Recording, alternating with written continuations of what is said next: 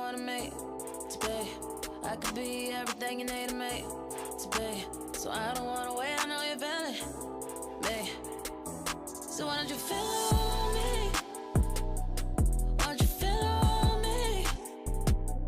I know you're feeling me. So why don't you feel on me? I'ma throw it back, then I'ma let you catch it. I'ma whip it up, then I'ma let, cause I know you're feeling me. So why don't you feel on me? Yeah. You got 5 senses, so take your time with all of them. Cause I need you to look at it before you go to just tasting and feeling on me. You know there's a cookie here, but before you go tasting, I need you to breathe. Cause I wanna be everything you need, and I need to be everything you want to be. So I don't wanna wait, I know you're feeling me. So why don't you feel on me? Why don't you feel on me? I know you're feeling me. So why don't you feel on me? I'ma throw it back, then I'ma let you catch it. I'ma whip it up, then I'ma let, cause I know you're feeling me. So why don't you feel on me? Yeah.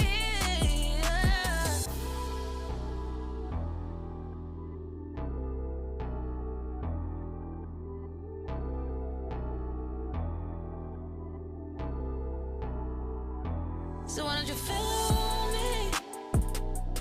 Why don't you feel on me? I know you're feeling me. So why don't you feel on me? I'ma throw it back, then I'ma let you catch it. I'ma whip it up, then I'ma let, cause I know you're feeling me. So why don't you feel on me? Yeah. Dominate the game like we supposed to. Dodging all lanes like we supposed to. I just run the play like we supposed to. Gotta run it all like we supposed to. Hey, it's light work. Just looking at the wrist of the ice work. All this shit on me like bust down. Shock him out the clutch and it bust down. She don't love me, she just want me for the team. I know. At the draw, I'm the pick, I'm that one lotto. Got that rocket and that power auto. You want air brake to dry, gotta stay on auto. Matic, all the wins at it. Need a new patty. It's the time cost. Then the bag ain't free like it's MK. I got that new kick gang, got that sensei since day. Don't believe us, we just got it shown. Got a whole game prepped up, got 'em like it's loaded. Oh, they got it backwards like it's Yoda. On track, got speed, it's a locomotive. Hey. Dominate the game like we supposed to. Dodging all lanes like we supposed to. I just run the play like we supposed to. Gotta win it all like we supposed to. Dominate the game like we supposed to. Dodging all lanes like we supposed to. I just run the play like we supposed to. Gotta win it all like we supposed to. Dominate the game like we supposed to. I'm just staying in my lane and I'm supposed to. Be 100 ain't a thing, I ain't checking for no lames. Only gang with the dudes that I'm close to. I don't ride a wave, I just float through. Drawing up the plays like a coach do. Come against the team, better pray like the Pope do. Cause we'll turn your little beef into tofu. We tryna rise to the top. Real recognize you ain't squad, you the op. Drip on wall paint, feeling like the greats. Appetite jumping and you looking like a plate. Team on 3, no fail when we break. Lombardi is the only L's that we take. Tap the pylon, then we all celebrate. Then it's back to the huddle, time to cook another play. Dominate the game like we supposed to. Dodging all lanes like we supposed to. I just run the play like we supposed to. Gotta win it all like we supposed to. Dominate the game like we supposed to. Dodging all lanes like we supposed to. I just run the play like we supposed to. Gotta win it all like we supposed to. Dominate the game like we supposed to. Dodging all lanes like we supposed to. I just run the play like we supposed to. Gotta win it all like we supposed to. Hit the gym, flex, run me my check. We on your neck, shooters on deck. All we do, win. All we do, win. All we do, win. All we do, win. Hit the gym, flex, run me my check. We on your neck, shooters on deck. All we do, win. All we do, win. All we do, win. All we do, win. I need a dub for shoulder, bag and trophy, I need to go. You cannot match the glow, I'm covered, I'm shining from head to toe. Y'all ain't notice. Exit like POTUS. And I stay open. Hold up, flex getting coldest. Crept down the court. Bought with the fade. Like, I don't even start for the win. I don't play. Got a coat for the rain. Y'all boys brace for the storm. We tsunami informed, then it's best that you stay informed. We run plays without no script. Hey, that's light work. We make bands just off our shot, but what's your net worth? I cut ties for all my team with all this drip, but no canteen. Now y'all boys can, but no sardines. We off this wave for all 19. I don't, yeah, got no words, don't say too much. Clock on 5 and it's still like clutch. Team G6 in the league, say ayy, gotta hit that flex like a rep, we cut, we hit the gym, flex. Run me my check. We on your neck. Shooters on deck. All we do, win. All we do, win. All we do, win. All we do, win. Hit the gym, flex. Run me my check. We on your neck. Shooters on deck. All we do, win. All we do, win. All we do, win. All we do, win. I gotta win it. Yeah, I just sprint to the finish. I'm pop on spinach. I cook like I'm frying up chicken, and ain't no debate on the hood, man. And catch it. I ain't even fishing. Yeah, they tryna eat off a layup, but beating it. Yell out to come out and get it. Ooh, yeah. Ooh, hot. First out the skillet. Yeah, busy. I got a whole lot on my plate. Busy. I got a whole lot on my plate. You busy looking on IG. It won't get you nothing but fake love and a whole lot of hate. Look at my life, get you motivated. Came from the bottom below the payment. Shout out to God, man. We finally made it. I know some people that probably hate it. Yeah, I ain't worried about your opinion. I'ma live my life. In the studio in Georgia, finna kill a mic. Quarterbacking money plays, you should take a hike. First down, first down, first down, first down. Running through you about a mile, stiff on you on the ground. Knocking heads off now, and I know you hear that sound. And it don't stop, and it don't stop. And you get him up, sideline pop. Hit the gym, flex, run me my check. We on your neck, shooters on deck. All we do, win. All we do, win. All we do, win. All we do, win. Hit the gym, flex. Run me my check. We on your neck. Shooters on deck. All we do, win. All we do, win. All we do, win. All we do, win.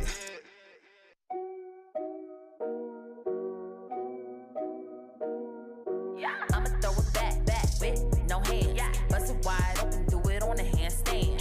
Hits in rotation, it's gon' make you dance.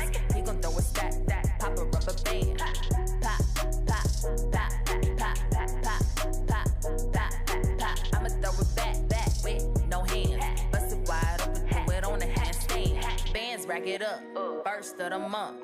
Ice on my neck like the ice in my cup. Paddock on my right, shots to the face. Some rock with the Sprite, he might get a taste. Feel like I'm Diddy, I'ma stand on the table. Champagne sip, take a flick, get my angle. Levitate, I don't hesitate. Cop shut us down, but we turn up anyway. I'ma throw it back with no hands. Bust it wide open, do it on a handstand. Hits in rotation, it's gon' make you dance. He gon' throw a stack, pop a rubber band.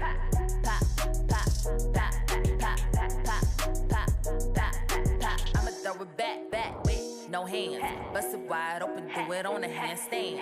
Patty cake, it's a 1, 2, 3. All that body on a fake, she can't twerk like me. You know I don't get tired, I can run on E. And if you ain't talking money, then the talk is cheap. Independent with my money, why they mad? Acting funny, if you tryna take it from me, better tell him go and run it. Need to go and take your tummy. And your man, I know he want me, taste like honey. Head so good, he a dummy. I'ma throw it back with no hands. Bust it wide open, do it on a handstand. Hits in rotation, it's gon' make you dance. He gon' throw a stack, pop a rubber band. Pop, pop, pop, pop, pop, pop, pop, pop. I'ma throw it back with no hands. Bust it wide open, do it on a handstand.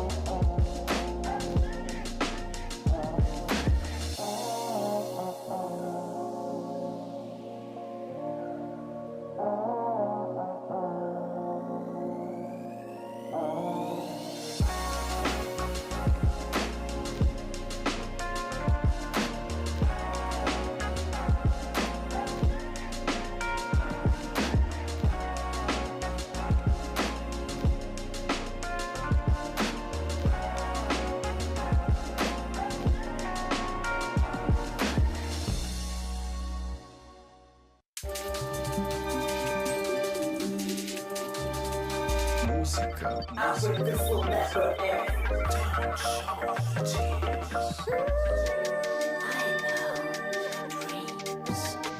I had my heart open wide.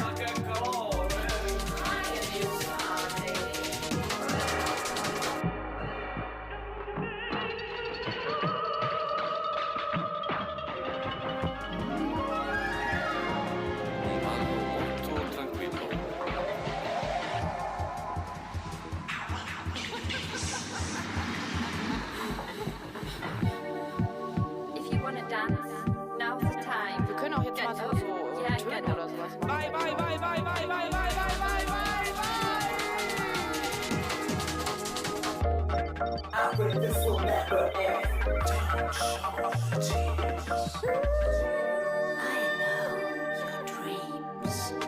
I had my heart open wide.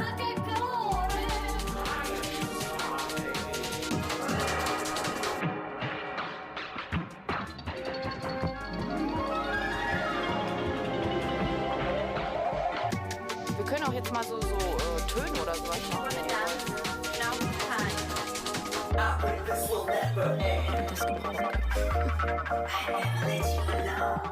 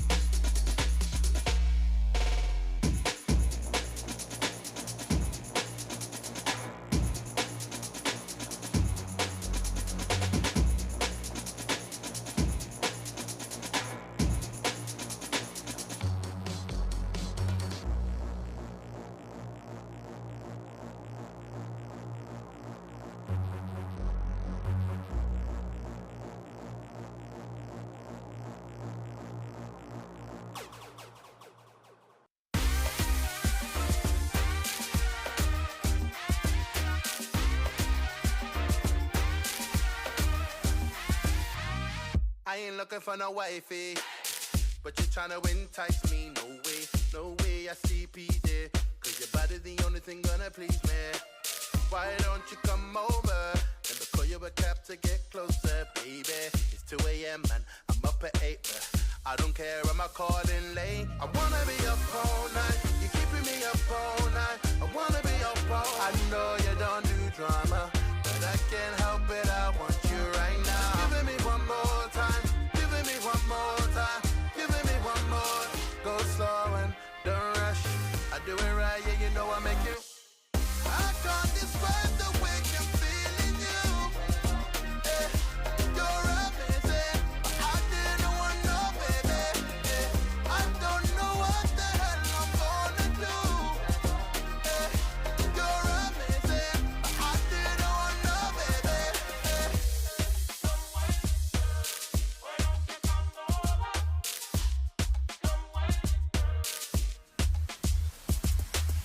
I ain't gonna be a wifey, but you're trying to entice me, no way. Don't think that I'm easy, but I know that you got what I need to please me. So if I come over, give you the chance to get closer, baby. It's 2 a.m. and it's getting late, so make it quick cause I just can't wait. I wanna be up all night, you're keeping me up all night. I wanna be up all night. Oh boy, I don't do drama, but I can't help it, I want you right now. Giving me one more time, giving me one more time, giving me one more. Go slow and don't rush, I do it right, yeah, you know I make you. I can't describe the way I'm feeling you. Hey, you're amazing, but I didn't want no baby. Hey, I don't know what the hell I'm gonna do. Hey, you're amazing, but I didn't want no baby. Hey.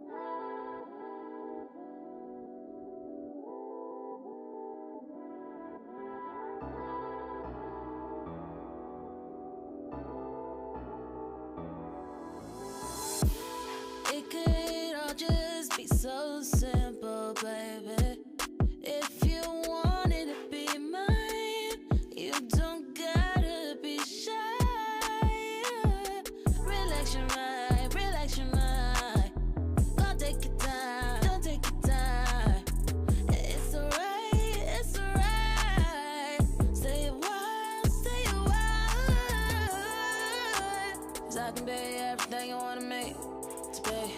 I could be everything you need to make to be. So I don't wanna wait, I know you're feeling me. So why don't you feel on me? Why don't you feel on me? I know you're feeling me. So why don't you feel on me? I'ma throw it back, then I'ma let you catch it. I'ma whip it up, then I'ma let, cause I know you're feeling me. So why don't you feel on me? Yeah. You got 5 senses, so take your time with all of them. Cause I need you to look at it before you go to your taste and feel it on me. You know there's a cookie here, but before you go taste it, I need you to breathe. Cause I wanna be everything you need, and I need to be everything you wanna be. So I don't wanna wait, I know you're feeling me. So why don't you feel on me? Why don't you feel on me? I know you're feeling me. So why don't you feel on me? I'ma throw it back, then I'ma let you catch it. I'ma whip it up, then I'ma let, cause I know you're feeling me. So why don't you feel on me? Yeah.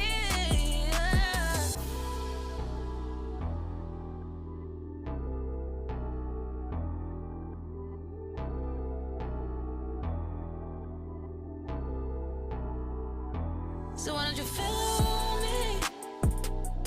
Why don't you feel on me? I know you're feeling me. So why don't you feel on me? I'ma throw it back, then I'ma let you catch it. I'ma whip it up, then I'ma let, cause I know you're feeling me. So why don't you feel on me? Yeah. Dominate the game like we supposed to. Dodging all lanes like we supposed to. I just run the play like we supposed to. Gotta run it all like we supposed to. Hey, hold up, hey, it's light work. Just looking at the wrist, had that ice work. All this shit on me like bust down.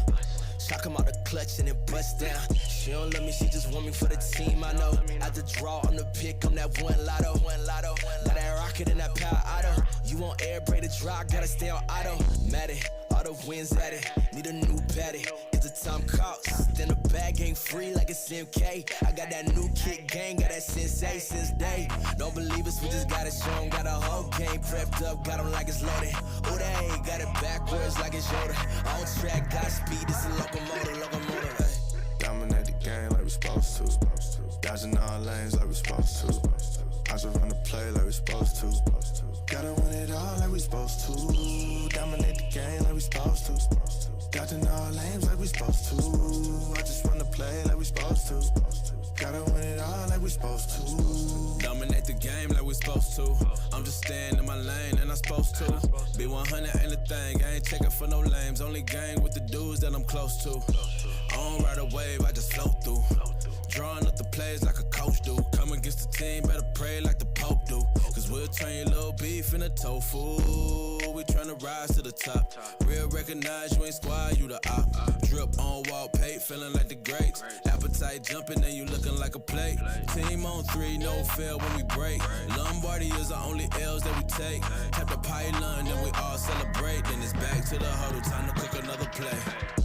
Dominate the game like we supposed to. Dodging all lanes like we supposed to. I just run the play like we supposed to. Gotta win it all like we supposed to. Dominate the game like we supposed to. Dodging all lanes like we supposed to. I just run the play like we supposed to. Gotta win it all like we supposed to. Dominate the game like we supposed to.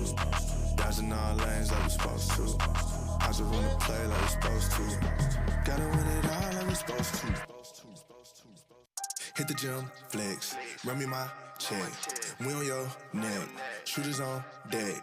All we do, win. All we do, win. All we do, win. All we do, win. Hit the gym, flex, run me my check. We on your neck, shooters on deck. All we do, win. All we do, win. All we do, win. All we do, win. I need a dub for shoulder, bag and trophy, I need to go. You cannot match the glow, I'm covered, I'm shining from head to toe. Y'all ain't notice. Exact like POTUS. And I stay open. Hold up, flex getting coldest. Crept down the court. Walk with the fade. Like, I don't even start for the win. I don't play. Got a coat for the rain. Y'all boys brace for the storm. We tsunami informed, and it's best that you stay informed. We run plays without no script. Hey, that's light work. We make bands just off our shot, but what's your net worth? I cut ties for all my team with all this drip, but no canteen. Now y'all boys can, but no sardines. We off this wave for all 19. I don't, yeah, got no words, don't say too much. Clock on 5 and a step like clutch. Team G6 in the league, stay up.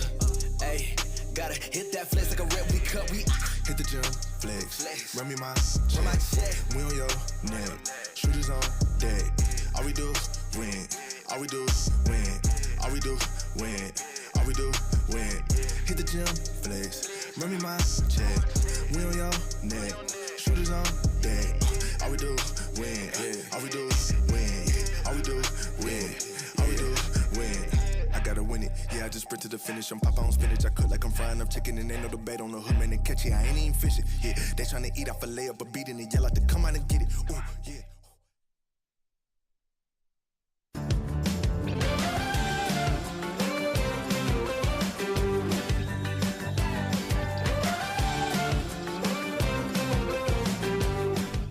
Worlds, where the international audience gets to witness the devastating power of the LPL. Drilling the sideways, Shia takes a tower shot. Royal never give up, block in the first seed for Group C.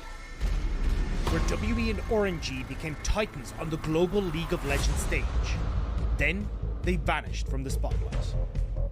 And LGD win themselves the series and move on to the quarterfinals.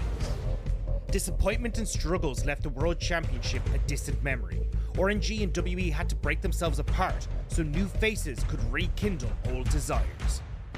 A golden road has started construction once more, announcing to the world that RNG have returned. Picking up the Rift Herald as Barrel goes in. Yeah, Ming taking way too much damage. Barrel's just gonna grab that kill as we've got the rocket jump resets Golem. A slow start has lent itself to a rising storm. A newly focused RNG now sweeps through the LPL. Unstoppable, unconquerable, unavoidable. Corruption just corrupts everyone around on JDG. They lose 1, but they gain 5. The winds of change have once again caught WE's sails. New players bring a determination to see the WE banner fly proudly at the forefront of the LPL. Missing will drop first notes on his hourglass to save him or at least use, but Shanks on the backline is absolutely massive and Breathe is just not dying. Propelling WE to new heights. Trying to make this one work. The Heartbreaker is not enough to keep you alive, and WE will continue to push forward. They will continue to poke. History repeats itself once more, and those who have not learned from the past will be condemned to the same fate. Though different hands may hold the sword, this is a battle that will continue to echo through the ages.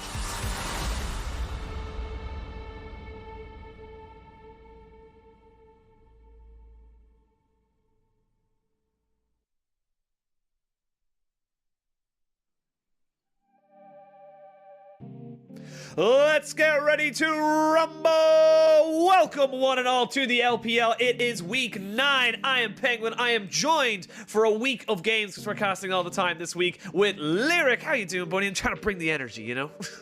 Yeah, I'm doing great, you know? 6 games left of the regular split feels extremely weird, kind of bittersweet. I think it's feels like it's about time. I want to get to best of 5s, but the fact that LPL's ending soon is still a strange one, Penguin. It's still a strange one. One chapter ends, another one begins. We have a look at what happened yesterday as we go back and check out the games. And a couple of expected results, but not how we expected to get there. Yeah, I mean, yesterday was a messy day. I'm sure both Dagda and Mazel were feeling that one. Ultra Prime almost coming out strong with another upset, but BLG able to pull it out in the end. And then Rare Atom, definitely favorites up against Suning in my mind, still able to close it out, but Suning made them work for it. That is going to lead us to the standings, and we talk about the standings a lot because playoffs are on the line in what feels like every single game. And we're still in the same spot where we are just down to deciding who locks in that last place and a ton of different like seeding implications for pretty much every other team.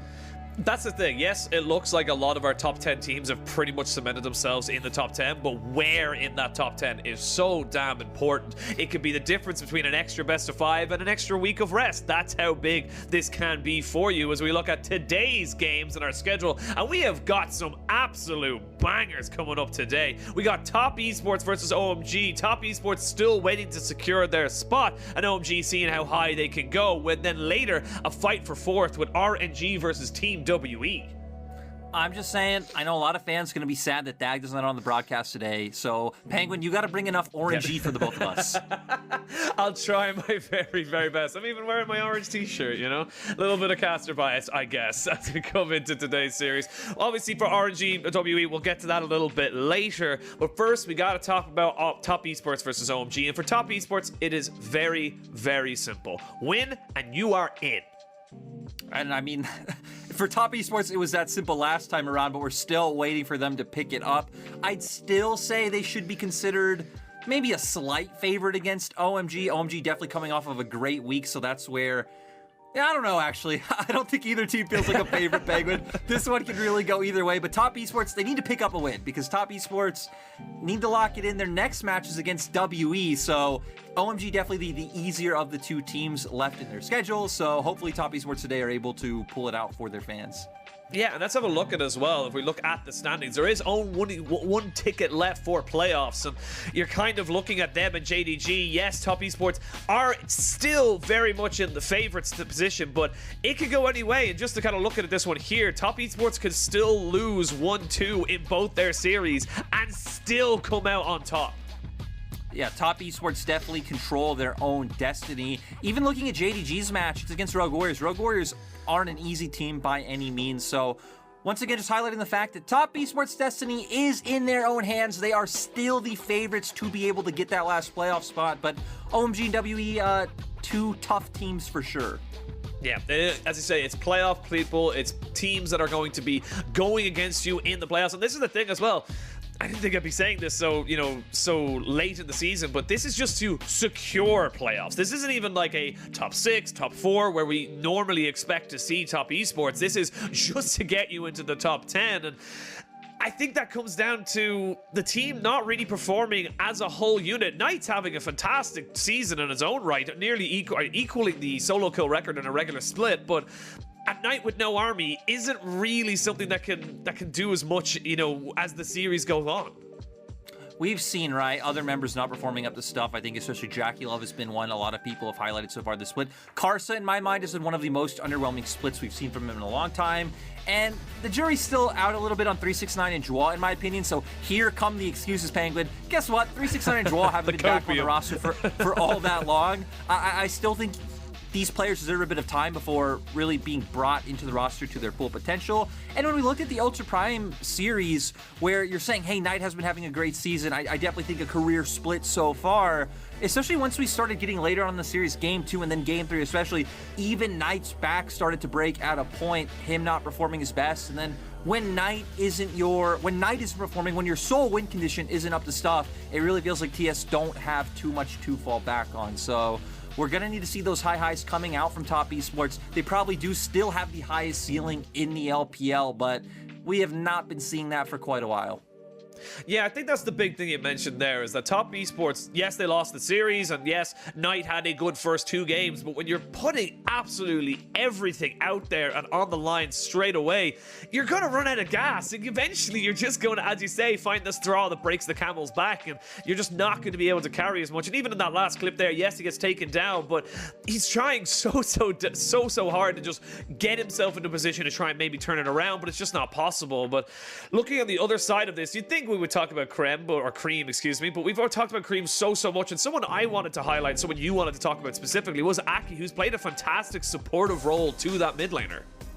Aki has had shining moments all throughout the split, but especially last week in Week 8, where he was our player of the week. I think just phenomenal performance. 19 KDA, absolutely ridiculous. Leading in terms of first blood percentages. He was never behind in his jungle matchup, but still always going and facilitating his teams. We can see in their last series things, performances on the Olaf, on the Zac. He really just was a standout. And for Aki, if he can keep performing like this, I think OMG definitely start going up in stock in my mind, and probably in everyone's, right? Because OMG, they had a system, they have a very clear play style, but it still felt like Cream for a long time has been the only reliable member on the squad. But if someone like Aki can start pairing up more consistently right along with him, then this isn't just a one-threat team.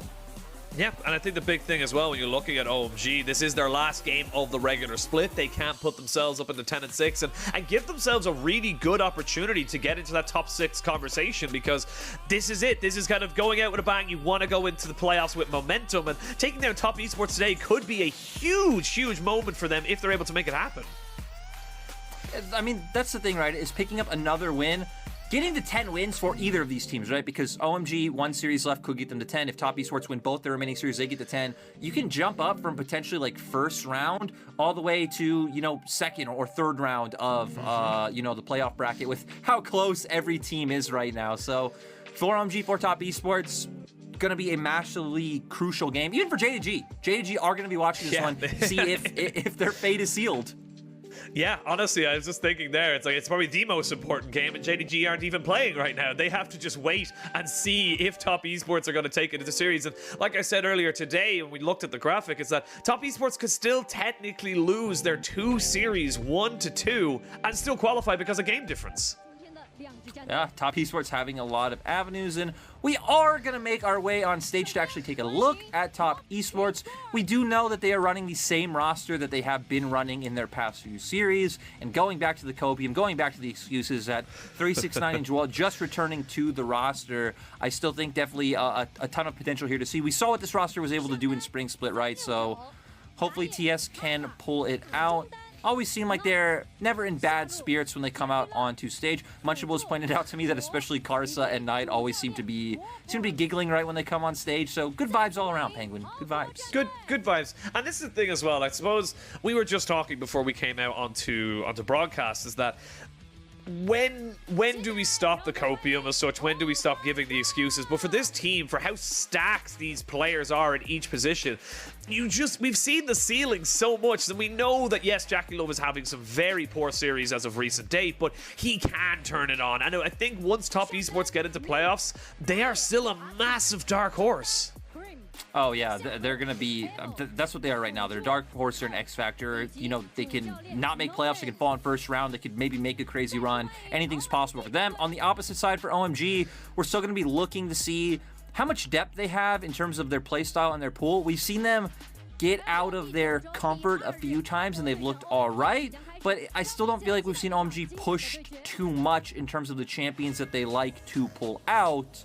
We know we've highlighted the Viego, the Silas, the Akali, especially for the side of OMG. And that mid lane matchup going to be absolutely crucial. The other one we're definitely going to be looking at is jungle, because with Aki stepping up and with Karsa having a bit of a poor split, it feels like maybe that's one of the ways that OMG can find an advantage to take this series.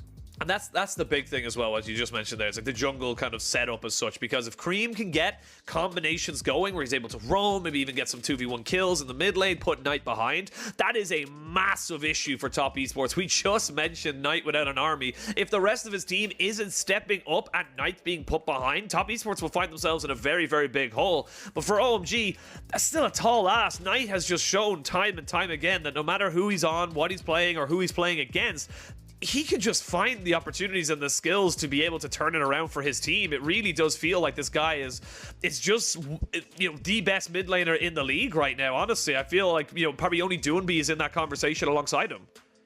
Definitely. And for OMG on the opposite side, that is one thing they have to be afraid of, for the fact that I don't feel like OMG are one of the most oppressive teams when it comes to the early game. They typically, you know, they find some advantages, but it is a lot more about those 5v5s and those skirmishes around dragons. So it's going to give time and open up windows for TS to be able to, you know, find their own groove. We'll see what groove, what mojo, if you will, as Hey Munchables, I say Hey Munchables is his Twitter app, but whatever. He doesn't need any more followers. We're getting into picks and bans as Top Esports on the blue, OMG on the red. And again, I'm loving this from Top Esports. They're saying, look, take away the Zac. We know that's something that Aki plays. We obviously highlighted it before coming into the series. And they're actually going to ban the Silas themselves as well. So actually, looking at it, Akali and the Silas, two things that Knight would be very comfortable on, banned away by Top Esports themselves. So the Zac ban does confuse me for the fact that Karsa had an exceptional performance in Game 1 against Ultra Prime with that pick, but I love the other two bans, because to me, this is a strategy against OMG if they first pick Viego right now. You ban Silas, you ban away the Akali, and you take the Viego. That is pretty much Cream's champion pool all split long.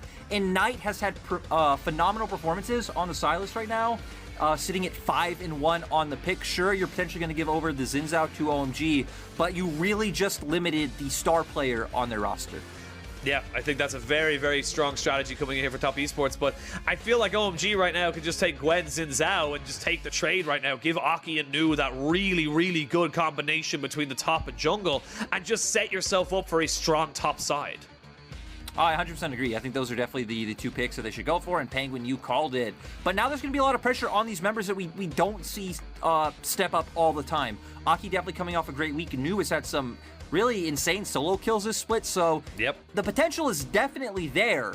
We just haven't seen it consistently from their side. Now for Top Esports, we're going to be looking at what they're going for, and I mean, 369 plays this pretty much every game now. He's played it 3 games out of the 6 that he has been on stage. It is the go-to counter to Gwen so far, unless you're like Bubu and you're willing to pull out something like the Kennen.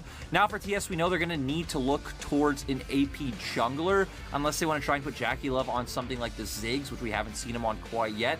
The Diana is still open. We haven't really seen it too much in recent games, but you know, with Top Esports hovering the Aphelios, TS are one of the only teams that it wouldn't be surprising to see them leave jungle till 4-5, despite really needing an AP jungler, just from the fact that Karsa's willing to pull out subpar champions like the Gragas, like the Elise, and try and find an impact, you know, on those non-meta picks. Yeah, it could be as well that they just put the Viego into the jungle. They can put Knight onto some kind of control mage. Syndra, of course, back. Cassiopeia. You got a couple of different members of the AP mid laners coming back in. And now we see the 2 AD carries being picked up. Jinx and Aphelios. So it's going to be hyper carries in the bot side. And OMG straight away going to be banning the Diana. I wouldn't even be surprised to see them ban away the Rumble. Yeah, 100%. Ban away the Rumble, ban away the Diana. You're going to force him onto something like we hit on before. Maybe, you know, a Nidalee, get more poke, the Gragas, which is a famous Karsa special, and just try and keep distance, because for TS, despite having the Viego, I think their composition really shows to being able to play off range so far, with the fact that you have both the Aphelios and the Jace coming through. For OMG, you probably want to try and pull out some sort of engage in the support role right now, so we see the hover over the Leona. I feel like Leona or Nautilus, either one is fine in this position. Leona giving them more long-range engage with that ultimate, so doing better against champions like Jason and Aphelios. I would love for the Braum to come out when we hit on for Top Esports to be playing this more kiting, more defensive role around range, and then we're going to be looking at Karsa. The jump out pick to me is still going to be something like the Gragas for him, but I wouldn't be surprised maybe if he tries to go towards something like a Nidalee, but one could be a bit rough. Oh, actually going to potentially flex the Viego to the jungle. We have not seen Karsa played all too much, only having 1 game on the pick so far. It was a win. I didn't feel like he did all that much, but I would really love to see TS round out their comp is more of like a poke comp, more of this comp that wants to kite back, but instead going to go with the Rise, so going to opt more into a bit of a pseudo 1-3-1 with how they want to play this one out with side lanes. Absolutely, you've got a lot of safety with the Braum. You can just go with the roaming Karsa on the Viego, able to run around. And Kiana locked and loaded here for OMG. Cream saying, look, you banned out 4 of my champions. It doesn't matter. I've got something on the back burner. And honestly, I'm looking at these compositions right now, and I feel like if OMG could just get ahead, even a slightly bit ahead, say 1 or 2k gold, maybe a dragon or 2 ahead, where they're forcing fights around these objectives, Top Esports are in a lot of trouble. And to me, a lot of it comes down to that last pick of the Rise. And I'm not a huge fan of it against, like, in the composition they could have built, to where, especially if you have the Viego mid, I really don't know what Cream can pick into that one. Then you have another defensive option for team fights, to where now, Rise, not a phenomenal team fighter, not necessarily a horrible team fighter. Your range is really the most awkward thing for Rise in looking for those team fights, because you're always going to put yourself in range of an assassin like a Kiana or a long-range AD carry like a Jinx, so going to be very tough for him to navigate. I agree with you. If OMG can find the flanks with Kiana, if they can find a really nice supreme display of talent or engage, I definitely think they are favored in the 5v5, so where for Top Esports, it is more nuanced in how they need to play ahead with the side lane pressure. They need to be able to move first, they need to play around vision denial, and not let OMG be able to get into these spaces. A big, big series now for both of these squads between Top Esports and OMG. They both would love a win here today. It is only the first game of a best of 3, but momentum is so important with these teams, and especially when you're looking against a potential playoff opponent, you want to show that you are better than them and you can make the deep run. As we are going to be jumping in to the Rift for our first game. We have a quick look there. Nothing too untoward with the summoners. Of course, Kiana going to go with the Electrocute, looking for that big ol' burst. And we're going to be looking at, I think, the mid-jungle quite a bit going into this game, right? Ryze has a setup to bring the Viego into mid lane, and then Kiana and Xin Zhao both having gap closers, being able to get onto the enemy laner very easily, and a lot of bursts between those two champions as well. So if Knight oversteps, if they can bring the Xin Zhao, there's definitely kill threat there. The nice thing going for Top Esports 2v2 on the opposite side is that you do have mixed damage coming in from your mid-jungle role. All right, Top Esports versus OMG. No Gyos today, no audience in the crowd, but we'll bring the atmosphere onto Twitch chat as we wait to see exactly how both these teams kind of fan out and set themselves up. And other regions have Ornn duty. We have Jace duty for 369. It's pretty much the exclusive pick he is picking as of today. And Aki walking face first, forced to flash. That was just a little bit too greedy there from the OMG jungler. And that is definitely going to be rough.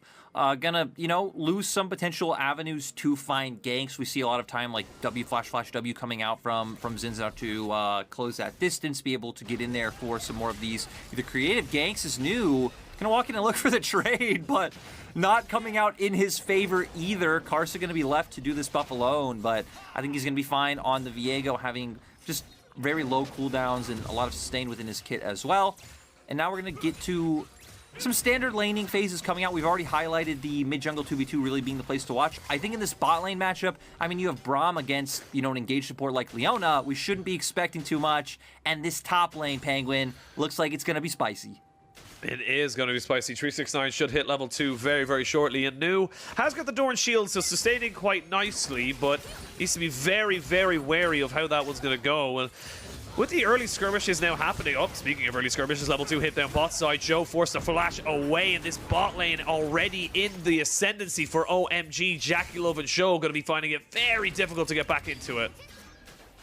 Yeah, and, for OMG's bot lane, they had a 1 minion advantage that TES weren't respecting for that level 2 to come out, which forced Straw's flash. If they do stay neutral in terms of levels, respect the windows that each side has, I mean, neither side having a whole lot of ability to force onto the enemy AD carry. I think it's going to be a nice summoner for the side of Top Esports. Maybe it opens up a potential play for Aki on the potential bounce back that can come out in that bottom lane. And now we're going to be seeing on our screen, right, Knight going to have pressure in this matchup pretty much the whole time, as long as he can outplay those all-in windows. Definitely going to win the first 3 levels to get this push into turret, and it's going to open up Prio for Karsa to be able to make the plays that he is looking for. Especially when you have so much Prio on your top half of the map, we expect to see this coming out top side, right? Invading enemy Raptors, maybe contesting a second blue buff spawn. You can try and set up dives top lane with the fact that you have a Ryze once you hit that level 6 mark with the Realm Warp, as TS look like they're already making their way up top. Doesn't need level 6, just needs to know that he's got a massive wave there, and with no jungle presence, that is going to be huge for OMG losing that top side. Top Esports really punishing this early Gwen pick and just making sure that Nu just can't be a champion. No, and he is still okay. So actually going to go with the recall. Would have been in a bit of a rough position. 369 already opening up such a massive CS lead. Nu's going to be able to get pretty close, picking up most of it, but 3-6 now in a good place, going back, having the tier on top of the longsword now, so going to start making his way towards his mythic and getting, especially after that, the Mirror Mana out, being on that really strong 2-item power spike for the Jace. And we didn't expect to see too much early action pre-6, I think, from either side, especially when you're looking at OMG's team composition. Kiana really wanting to get to that level 6 mark, get the supreme display of talent, and then you're looking for a lot of playmaking that can come out from OMG's side. And for TS, you have a ton of scaling on your side, as 369 just going to back off, but going back to it, you have a Felios, you have the Ryze, you have the Viego, you do have a ton of damage that comes out later on, so I definitely think Top Esports are fine with a slower pace of early game. As, ooh, Penguin, look at where Cold is. Yeah, I just noticed it as well. There is a TP going to be used up top side. Ghost still available for Nu if he wants to try and go all in on this. It looks like that's exactly what he wants to try to do. Just jumps in, but then they got to jump back. Cold going to find himself on top of a pink ward, so 369 needs to respect that. But look, the rest of OMG are coming up here, and they're trying to say, look, give you a bit of a taste of your own medicine. You can't bully our top laner, we'll bully you. So and I really like this play coming up from OMG. Yep, they're going to go for it. There's nowhere for 369 to go. And first blood goes over to Aki. The brothers defending the littlest brother, and they get themselves first blood onto the map. This is an idea that we've talked about a lot that I don't feel like we see enough teams punish, is that especially when you're going up against a Braum in the bottom lane, there isn't really any threat of all-in onto your AD carry. So you do have way more opportunities to move on the map and influence other lanes. So I love that Cold went for this play topside, which opens up for OMG to be able to invade top esports topside jungle. When we were hitting on the TS, were the side that had topside pile should be looking for these invades, and OMG did a nice job of shutting that down. They shut it down, but because Top Esports recognized that a lot of resources were funneled up into that top side, meant the Dragon was completely free to be taken. So first strike of the game going over to Top Esports. They'll be happy enough with that. Knight and Cream just exchanging blows a little bit. Level 6 still yet to be hit here by Cream as he had to go off for that roam to really make it work, and he's going to fall behind the rise. It's not really too much to worry about. It is going to happen. He just needs to try and find his plays elsewhere and his advantages elsewhere. Definitely not about the laning matchup for Kiana in this one. Whenever you see assassins come out, or even just skirmishers, bruisers, it's always about the 2v2s, the 3v3s, or even just the full-on team fights for them. So we're going to be looking when, for OMG, they can start looking for those. Rift Herald will be up in about a minute and a half, so that could be your first window as OMG to try and find a way to get some influence. Their bottom lane has been the one to keep up consistent pressure in terms of controlling the wave state. So maybe you'll be able to roam Cold up there first, have Abel sit around mid lane, and then look for that team fight around Herald. You can see already in this top side just how difficult it does get as time goes on with levels going into this Gwen, that you just can't really trade as effectively anymore. Once that level 6 is hit, once that needlework becomes available for new, that lane becomes an awful lot more volatile, and you have to think twice now as 369 before you start jumping in all, willy-nilly on top of this Gwen. You know, Penguin, this might not be the most OP champion we've ever seen, but the problem with this champion, right, is the fact that you're good in laning phase, you're good in team fights, you have sustain, you get free resistances, you have AoE damage, you just have everything in your kit. And like you're saying, it's only going to get harder and harder for 369 is new, able to find a decent trade. 369 doing a nice job, though, of always switching to hammer form and making sure that new can't follow up. Yeah, it's basically just knocking him back, making sure that he's just not going to be able to get anything going for him. Karsa, though, is around this top side, has got the Heartbreaker available, but the pink ward down, he sees himself another pink ward, so he knows that New knows that he's around, so he's just going to back up, hand off this blue, and then the rest of Top Esports now hovering around this Rift Herald. It's going to be an early rotation from the bot side, so they're here first. They are waiting to see now if OMG do respond. There's a pink ward on it, so do OMG want to take this fight? It will be very difficult for them to go for it. So right now, I feel like they're just a little bit too late to the party. And this actually comes from what Top Esports did, because they dropped a wave bot to tower. They didn't push out and move first. Is Aki going to look for it?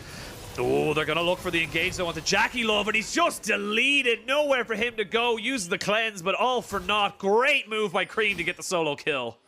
And Cream just knows his limits so well. Jackie Love trying to catch wave in mid, making his way through that corridor. Cream just flashes over the wall, knowing he has enough damage to get the kill. So OMG going to be able to get the kill. Still, TS are the ones who pick up the objective. So neither side really coming out massively ahead to what we could have seen. But we already hit on how Jackie Love did drop a wave, despite still being even in CS down in that bottom side.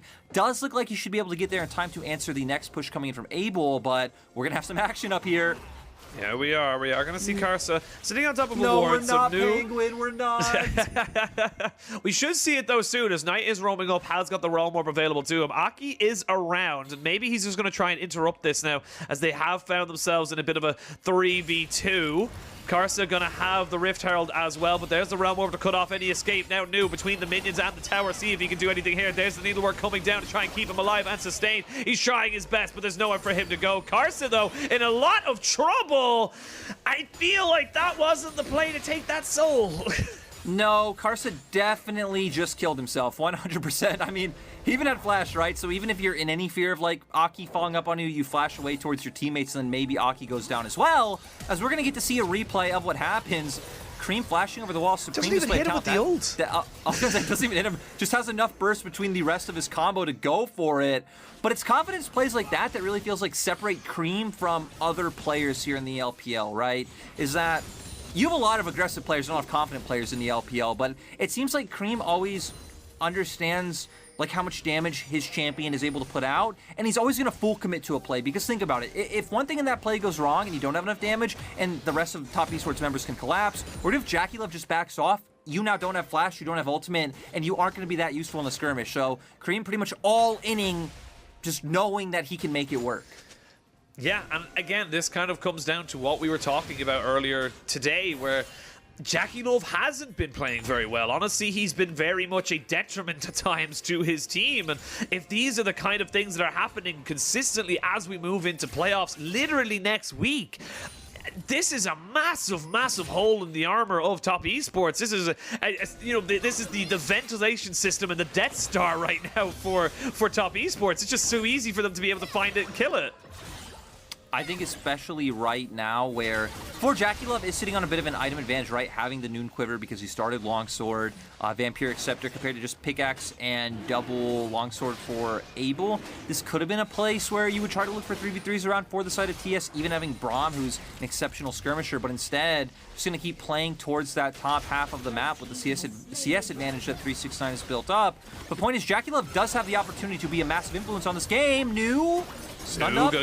Yep, stunned up, taken down, nowhere for him to go. So that's a nice little repeat gank there from Karsa. Uses his flash to get himself right into range of the stun. They knew they had dead to rights as the jungler was taken down. They drop Rift Herald, so they're going to continue to put in resources to this top side. While that's happening, though, you can see there, Knight has to back away. He cannot stay in this mid lane or he's just dead. So OMG still being proactive and still looking around the map to see if they can get something back. Joie being pretty late on the rotation as well to try and hover over. Waiting till the other members of OMG start making their way towards the top side. Still, TS going to get resets off, so are going to be making their way back on the map. 369 having the Eclipse now is pretty big. A lot of his damage is going to start to hurt. It is going to be sticking. Does have the sustain there for any extended trades he does go for in that top side. Now we're going to be looking at how TS can use this long lane. 369 pushing out, rotating over, getting vision down in top side jungle for the second Rift Herald spawn to see if you can guarantee that one for yourselves and not allow OMG to walk into the space.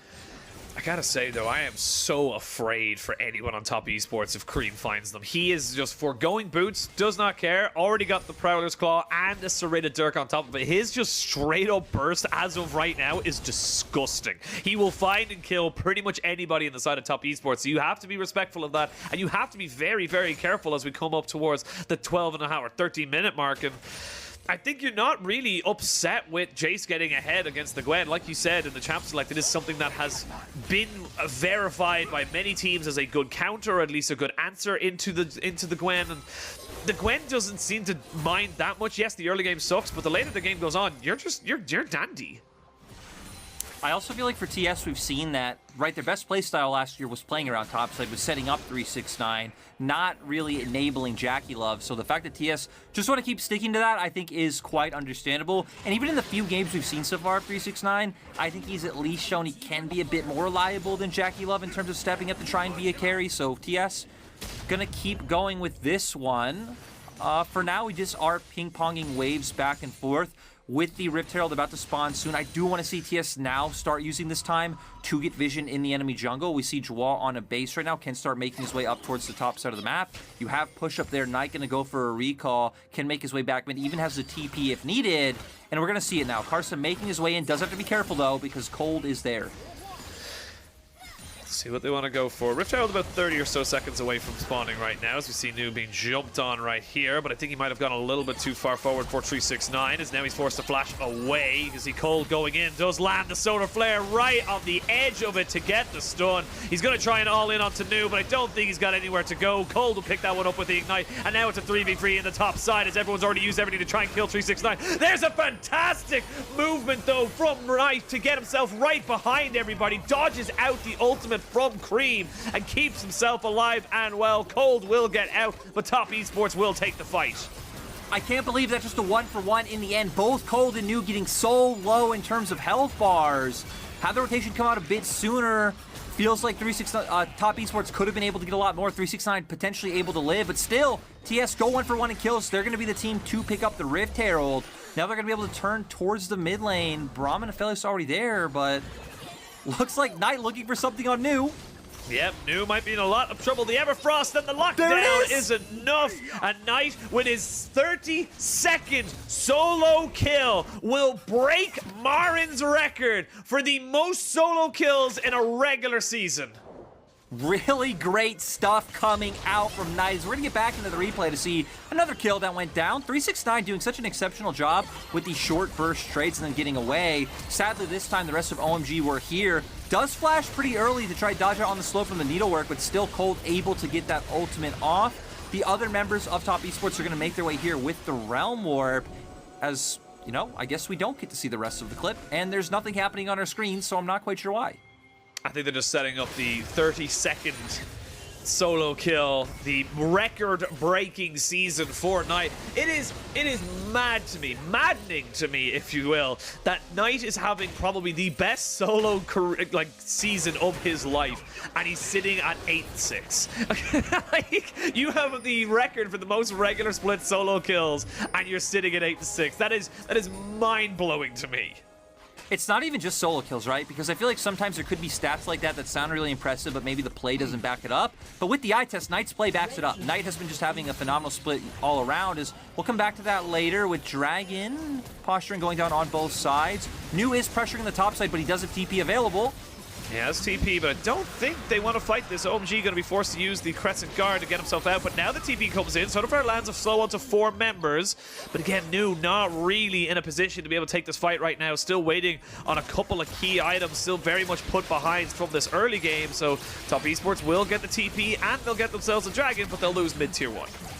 I find the New TP very strange because you could have gone for that mid play regardless, right? You could have started moving towards mid, and then Top Esports would have followed you. Then you could channel the TP play while you are hitting that mid turret. Comes out a bit early. I guess it doesn't really make too much of a difference in the end, especially with the fact that 369 ends up using his TP towards top side, but just a little bit perplexing. We need to keep our eyes on the fact that Karsa does still have the Rift Herald, though. You'd expect Top Esports are definitely going to use that towards the mid lane with the fact that both top and bot outer turrets are down. TS are already hovering over towards mid. Just Karsa not quite there just yet, but it does look like they're setting up this play. It does look like this, as they are pushing it towards the mid. They'll drop down the Rift Herald. No real way that Abel or Aki, hell, even Cold right now, are going to be able to defend this one.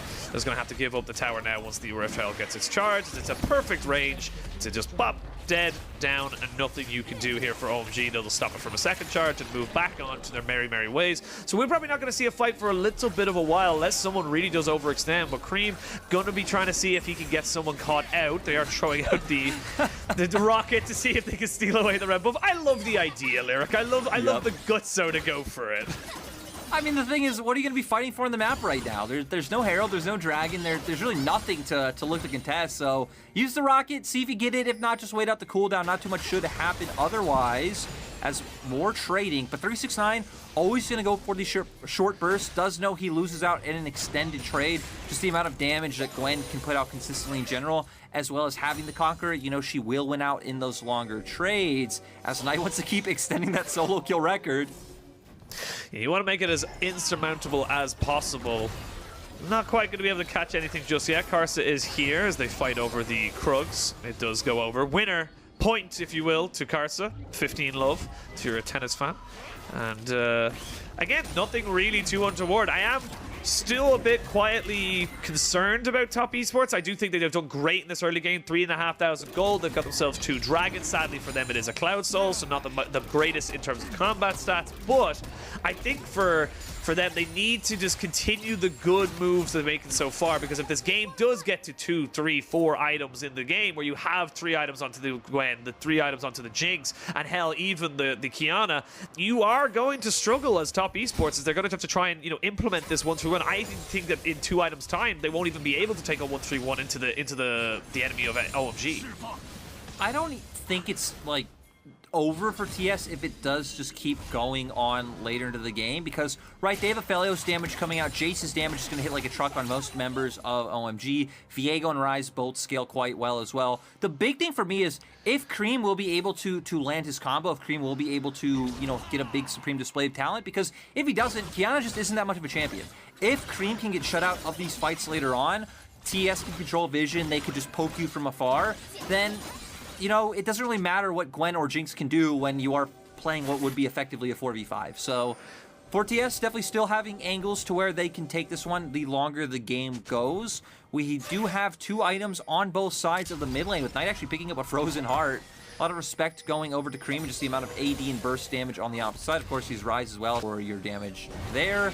Dragon about a minute away, so TS already posturing. We're going to look to see if Cream can once again set up the flank angle that he was trying to find before.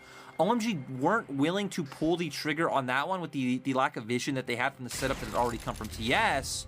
But 369, setting up something a little cheeky, doesn't hit. Nope, does not hit the accelerated shock blast, so needs to back himself up. I think this is where you start to get a little scared now if you're at 369. The Riftmaker has been finished up, and you are definitely in much more control here from Nu, as we can see Cold and Cream just sitting around this Dragon Pit. Lots of walls around this Dragon Pit, and that's where OMG want to be setting themselves up. Jackie Love going to eat up the minion wave in mid, and with 30 seconds until this Dragon spawns, OMG, they're the ones with their first foot in the pit. But top esports are the one who have their side lane set up. You look at the minimap, both top and bot are being pushed out, so OMG are losing something on the map for this. TS down in position to push out mid wave. We're going to see if they can enter, but Aki looks for the engage. Aki looks for a little bit of engage, just peppering Zhou down a little bit. Won't be too crazy about it. Important to know every summoner available, so this is going to be a full 5v5, but a great accelerated shock blast just keeps everybody at bay. Cole trying to look for something, flashes in, tries to go and get something down. There is the ultimate, but it doesn't land onto any wall, so nobody is stunned. And now Abel trying to see if he can just keep kiting off on the back of this fight, but I don't think he can. Top Esports are chasing them down, and blink and you'll miss it. Triple kill going over to Karsa straight away, and the ace. Top Esports now in full control. And we saw what we were talking about. By the time OMG can even enter River, they're already chunked out. Cold was pretty much dead by the time that he had found the engage. You're effectively going into a 4v5, all just clumping in against an Aphelios, against a Braum, which is setting up for Karsa to find those resets. And now Top Esports get a Baron. They get a Baron, they get themselves onto Soul Point. Top Esports also will take themselves up to about probably a 9,000 gold lead once this Baron is taken. So lots and lots going in their favor, and this is just such a great fight from Top Esports. They're so low before they can get in. Yeah, we're gonna see it here. Not even doing a ton of damage there onto Cold as Cream comes in and just really flopping with the ultimate. Not really having an exceptional game on the Qiyana this time around. It sets up for that first initial reset to come out, and Jackie Love even having great guns, right? Both Crescendum Severum, so highest DPS he can get. Then Karsa able to find the resets off of it. We have seen Cream play Qiyana before. It was one of his first games of the split, and back then he had an exceptional performance on the champion. But still, this is why we were highlighting. I've wanted to see teams do this against OMG for a while now. Ban Qiyana and Sylas, leave open the Viego if you're blue side, take it away, and if you're red, just ban all 3. Just put Cream onto champions that he's probably less practiced on, even if it is still champions that are in his wheelhouse. Because we've seen, it's been the Qianas, it's been the Kassadins, it's been things like Lucian as well, not his bread and butter of you know, that holy trio he picks every game. Yeah, it feels like Cream is definitely suffering a little bit, and it's not for want of trying. He is definitely looking for these engages. He is definitely looking to become a big, massive, you know, thorn in the side of Top Esports, but Top Esports was playing it so well, and got to admit that little flub on the ult there right at the last team fight was definitely not what you want to be seeing from the mid laner. To be fair, he still did get the stun off, right? He was in River, but I still think it wasn't the greatest position to set up for the rest of the team to find damage. Is Top Esports now? I mean, they're still just going to get too much damage down onto the members of OMG before OMG are able to walk in. So yeah, it feels like OMG are in such a rough position. Cream's still trying to find an angle. Trying to find an angle, but it is Top Esports who are herding him away as they now have themselves the inhibitor in mid lane. So they break open the base, 9,000 gold lead, one dragon away from Seoul. Top Esports still with about a minute of Baron, so they're going to be able to take away this top tier 2 as well. And honestly, I think the game plan from Top Esports was just very, very solid. Keep New on this Gwen down, make sure he doesn't get rolling, and then with the mid game, we're just going to be so much stronger. I mean, now it's just gold difference, right? 10k gold lead for the side of Top Esports. They're going to be able to keep bundling down. They have such good siege under these turrets. For Top Esports, they're not even pushing in sides. They're just staying as 5-man core. They're staying as 5-man core and trying to see OMG go for the engage. They will get the Crescent's Guard out. As you can see, Cole trying to just play Bouncer, seeing if he can keep him away. But Abel already taking so much damage just passively on the back end of that. But good ult from Cream does take down 369. They trade it back 2 for 1 in favor of Top Esports, and Karsa's not done. Karsa's still pushing, still looking, still hungry to make this another one. He'll have one more auto attack. Is the red buff enough? Yes, it is. Enough damage to take him down. That is going to be pretty much all of the base taken down. I don't think he can defend this, OMG. No, Top Esports, they do need to be a bit careful because of Abel, but they have enough members here. They can just keep going. They can. The Realm Orb going to be used, and actually going to be used to take down all 3 inhibitor turrets and inhibitors. They're just going straight away for the easy, quick, not the easy, quick win, excuse me, but even more so the easier objective as they get themselves out. They recognize that Abel was a Jinx, and Jinx can get a bit scary in these later game team fights, but this is a desperation move from OMG, and they're just too far behind. There's just no other move for them to make. You're not even opening yourself up as Top Esports to be punished on the opposite side of the map if someone like 369 was solo pushing. So they need to run in, they need to force the engage. They do go on to Karsa, but he's able to survive it long enough. We saw how much work even Jwal was able to do in that fight, and then Jackie Love and Knight being like artillery units on the backside that are just able to whittle down the front line, opening up space for Karsa to be able to follow through and finish off a lot of these kills, as Cream did go down in the end. This is the you know, Karsa game, I suppose, that we've been wanting to see for a while. 6-1-4, been very, very proactive on the Viego, been exactly where he needs to be. And though in the early stages he wasn't 100% able to find everything he wanted, he still looked for the moves. The top play, Penguin, the top play. But the team fighting, you know what? The team fighting was good this time around, right? He's definitely popping off, being on his core items, but OMG just going to keep looking for these cheeky plays. I wonder if TS will even walk in here.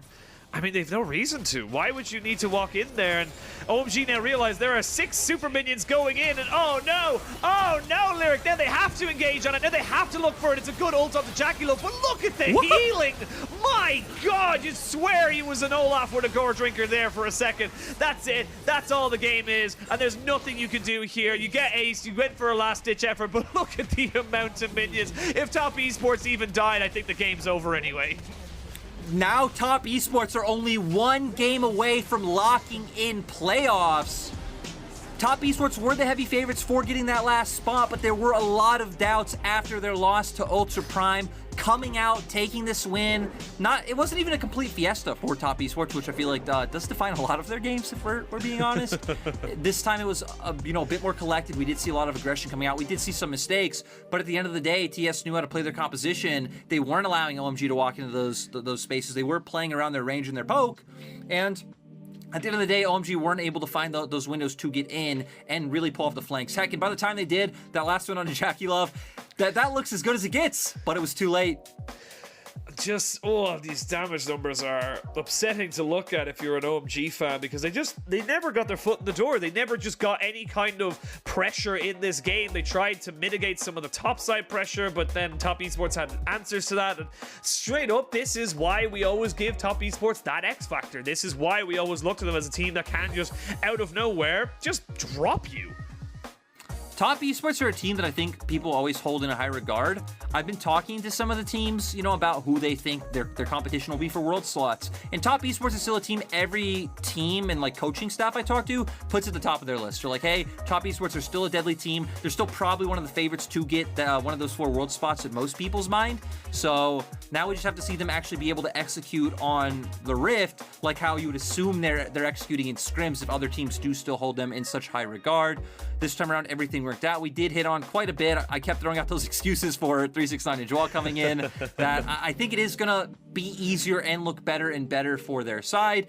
And even just going back to draft, I really did like those bans coming out from TES. Sure, I think OMG's comp definitely did look good coming out from draft. Like there was win conditions there. You can see how it fits together. But you're taking a lot of onus off of the clear star player on this roster. Yeah, honestly, it feels like they had a game plan, they executed on that game plan, and there was nothing really that OMG could do about it. Just mentioning as well, you said those world spots. There, I would love a world where we ended up with like T1, G2, TSM, and top esports all in play-ins. That would be my dream. As we go, kind of send it to a quick break. When we return, picks and bans for Game 2 will be happening very, very shortly.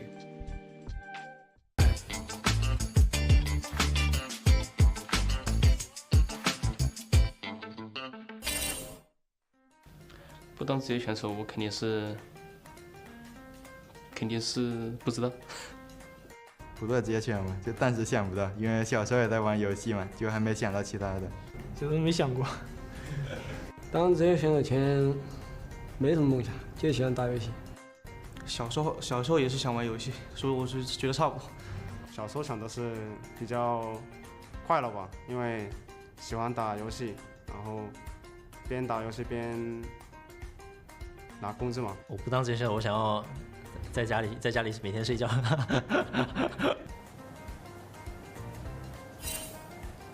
哦，忘记了，好像我记得是医生。小时候想当个数学家。其实我小时候的唯一的一个梦想就是打职业。哇哦！但现在如果我不当职业选手，我可能会去创业什么的。厨师。Do it！ 小时候在上学吧，然后挺喜欢玩篮球。如果不当职业选手的话，应该不会从事电竞行业吧，就应该会从事体育行业，可能打篮球啊什么的。其实挺多的吧，我有在学钢琴，之前对。如果不打职业的话，可能就去学画画什么的。演员吧。不当职业选手，最近这2天看那些 vlog 吧，看的比较多，感觉自己也可以去拍一下。对，当那种游戏的 UP 主，像那个 icon 那种。I don't know what this is, but it's kind of hot. 他那个是潮流 UP 主，我游戏 UP 主。是应该是要不玩其他游戏，要不当教练了。不当选手，可能当教练了。应该在读书吧，到后面我也不知道会变成什么职业，可能还是会从事电竞相关的。如果一开始不打职业的话，我应该安装吗？如果不做职业选手，当初可能现在在某个厂里吧，打工。没想过这个问题，我的人生很迷茫。我不知道，我不知道。我没有梦想，我是咸鱼。我是个没有梦想的咸鱼。去读书吧，然后想办法，然后就反正就去上大学，然后什么之类的。不打职业，我还是比较想好好念书的。感觉还是学计算机方面的，就是去开发游戏啊，做游戏这样的。就实在太多了，没有明确的一个特別想做的東西。小時候夢想太多了，當個科學家，什麼當個啥亂七八糟的。 이제 프로게이머를 그만두고 나서 아마 생각해볼 것 같습니다. 지금은 별 다른 계획이 없습니다. 지금. 打 OMG 吧，好像那时候就感觉都已经忘了，就因为那把赢了嘛。说的话可能印象会比较深刻。当时也是戴着个眼镜吧，上去先装斯文，结果被打爆了。刺激。第一次打 LPL 差点就被让1追2。第一次打 LPL 我记得很清楚，就是上 OMG 去打的 WE， 很兴奋也担心自己发挥的差就紧张，然后还好那时候发挥的还行，就还可以。就第一次上来打的微笑，然后我们打40-50分钟，优势被翻了。因为第一次打就打的有点打不过。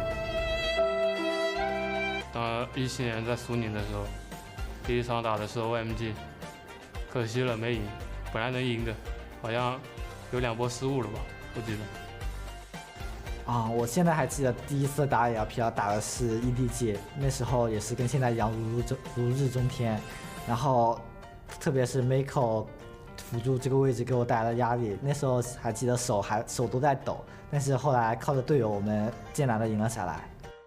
我第一次打 LPL 的时候，还是蛮紧张的吧，因为我当时应该还是有很多观众的，当时开始之前还是挺紧张的，然后进去之后算是放松一点吧，因为就跟着队友就能赢的话。对，我第一次打 LPL 应该是很紧张而且很笨的一个选手。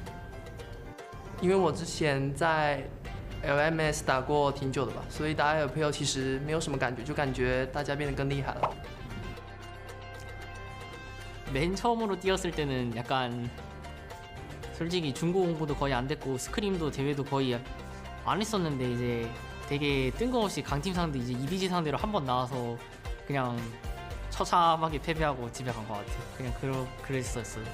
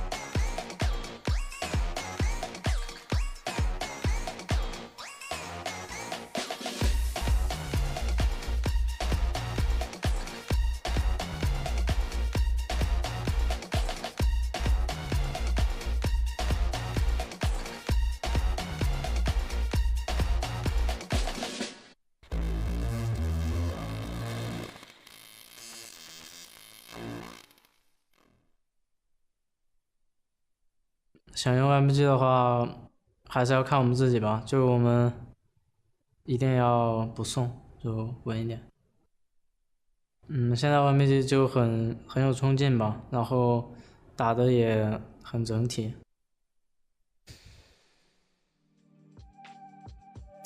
Play well and don't feed. That is the secret to success in League of Legends. I am still Penguin. Welcome back. I am still joined by Lyric.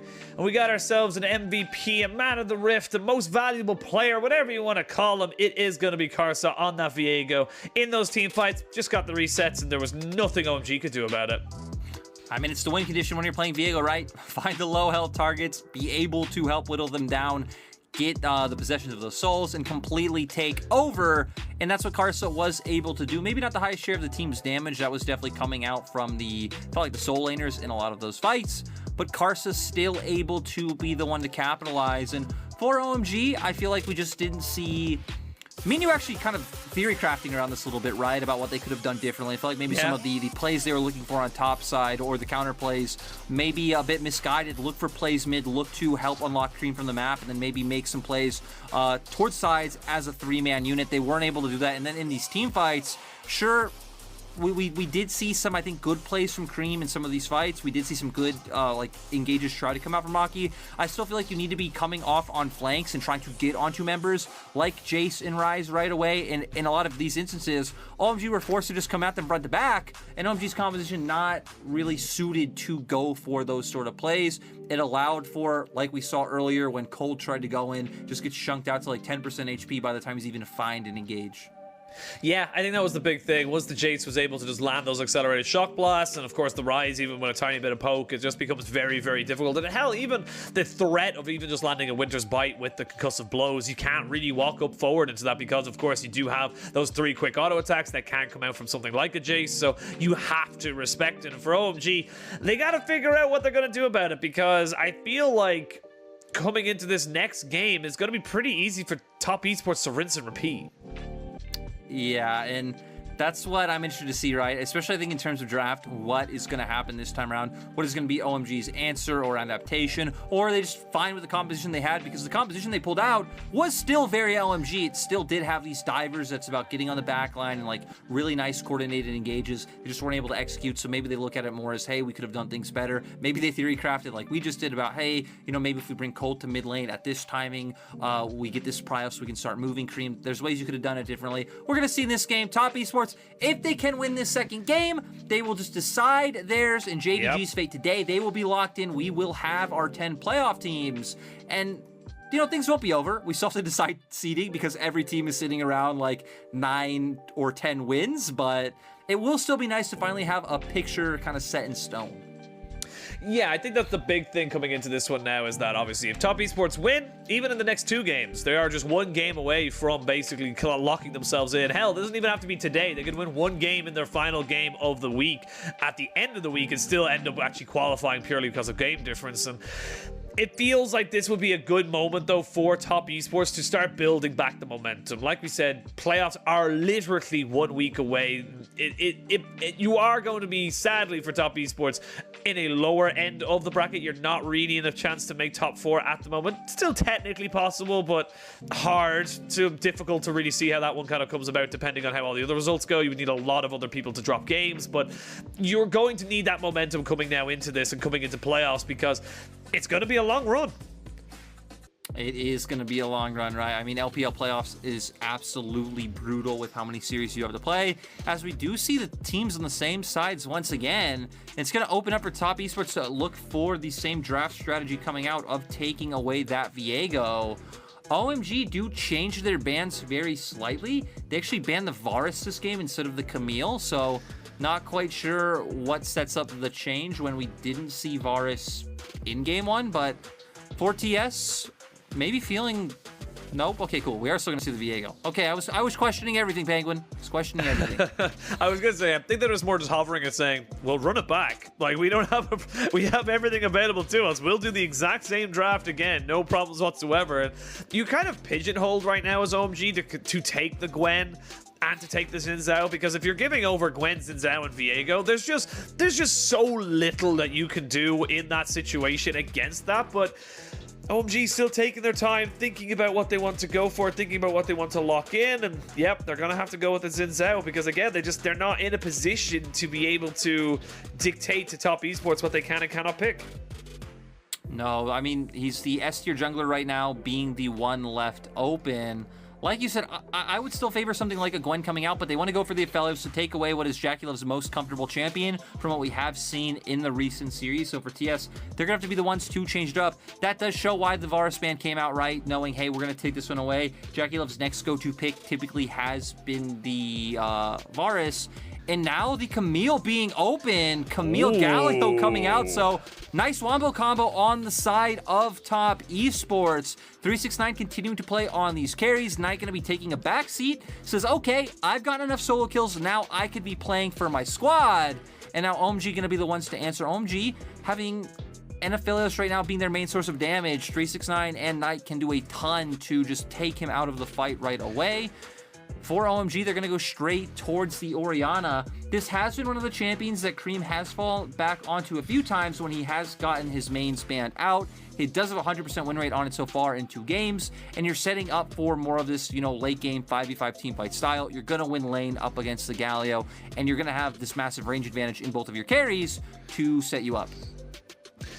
The OMG side of things, you are still waiting to see what support you've got. Of course, you're seeing what you want to take into that Camille. See exactly what Top Esports want to ban away, as the Draven and the Gwen both taking off the things. Honestly, I think you could still ban away AD carries here if you're OMG. Just start taking away things that Jackie Love will find himself comfort on. The Callista is something that comes to mind, and Callista going to be banned away. So we might see Jackie Love just being forced on something like an Ezreal out of necessity of just all these picks being taken away. Yeah, I would say Ezreal and Ashe are the two that come to my mind of champions that are still open.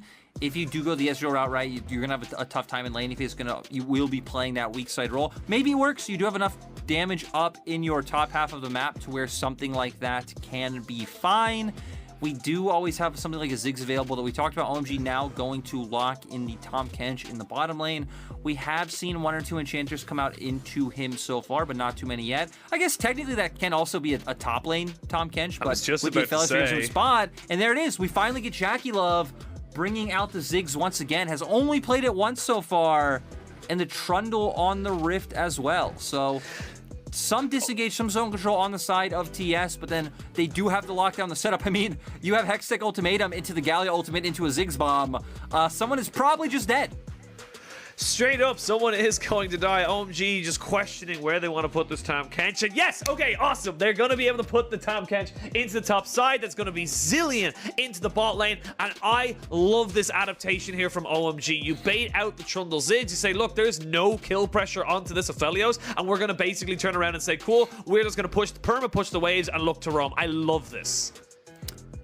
They just get free scaling, right? That's why you're going for a Zilean pick here. You're like, okay, we get the free scaling coming out. They do have that pretty much one-hit combo coming out that we just talked about. So you have the Zilean ult to try to protect either Abel or Cream. You even have new post-level 6 who can play around that. So you have a lot of tools to play around the comp that Top Esports have set up. I'm really interested to see this top lane matchup. I feel like Tahm Kench top is just a stat stick. So to be useful, he needs to be ahead, but he is such an incredibly strong laner. It is easy for him to find those windows to be able to get ahead. So both compositions definitely being interesting ones and not being ones we typically expect to see out from either side. Honestly, this is just such a good move here from OMG to say, look, yes, we recognize your top side is very, very strong, and they can technically pile everyone onto that top side and look to try and burst them down. Very difficult to do that against a Tahm Kench, and you combo in the fact that there would be a Xin Zhao maybe in the wings, or hell, even the Orianna shielding. You just can't really 100% everyone off of that, combination straight away. But on the side of course, for Top Esports, if they do get ahead, if they do find those advantages, so snowbally, so difficult for anything or anyone on OMG to really stop it from happening. To me, that's what I see has to happen. Top Esports should be looking to and probably need to get ahead early on, because I really do think OMG have a lot of tools to stop what TES have later on. The big thing OMG are lacking is damage in the early game. Orianna, Aphelios, Zilean bot. It's like, okay, you do have the Tahm Kench up top side and the Zin's out, but that is about it. And that's not even really burst damage that comes out. And when you're looking at things like 2v2s and ganks, burst is a massive part of that, not really consistent DPS. So for TES, you do have the tools to set you up early. We see Knight going the Predator route as well, so does want to be more active on the map. At that level 6 mark, it's going to be all about Top Esports making these plays on either the top half of the map, or they could even look to just invade Aki's jungle. Look for the plays onto Aki, lock him down with Hextech Ultimatum, have Knight follow up, Karsa's there to provide the damage. And then in teamfights, it's going to be about getting those resets off, which I remember us seeing before. I can't remember who the other champion was, but it was Ziggs plus something, and then you just have enough bursts to come out. It pretty much sets up for a Heartbreaker to get the kill and reset almost immediately. We are on to the Rift. One more win for Top Esports, and they lock themselves into the playoffs for summer 2021. Jackie Love and Joe seeing if they can find some, but Cold with a nice little time bomb, just chucking it in there, and it's making sure that his lane is at, a totally okay state as we wait to see exactly where this one goes. And we're not going to see much more than passive farming in this bot side. It's pretty much not going to be noticed at all, similar to game 1, where neither side really has kill pressure on the other. Where I am going to be looking at are these two junglers, Aki and Karsa. We mentioned Aki in the first one. As I say that, 369 needs to be a little bit careful as Nu gets a good little bit of stacks onto him there. And we'll see where these junglers do want to go once they start getting their clears going. Yep, and we do also have Draw going with the Hail of Blades. It is something you do see on Trundle a little bit when he's in the support role. The other big thing you do see is typically the Guardian coming out. For this one, I wonder if it means he's going to be linking up more with his jungler, with the fact of, being able to get this damage out onto the map. Not really able to use it in the 2v2 lane. Something like Guardian does feel like it would be a bit more useful. But even Jackie Love isn't really under much threat coming out from OMG's bot lane with the amount of range he has. So for TS's comp, with the way their runes have panned out, with the way the compositions have panned out against OMG, is, oh my god, 369. Really good trade. And really surprised the matchup turning so heavily in this favor. I mean, top esports versus Camille, Penguin, not something I'm versed in. Not at all.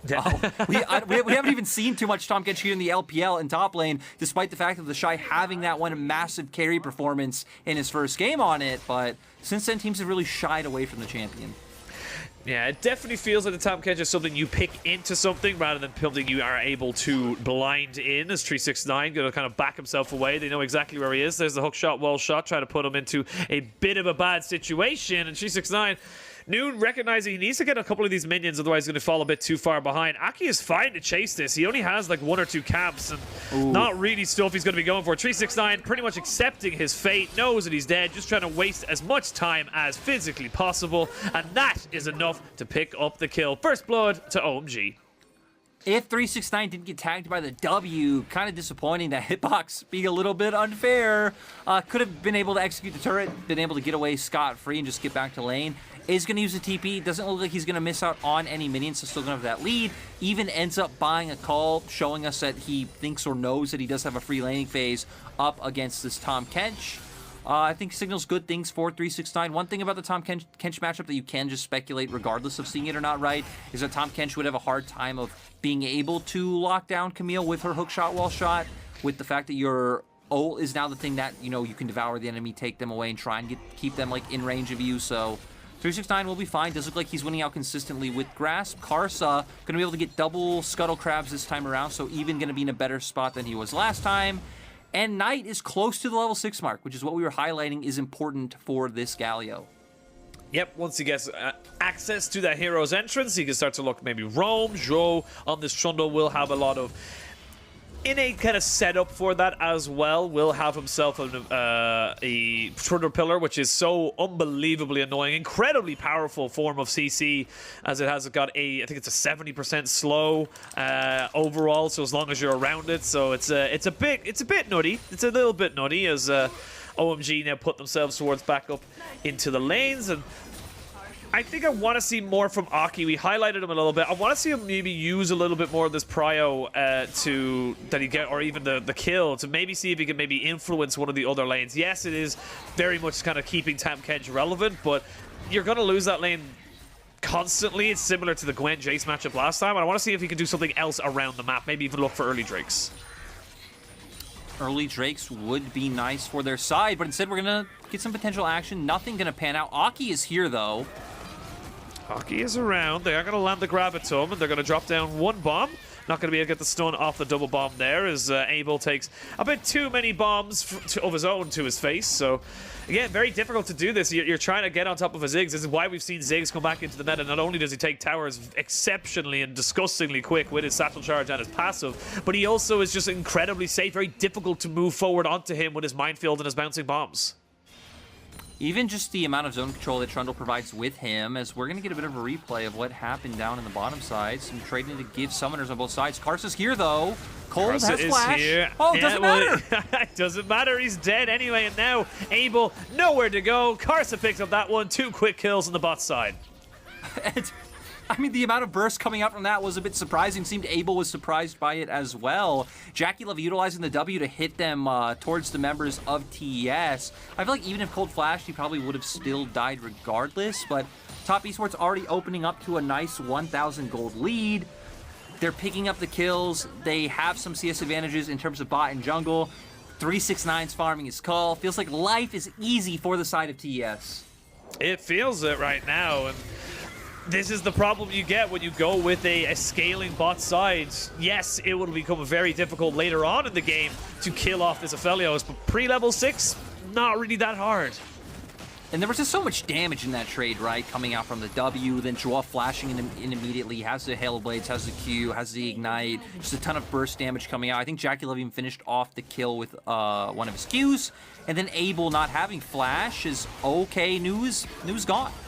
Yep, New is almost certainly dead here. 3 people up top side, nowhere for him to really go. Even going to use the Pillar of Ice to stop him from using the Desolate Dive. And yeah, this is an unfortunate time now for Top Esports because their scaling is exactly what we talked about. Great, but if you let this Top Esports side get ahead, OMG just have no answer.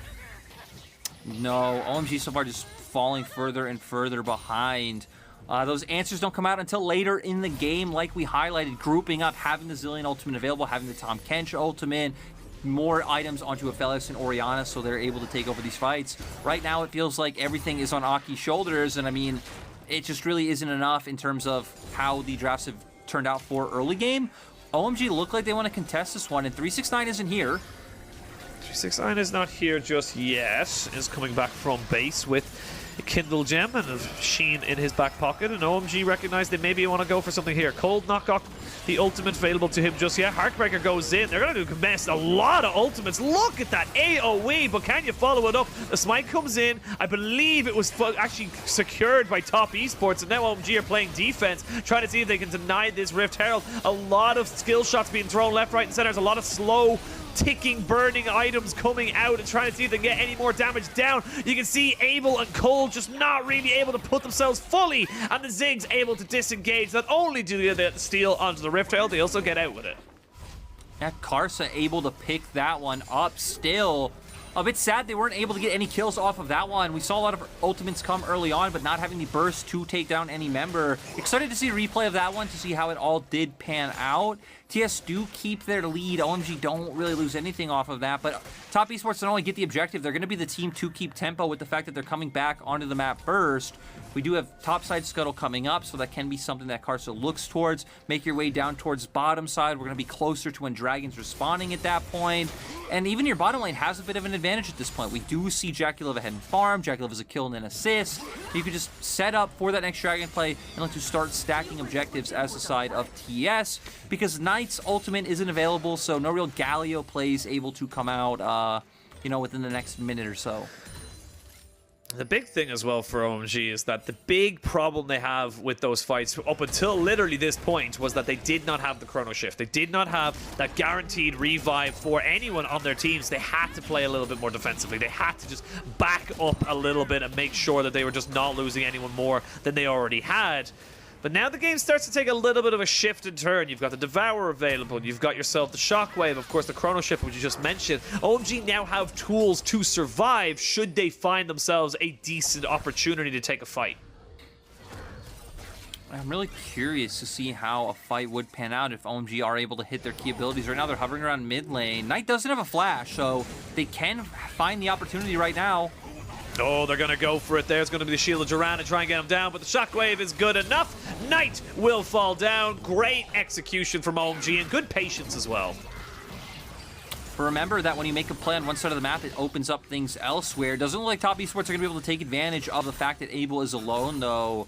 Karsa was just farming or making his way towards farming his Krug, so not any position where they can look for any sort of dive on the Aphelios. 369, though, on the opposite side of the map, is still going to be taking advantage of New. 20 CS advantage right now, making his way towards his Mythic, and almost finishing up with that call. You feel like for TS, you have a very easy place to drop this Herald. Actually, either side lane is fine. You have 2 turret plates down on both sides. Karsa right now making his way down towards the bottom side of the map. It seems like that is what they're signaling. Knight's ultimate will be up soon. You also do have the Mega Death Bomb coming out from JackeyLove, so you can set up for the burst, you can set up for the resets from Viego with that tool. Burst members out and just try and take this turret and find any kills if Abel overstays.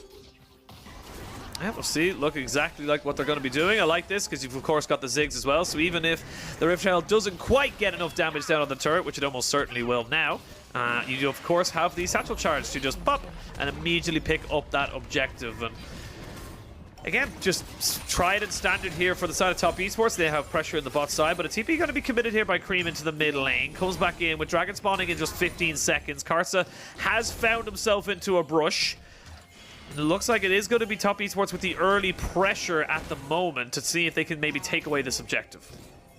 TS don't have the same sort of poke and zone control coming out as they did last time around. So going to be much harder about preventing OMG to walk into a space, which is why we saw them trying to angle for that pick if Cream did decide to walk in. Right now they're getting control of mid-wave once again.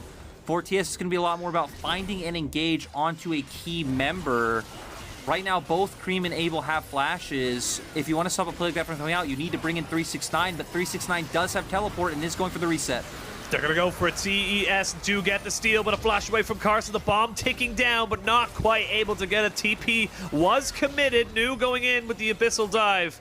Not able to find anyone else off of that, so Top Esports do stop themselves from losing that Drake. They get themselves out scot-free, and they don't really lose anything either. If anything, they gain a teleport.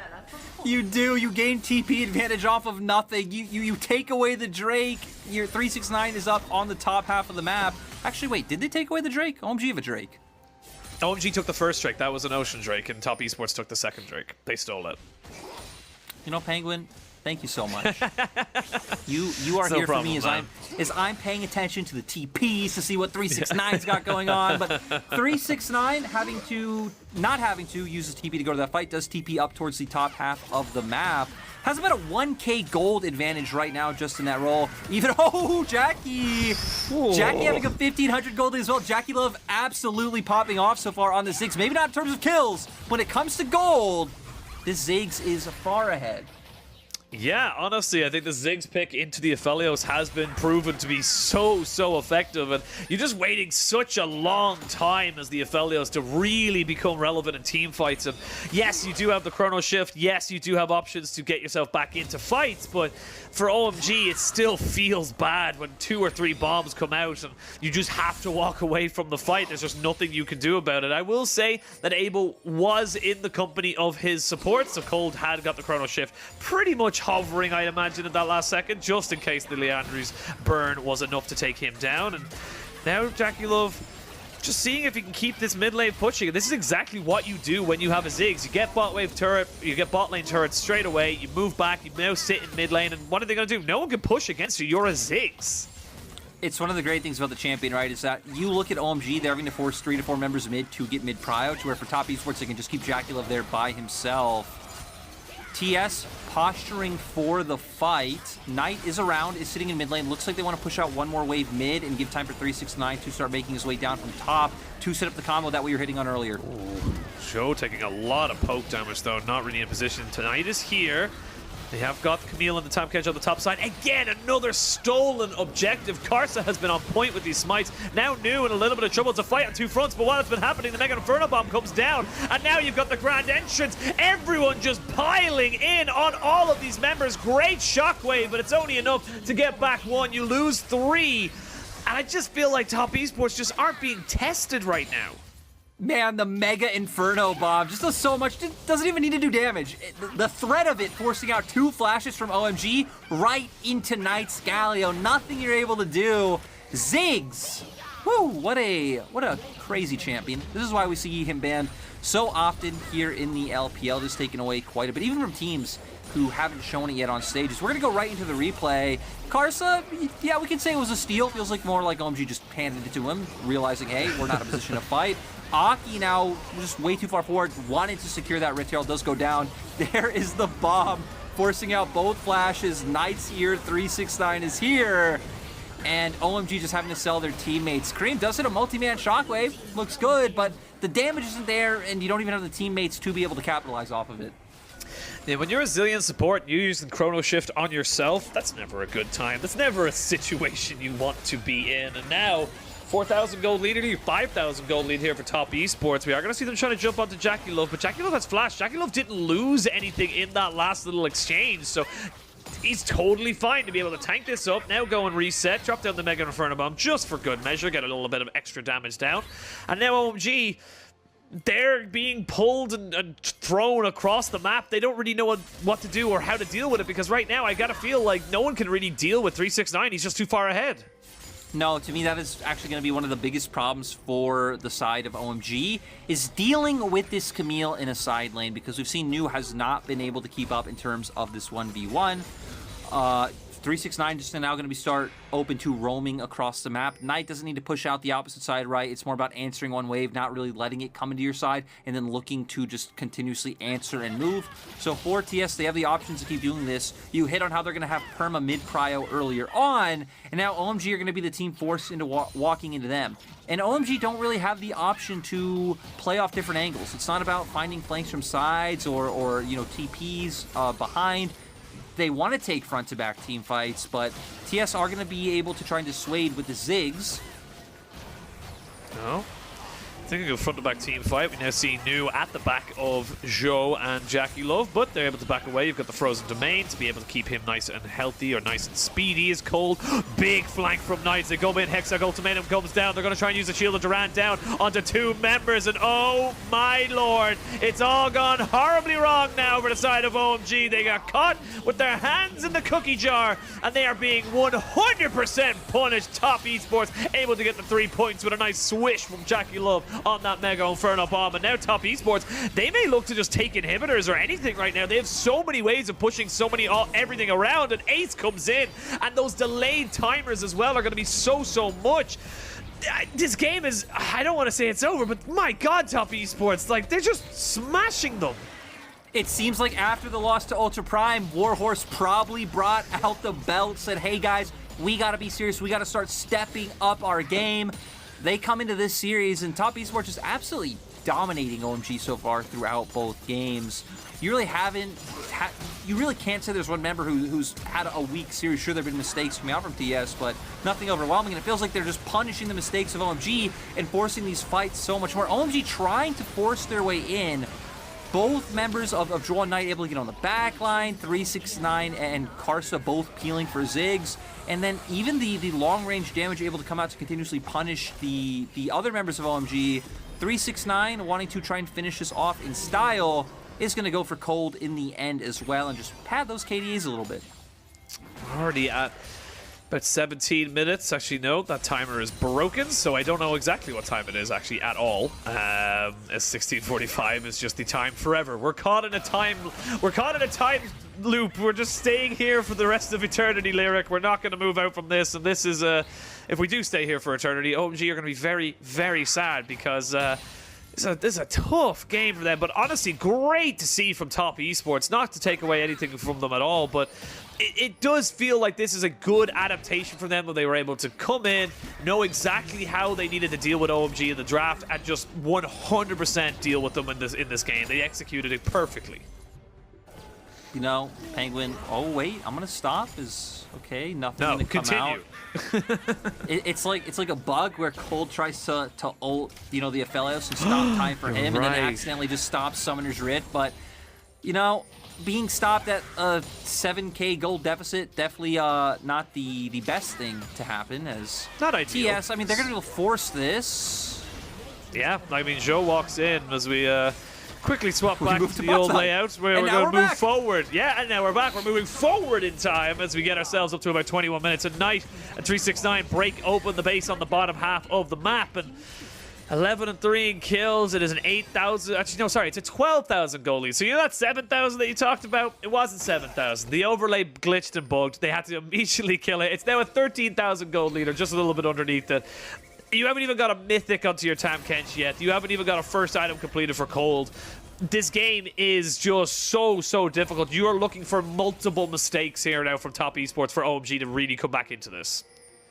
I mean, the damage just isn't there. Even moving to the Tom Kench point, like, you know, you have Anathema's Chains, but you're going to use that on who to where it really has a good effect. Not really anyone. You're going to be trying to lock down, get the reduced tenacity, get reduced damage to yourself. Things like that. It just doesn't matter because OMG, they can't force. Their composition doesn't have the tools to do it. Their only real engage is Aki, and we've seen many times Aki try to do it. That's new, trying to be that engage. I'm over and I'm back. Good thing that there's a Infernal Rift as a, oh my god, half health on both of the bot laners for OMG off of one Mega Inferno Bomb, and this is just OMG waiting for the last fight. There is no real optimal moment for them now. They just gotta hope and pray that for some reason or another, Top Esports decide to take 20 more minutes to finish this game, because that's the timing they're gonna need.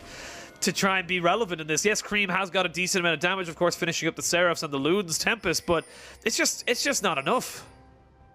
And right, we can highlight, OMG can definitely try to turtle, they can try to stabilize, get some defensive vision down, only play for the objectives they really need to, which is honestly Baron, but sadly for them, Top Esports are going to go for the Baron right now. So I'll pause on the question that I was planning on asking you, because I want to see if OMG try to contest this, because realistically, OMG don't have many options. No, they do not. Well, the contest has been made, and they will stop the Baron from being taken. So in my book, that is a massive success for the side of OMG, but now they need to make sure they're not being caught out. They know the jungler is no longer in the pit, so they can back themselves up just a little bit more. Sho going to pop down a ward as they try and catch out Carson. Not quite able to get him. The TP going to be coming in, so Tam Kench going to be joining the boys as they jump straight in. There's a shockwave down on the Jackie Love, who flashes away, does have the satchel charge, and he's now out and safe. But the shield of Duran, the taunt from Knight, keeps him and everyone else away from this team fight. They jump in with the Hextech ultimatum onto Cole, who has to flash himself out. It's a scrappy affair, but Top Esports are not coming out on top. There's one kill coming straight out the knockup. There's 2 kills now for OMG, and this game not quite done just yet, Lyric.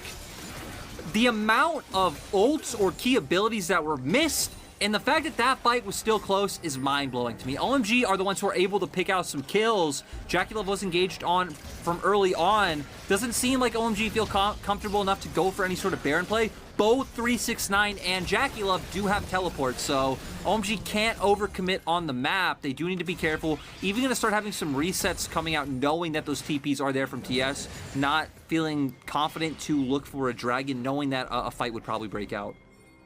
Now, a big amount of gold. It's still, again, 11,000 gold in favor. It's still a lot in favor of Top Esports, but this is still very solid capitalization for the side of OMG, recognizing that, look, they're not together, they're not committing all these different ultimates. We can look for a fight. Yeah, they caught out Jackie Love very early on, forced out the flash. The bomb misses. You don't really have a great angle for the Camille ult to come out. There's just so many things that did go wrong for the side of TS. They use all their big wombo tools, which is pretty much what their composition's built off of, right? It's built on all those massive ultimates coming out in unison and being able to burst members out outright. And once those are down, OMG have way more consistent damage in them, so they're able to keep following up on the fight. TS still have a 10k gold lead though, despite that mistake, so they're going to be able to keep going with the push. Does look like Knight going to look for the hover on 369. They can't always set up for this 2-man play on sides, but with Baron still up, you would expect for TS to play towards that top half of the map. Again, I got excited. Great to see OMG fight back from so far behind, but it's a death cap on top of everything for the Ziggs. Jackie Love going to be pumping out so much damage. You are about 2,000 gold or so away from being able to pick up his Infinity Edge. You can see Top Esports are just looking for it. I will say that this kind of brush play is fun and all, but it just kind of delays the game an awful lot. And 369 not going to feel super comfortable to fully push in to that inhibitor turret by himself. The big thing is it seems like they're afraid of going for any type of 50-50 in terms of a Baron play, right? Because you do still have the Shockwave and you do have the Moonlight Vigil coming out from Abel and Cream to where they would be able to set up some kind of play, but TS really want to force this play onto New. Knight's still here. Knight is still here. 369 going to use the Hextech ultimatum, and now actually going to see the Abyssal Dive not quite able to be utilized, as New not quite able to get out of that one. But now you can see Knight and 369, they got themselves a flash and the ultimate out of New, so they can back themselves up. But again, this is kind of a moment in time where I'm saying, okay, yes, no doubt in my mind the Top Esports should be able to win this game, but they've kind of stagnated a little bit. I'm just surprised that we saw the Hextech ultimatum coming out from 369 in that situation. Him and Knight didn't seem like they were on the same page. If they would have Knight show and just go for the push on the inhibitor, I think that's fine, but committing the ult does seem like a little much.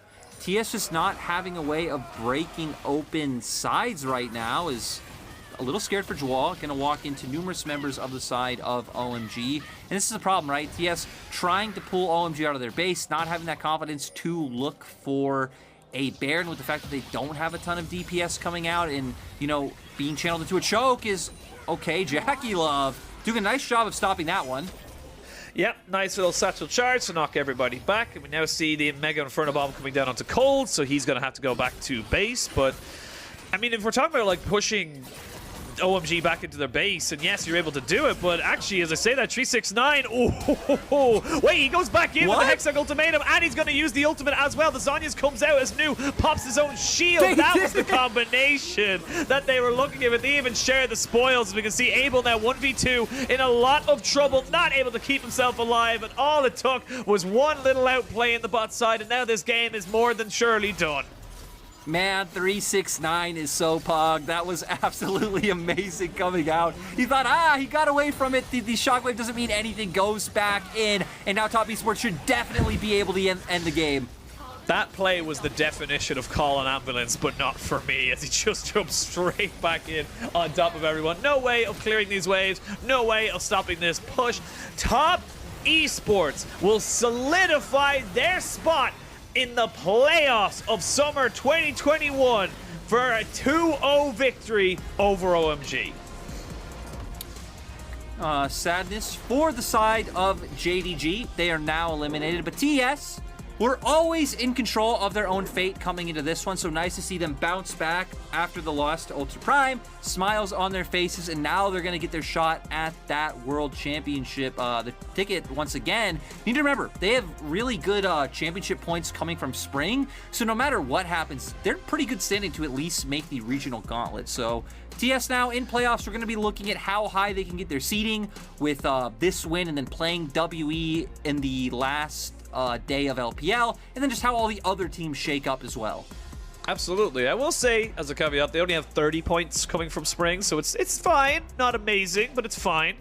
You get an awful lot more for Summer, of course. You get 110 for second, I believe. I think it's 80 for third, and then 60 for fourth, even 40 for fifth and sixth. So if they get knocked out in first round, they're still out. So they still have a little bit of work to do in that regards. As still, though, great move for them. And of course, like you said, gives them an opportunity, gives them a chance to come into this playoffs. And that's all we really wanted to see from Top Esports, and a great way to bring themselves back. This was a dominant performance from start to finish, game 1 to game 2.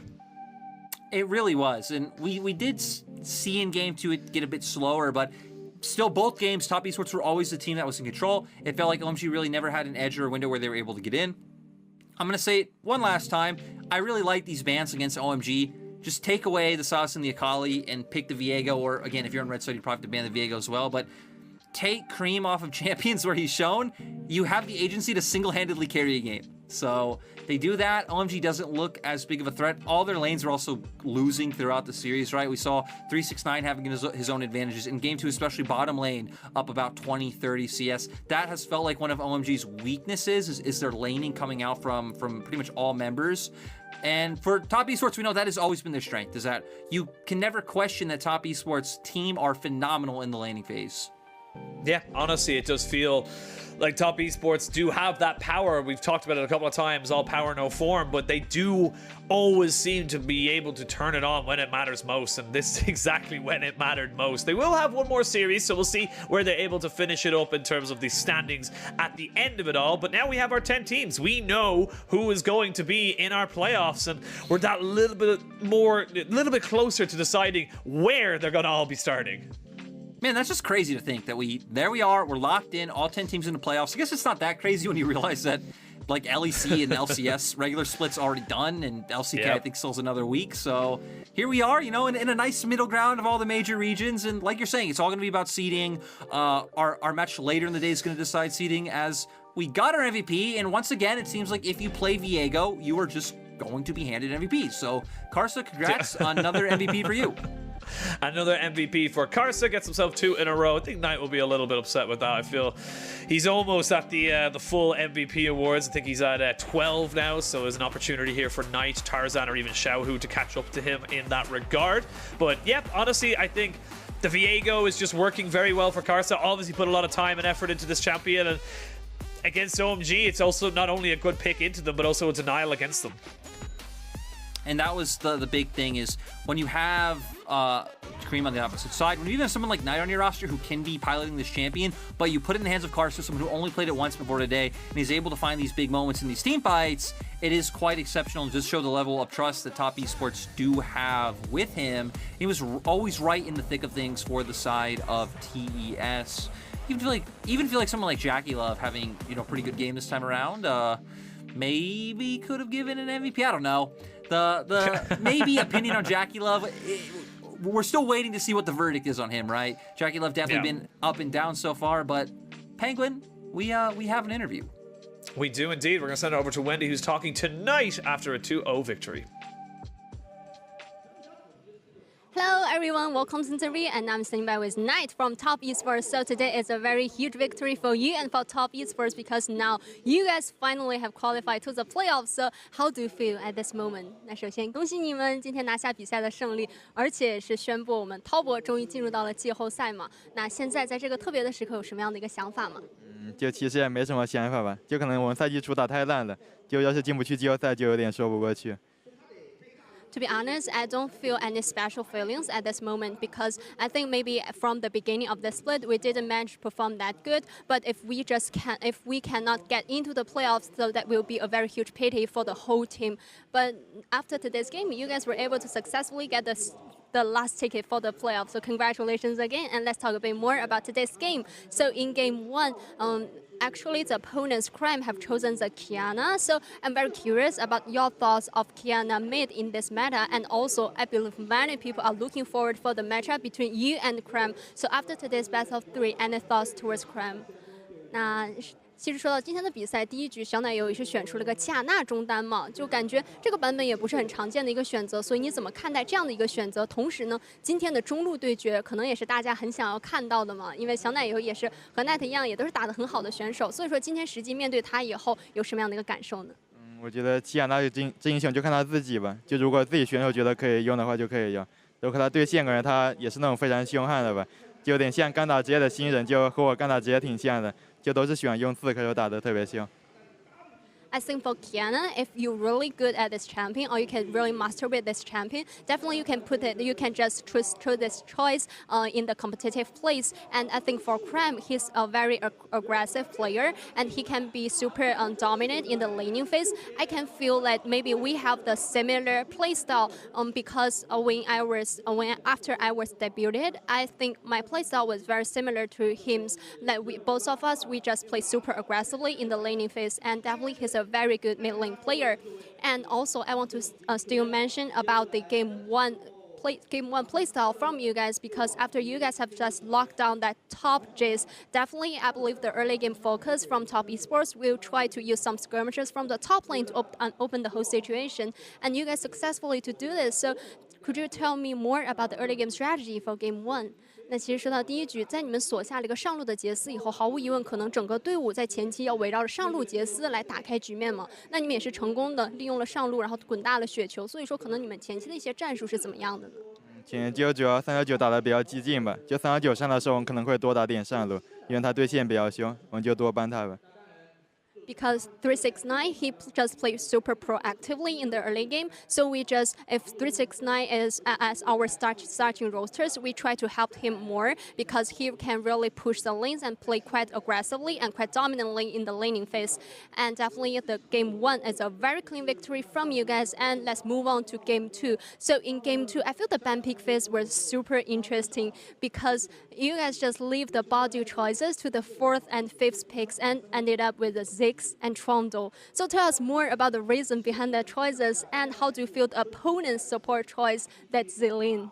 那其实说到第二局，我们觉得好像 BP 其实是蛮有趣的。你们是最后把下路双人组的选项留在了4-5手，并且最后是选出了一个炸弹人和巨魔的辅助。然后我们比较好奇，可能你们这样的一个选项的原因是什么？同时对面也选出了一个时光的辅助嘛，也是可能很出乎很多人的意料之外。那你们实际面对他有什么样的一个感受呢？其实炸弹和巨魔的话，就我们训练赛就效果也挺不错的吧。然后就 rank 挺多人用巨魔辅助的，我们就试了些效果还行。然后对面用时光辅助的话，感觉可能对这英雄就他自己觉得可以吧。就我也不知道时光英雄走下路有什么用。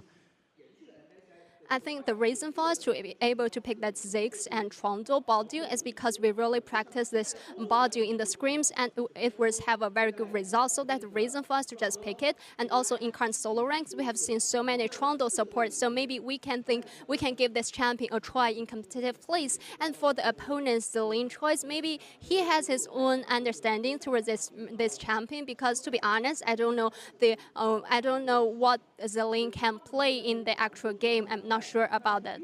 And I want to talk a bit more about the game to team plays because we feels like with the Camille and Galio combo, you together with 369, you guys really were able to have so many very good engagement in the actual game. So tell us more about how to find such good angles to just open the whole situations for the whole team in game 2.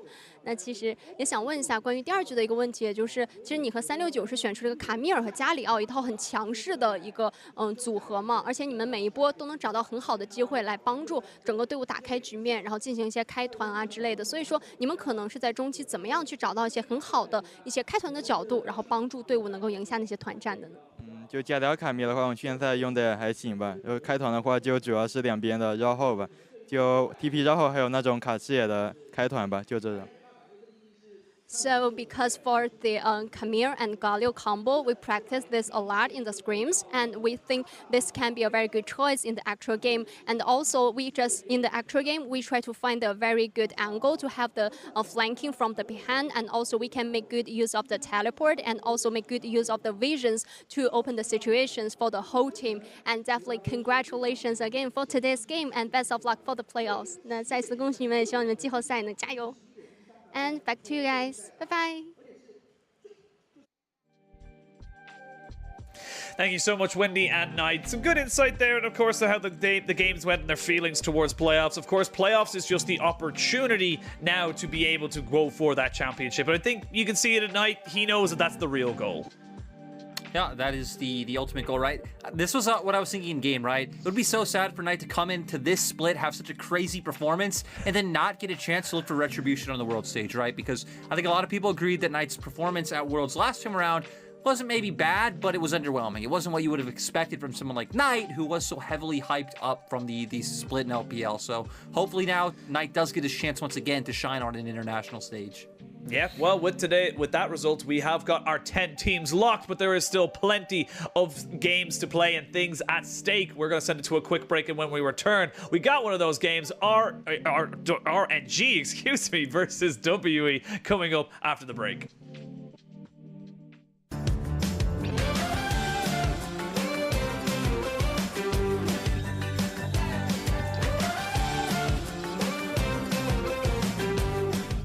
Worlds, where the international audience gets to witness the devastating power of the LPL. Drilling the sideways, Gia takes a tower shot. Royal never give up, lock in the first seed for Group C. Where WE and RNG became titans on the global League of Legends stage. Then they vanished from the spotlight. And LGD win themselves the series and move on to the quarterfinals. Disappointment and struggles left the World Championship a distant memory. RNG and WE had to break themselves apart so new faces could rekindle old desires. A golden road has started construction once more, announcing to the world that RNG have returned. Picking up the Rift Herald as Beryl goes in. Yeah, Ming taking way too much damage. Beryl's just gonna grab that kill as we've got the rocket jump resets Gala. A slow start has lent itself to a rising storm. A newly focused RNG now sweeps through the LPL. Unstoppable, unconquerable, unavoidable. Corruption just corrupts everyone around on JDG. They lose 1, but they gain 5. The winds of change have once again caught WE's sails. New players bring a determination to see the WE banner fly proudly at the forefront of the LPL. Missing will drop first notes on his hourglass to save him or at least use, but Shanks on the backline is absolutely massive, and Breathe is just not dying. Propelling WE to new heights. Trying to make this one work, the Heartbreaker is not enough to keep you alive, and WE will continue to push forward, they will continue to poke. History repeats itself once more, and those who have not learned from the past will be condemned to the same fate. Though different hands may hold the sword, this is a battle that will continue to echo through the ages.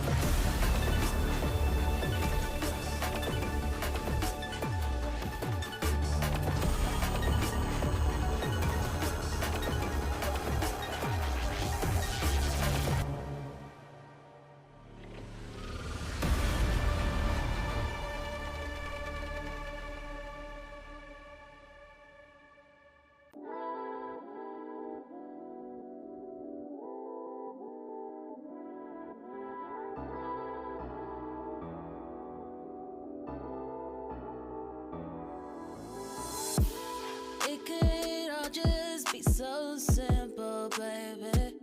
If you wanted to be mine, you don't gotta be shy. Relax your mind, relax your mind. Don't take your time, don't take your time. It's alright, it's alright. Stay a while, stay a while. 'Cause I can be everything you wanna me to be. I could be everything you need me to be. So I don't wanna wait, I know you're feeling me. So why don't you feel on me? Why don't you feel on me? I know you're feeling me. So why don't you feel on me? I'ma throw it back, then I'ma let you catch it. I'ma whip it up, then I'ma let. 'Cause I know you're feeling me. So why don't you feel on me? You got 5 senses, so take your time with all of them. 'Cause I need you to look at it before you go to just tasting and feeling on me. You know there's a cookie here, but before you go tasting, I need you to breathe. 'Cause I wanna be everything you need, and I need to be everything you wanna be. So I don't wanna wait, I know you're feeling me. So why don't you feel on me? Why don't you feel on me? I know you're feeling me. So why don't you feel on me? I'ma throw it back, then I'ma let you catch it. I'ma whip it up, then I'ma let. 'Cause I know you're feeling me. So why don't you feel on me?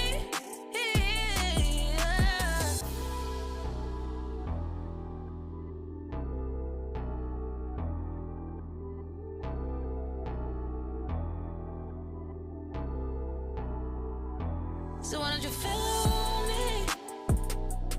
Why don't you feel on me? I know you're feeling me. So why don't you feel on me? I'ma throw it back, then I'ma let you catch it. I'ma whip it up, then I'ma let. 'Cause I know you're feeling me. So why don't you feel on me?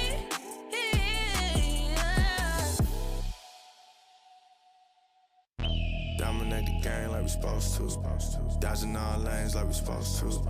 I just run the play like we supposed to. Gotta run it all like we supposed to. Hey, it's light work. Just looking at the wrist of the ice work. All this shit on me and it bust down. Shock him out the clutch and it bust down. She don't love me, she just want me for the team. I know. At the draw, I'm the pick, I'm that one lotto. Got that rocket and that power auto. You want air braid to drop, gotta stay on auto. Matic, all the wins at it. Need a new patty. It's a time cost. Then the bag ain't free like it's MK. I got that new kick gang, got that sensei since day. Don't believe us, we just gotta show 'em. Got a whole game prepped up, got 'em like it's loaded. Oh, they got it backwards like it's Yoda. On track, got speed, it's a locomotive. Hey. Dominate the game like we supposed to. Dodging all lanes like we supposed to. I just run the play like we supposed to. Gotta win it all like we supposed to. Dominate the game like we supposed to. Dodging all lanes like we supposed to. I just run the play like we supposed to. Gotta win it all like we supposed to. Dominate the game like we supposed to. I'm just staying in my lane and I'm supposed to.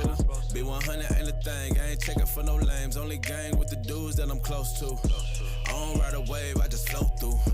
Drawing up the plays like a coach do. Come against the team, better pray like the Pope do. 'Cause we'll turn your little beef into tofu.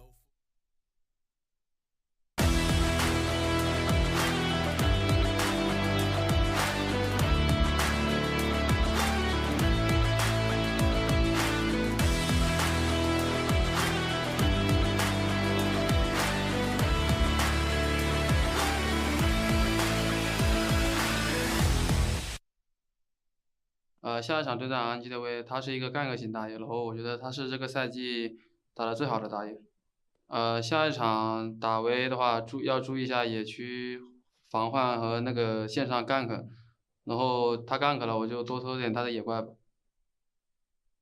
下一场对战悲伤选手，就悲伤的野区就打得比较凶吧，然后操作也比较好，然后大局观也很强，然后自己就多注意点吧，小心点。飞上选手是一个很喜欢帮助上路选手的打野，然后我觉得就跟他们打赢的关键就是看选择英雄吧。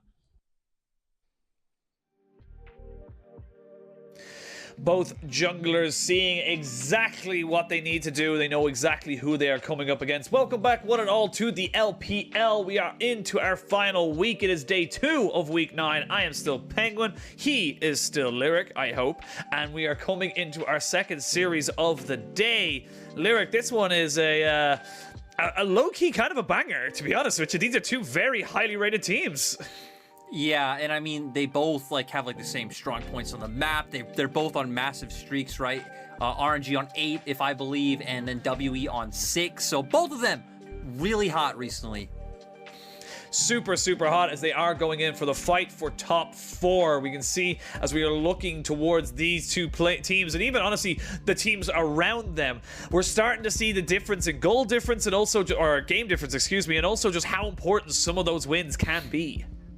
And they both, like you said, fighting for top 4, both have 2 series left, both of them playing against teams that are in playoffs. I mean, for RNG, today WE and then BLG, WE playing RNG right now and then top esports. So not easy schedules by any means. And especially when you're also competing with teams like RA and LNG to secure those positions, this one is really going to matter. And this is probably the hardest matchup for both teams left. Absolutely. I think as well, you look at this, if RNG can get the win today, that's 4 teams on 10 and 5 as they come towards their last series. Game difference could be such a big factor, especially considering they don't even play against each other in the last game of the season. So for RNG, they want to continue that win streak, but so will WE, as neither of these teams really wants to drop down into the medley that is the 10th to even say 4th spot, or even say 5th spot, excuse me. No, definitely not. And this is a tough one. This is probably one of the hardest matchups to call. I think RNG probably still coming in as favorites to the matchup, right? Just because they also won Spring, they also won MSI, yep. But WE are on such a tear recently, and I think especially their last 2 series have been so convincing that they are a team you can believe in. And honestly, if we're looking at anything in these two teams, if we're looking at a matchup that we want to know everything about, it's the top lane. It's always going to be the top lane. Breathe versus Xiaohu. These two guys have been so damn consistent for their teams that this is where, honestly, I feel for me, this is going to be won and lost here. And this is one of those things where we don't have a graphic, we don't have a poll, but chat, people of the world, I feel like these are 2 of the best top laners in LPL, might be the 2 people considered the best. What do you guys think? Who's the best top laner in the LPL right now? Because both of these guys are popping off. Both of them are good in lane, as we see. Feels like Xiaohu doing more for his team in terms of being a bigger carry and being a damage threat.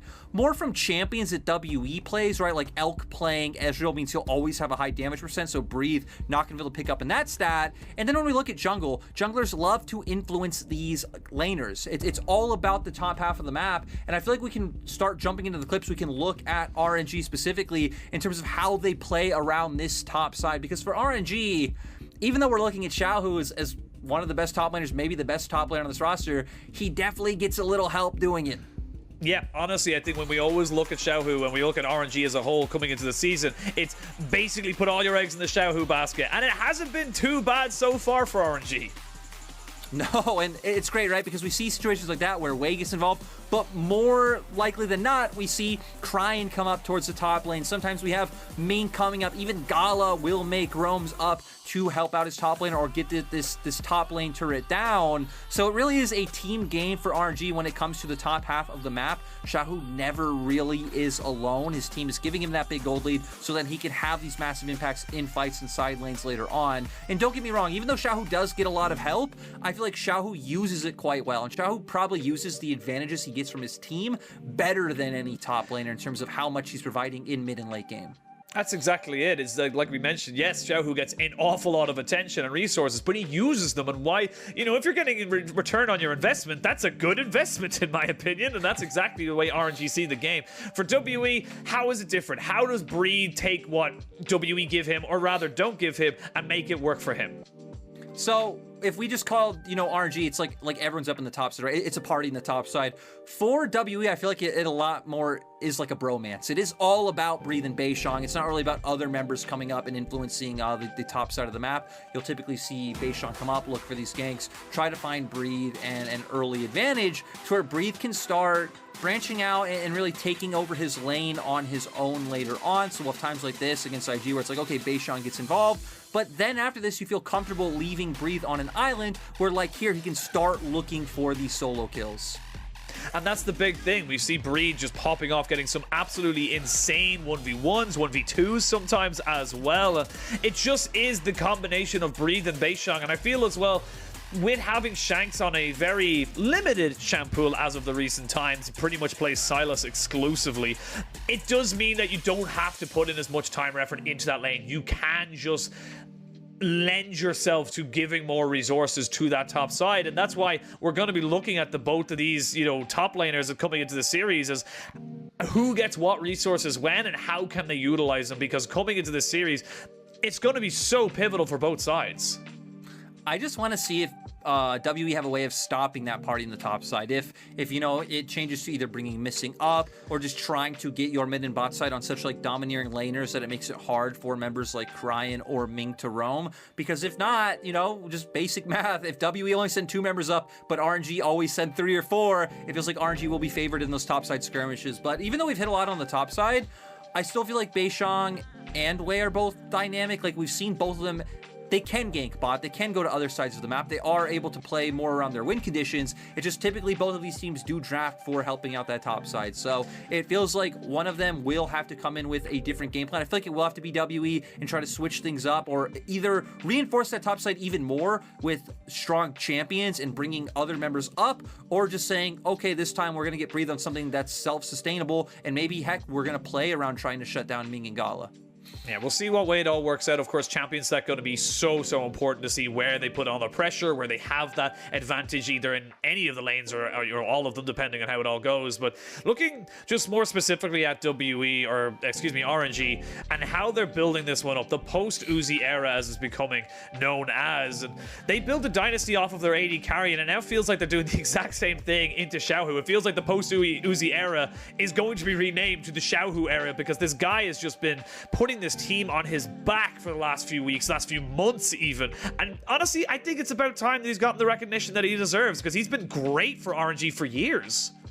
I'm going to bring out the 2020 Xiaohu apologist card and say, you know, he's deserved the fame all along. I mean, Xiaohu has been good for so many years, and I know he's always been perceived as someone who chokes in either the postseason or especially internationally is where, you know, that the reputation came from.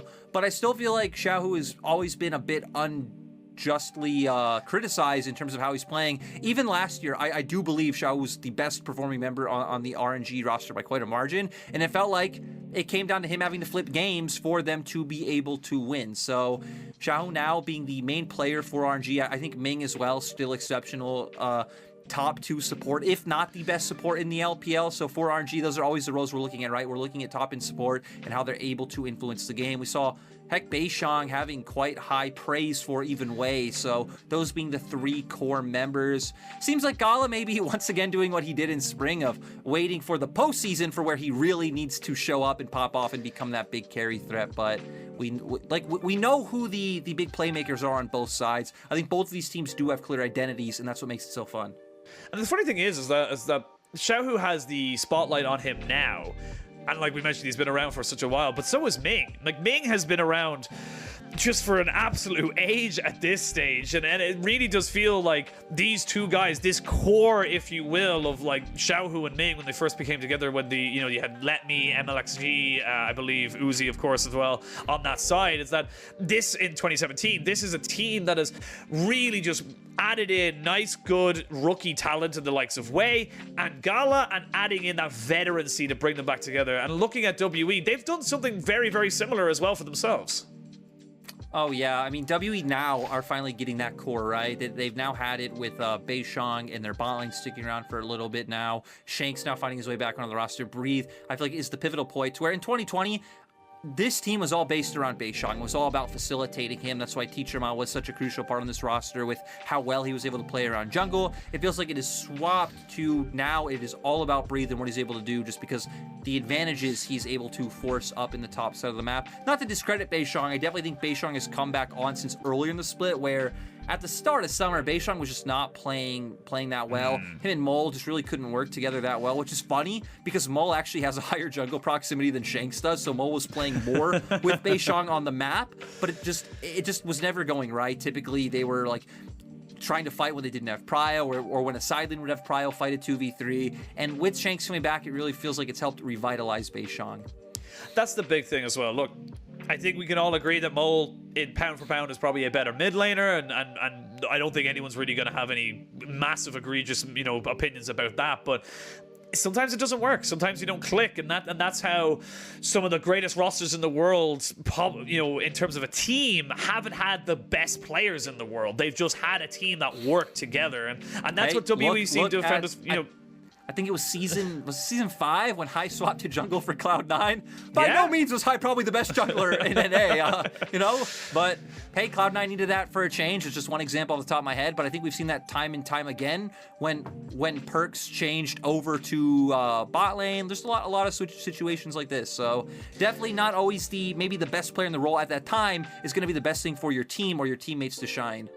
Yeah, and we're going to keep you guys updated. Of course, there's a little bit of a delay from the setup in Shanghai, so we're just waiting to see, or in Xi'an, excuse me. So we're going to see exactly how long that's going to take. We'll keep you updated as soon as we possibly can. But while that's happening, let's just kind of look at the league as a whole, because obviously we've hit on it so many times. It is massive win streak here for both WE and, of course, for RNG. But for RNG, they've had such a long split right now. It does feel like this team is almost running off of fumes every now and again, because they just went from Spring Championship all the way to MSI, back, quarantine, immediately back into games. They are finding their groove, but there's got to be fatigue in there, Jordan. Yeah, that's one of those things, right? We're not going to get into the topic of player burnout here on this broadcast, but one thing that Nelson said recently when we had him on the last hit was the fact that, you can't justify player burnout or being tired or like these hard schedules when you're winning. That's like the one time where it's like, okay, you can justify man, it's got to be tough. It's got to be tiring when you go from, the whole split, then you have to go to MSI, then immediately have to start coming back and playing. Heck, for RNG, people might forget, but they came back and they had to go straight into quarantine and then get out and play right away. So definitely been a tough one for them. And heck, in LPL, we have traveling between stadiums. So typically from what we've heard is that you don't always have enough time to practice, or you're traveling to a different stadium and you're practicing in a PC cafe, and it's not always under perfect circumstances for you to have to put in the effort to become the best team. So the fact that RNG have been able to pull it back to a standing where it feels like the sentiment right now is that RNG and FPX are the standouts we have, I think is pretty insane that RNG have been able to pull that off. Honestly, yeah, especially when you're looking at, RNG are still 2 series behind Edward Gaming, Fun plus Phoenix and the likes, and they're even a series behind technically on Team WE as well. So there is a lot to be given there for RNG, and let's have a discussion here as we do wait for updates coming in, as we look towards the the playoffs and such. We actually just discussed to ourselves before we can confirm that OMG will either be 9th or 10th in the playoffs. They cannot go any higher. Either Suning will leapfrog them, or Suning lose and they go stay at 8-8, and then OMG keep their position just because of game difference. So we're getting a pretty decent idea of who our teams are going to be who, and I'm wondering if you have any hope for any big teams making a deep playoff run. This is going to sound like just pipe coming off of the last game, but this is something me and you were talking about before the broadcast. In my mind, the dark horse out of playoffs just has to be TES. TES aren't coming in as a favorite right now by any means with how inconsistent they've been, but just with the high ceiling that they do have, they're always going to be a team where you look at them and you're like, okay, maybe an upset is not realistic, but an upset is very much possible. It goes back to what I said when me and Munchables last cast at IG, is that you can never count top esports in or out. They're just top esports. They're just there. It really feels like they can make miracles happen. So to me, they're the team you have to keep your eye on. LPL team. And then to me, it feels like Rear Adam's the other one that can make something happen, even though Rear Adam are the complete opposite of TS. It feels like there's no magic. It feels like there's no like incredibly high ceiling that we've never seen before that comes out sometimes. You know what to expect from Rear Adam every game, but in the LPL, that is a superpower in and of itself. Yeah, honestly, it is. And I think, again, you know, not to take away from Rare Adam, but you mentioned there's no real spark, but they're consistent. And I think that's the big thing to say about Rare Adam is that they do obviously have that consistency. They are going to give you the same 100% that they always give. If you're not up for it, then you're just going to fall behind. And I'm actually curious to see about your opinion right now, because there's a lot of talks. You'll see it online and everything. FBX, RNG, Top Esports still in there. Where's EDG gone out of this conversation? EDG have just been completely evicted from people's top twos. How did that happen?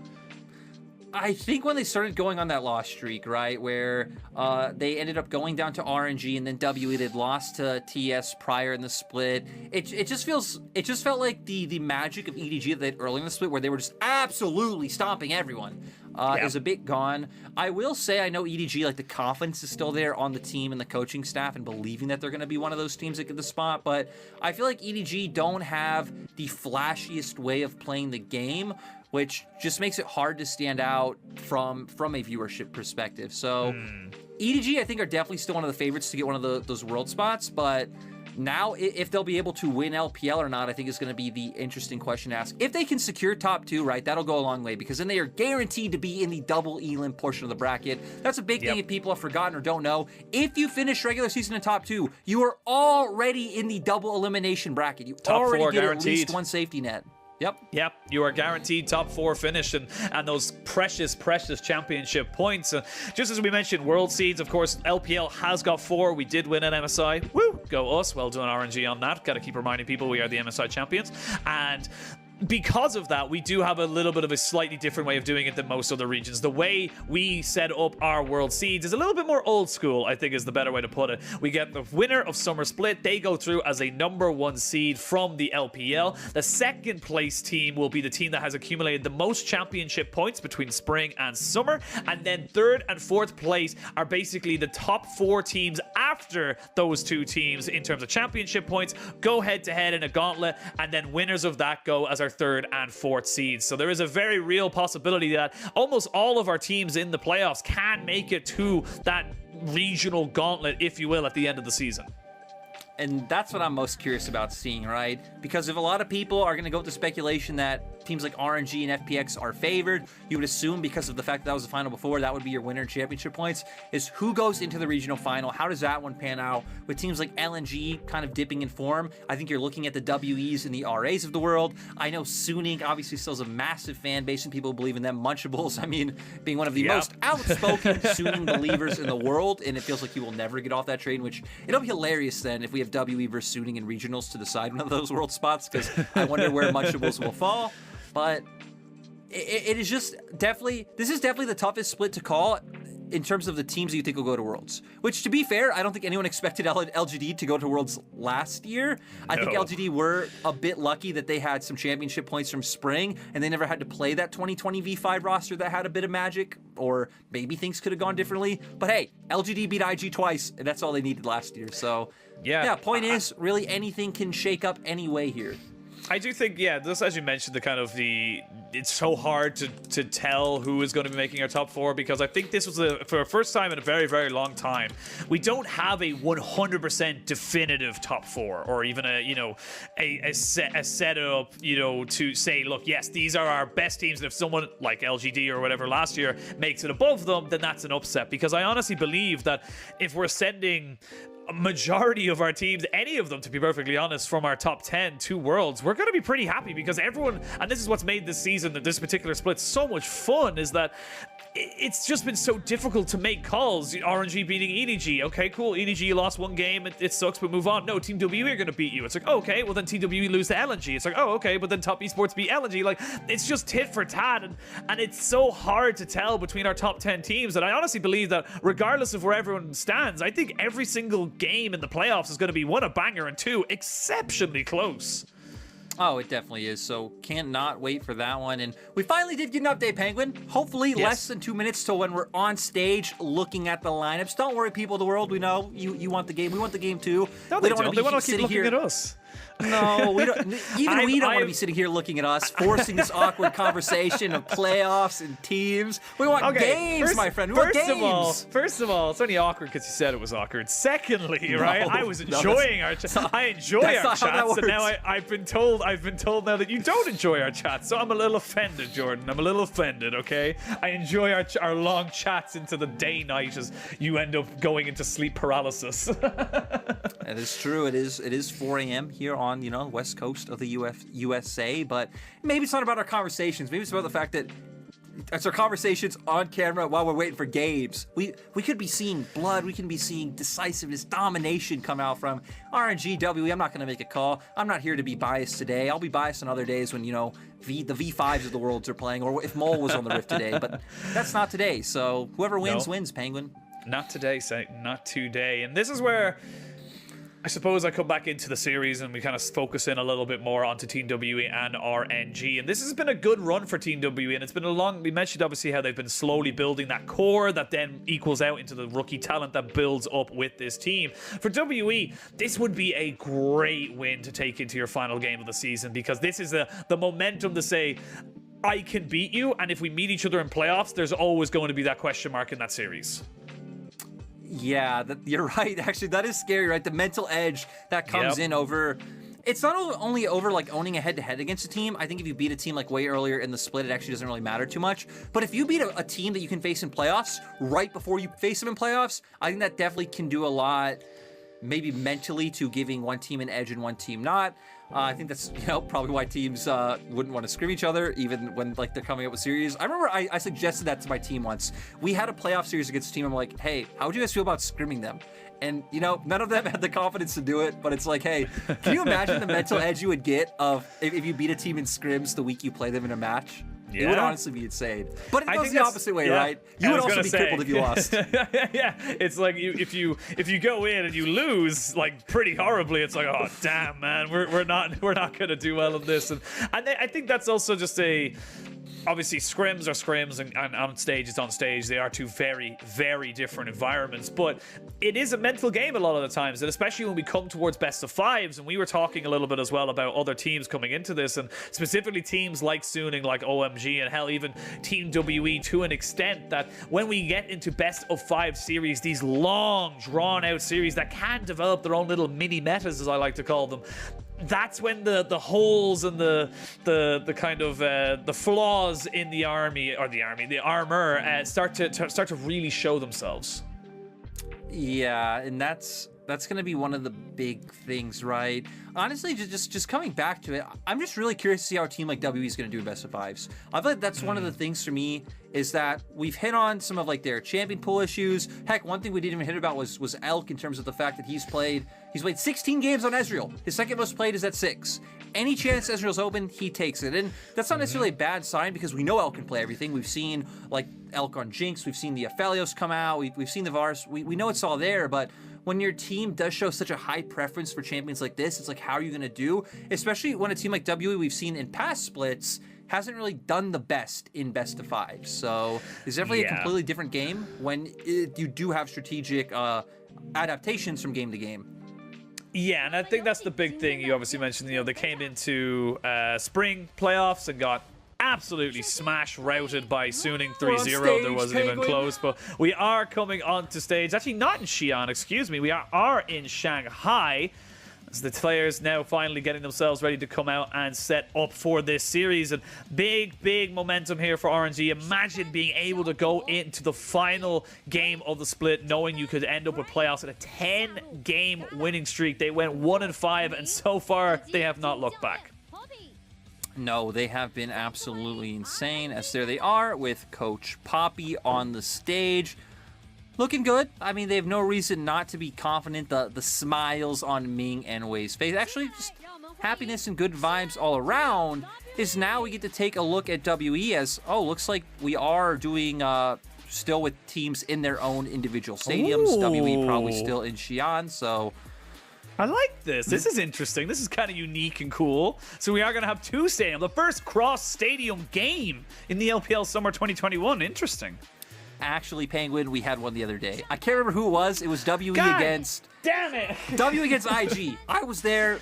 Chat was there. The world was there. Our production team was there. Everyone was there. IG against WE. I wasn't there. That did end up going well for WE. So maybe WE can be feeling good about this one, though they look a lot less jovial, jolly, happy than RNG did.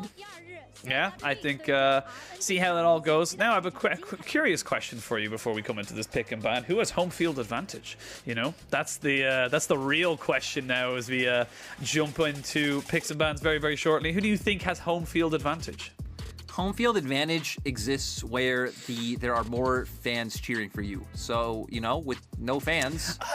I don't know. I don't necessarily agree with that. I think it's everything from like the dressing room, the environment you're in, you know, how you get there. I think there's a couple of different things, you know. You know, I think if it's like I think if it's like drastically different in terms of like maybe like getting food or like the food you're eating or like living things that can affect your day-to-day, it matters.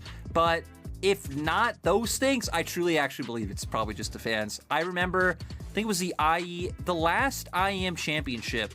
I was the coach of Hong Kong esports, and we were playing against H2K, and that was in Poland. So I was there. The cheers for H2K were really scary, and yeah, as the opposing team, we definitely felt the home field advantage. Which, yes, you know, is not a reason like we lost or they won. They were just better than us. But yeah, it is quite intimidating. Quite intimidating. That was the 2017 IEM World Championships, I believe. And it's whatever one Flash Wolves won. I think, no, 2017, you're right. It was 2017. No, 2017, 100% is what it was. But I'm trying to think of who won it. I think WE won it, I believe. No, it was Flash Wolves.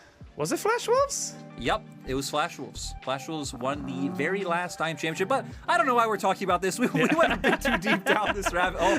Karsa just played. Karsa actually won that title, but, you know, here we are, WE against RNG. We're going to be looking at draft. We're going to be looking at things like the styles that we hit on. I think Twisted Fate is another big one for RNG, if WE are going to allow something like that to go through. Because when you think about these mid laners, both of them, I think, are very much more willing to go onto either mages or things like the Twisted Fate and get away from the Silases of the world, the Viegos, and these assassins.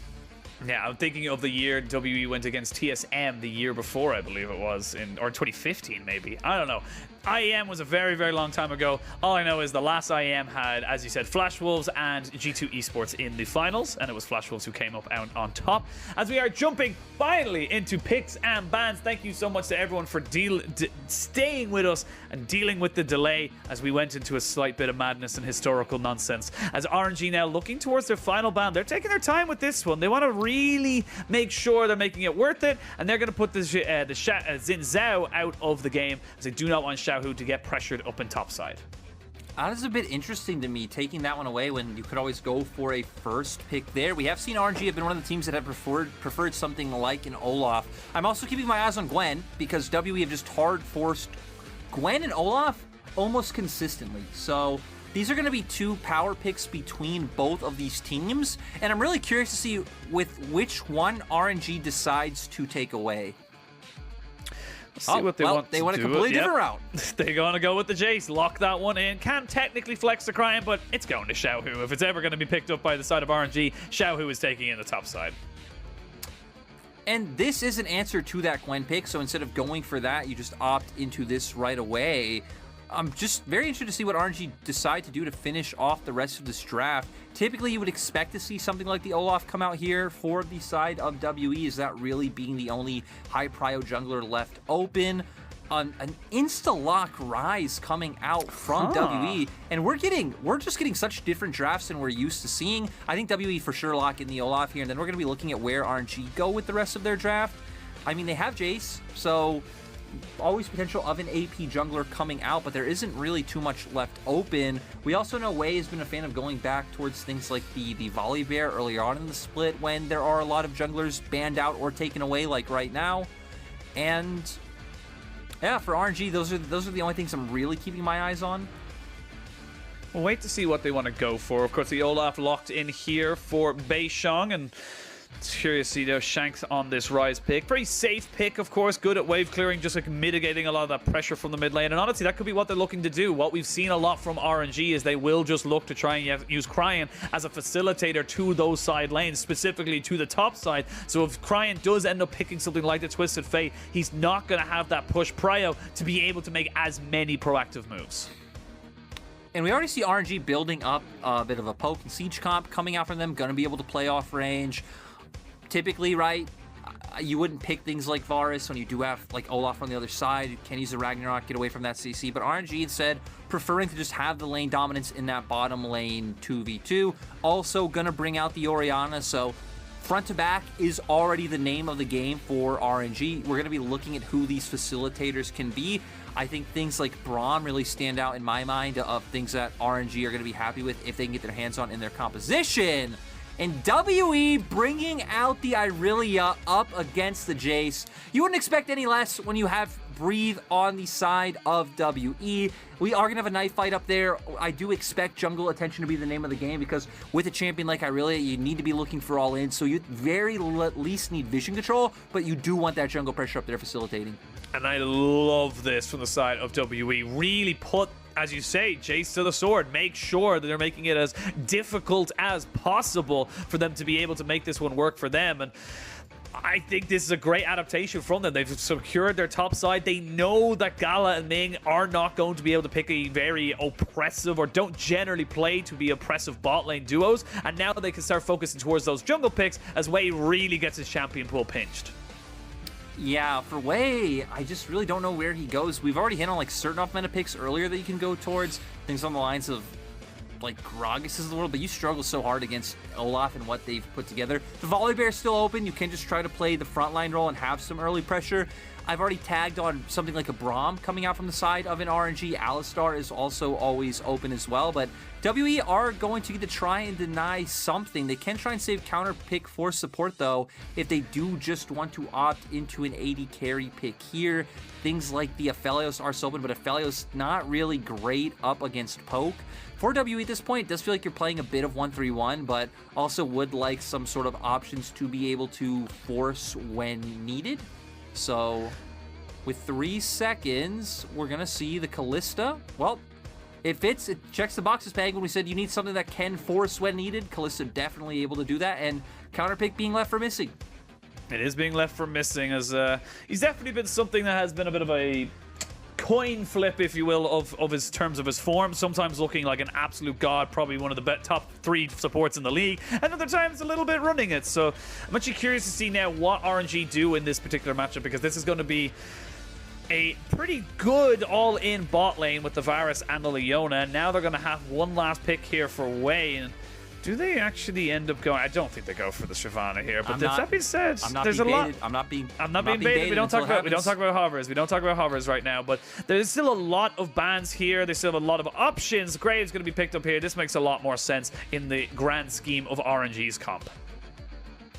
Just they have such a little front line though is my big like concern about them, right? They need to play really well. They need to play off range. They need to play off like getting to spaces first. They're gonna win contests over mid wave and then just trying to force you up before you come onto objectives. Very reminiscent to what we saw in the first game of the day with Top Esports, but I would say even more so, even more in that category. And once again, we get Missing's Jarvan coming out. We've already seen that one so far this split.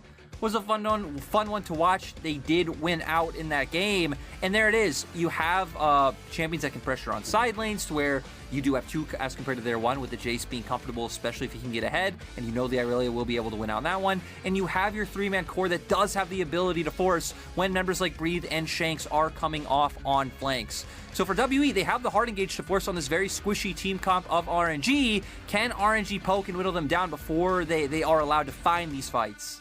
And that's all we're going to see in this game. WE picked themselves a matchup that Xiaohu has not played into since the finals of LPL Spring against Nuguri. So we'll see if Breed can do the same kind of work, if you will, onto Xiaohu as Nuguri did. And now WE looking to continue their own streak while breaking that of RNG's. Both teams coming in with tremendous momentum into the back half of the split. Both teams looking to try and take down a playoff rival in this best of three. And both teams are going to leave it all on the Rift.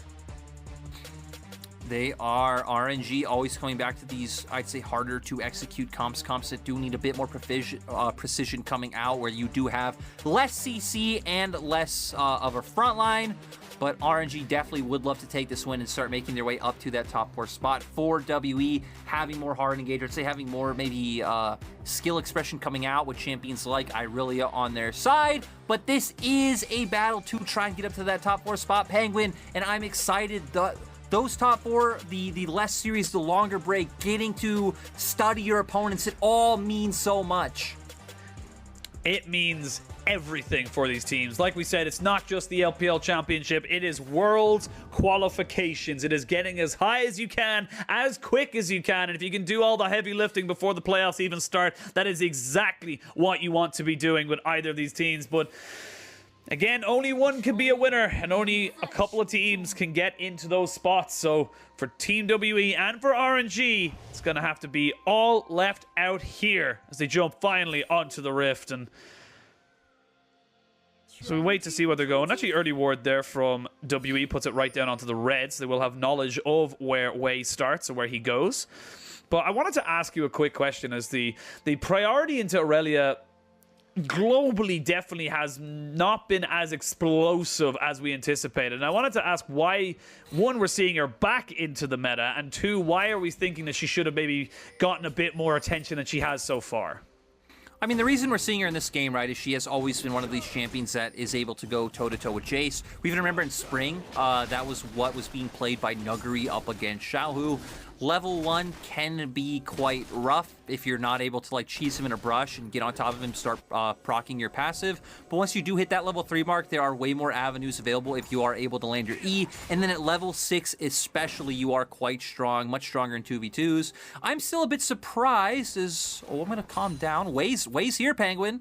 Wei is here, and they might just look for a straight-up engage. They are going to pop down a little bit of damage. Wei wasting a lot of time, but now they go in, they flash forward, they force the cleanse. They're going to flash in on top of them. They have the red buff. They have the damage. First blood to RNG. What a creative way to start the game. And just from red buff straight into a level 2 gank. So already starting to get their bot lane up to a good point. We were guessing how teams would try to adapt.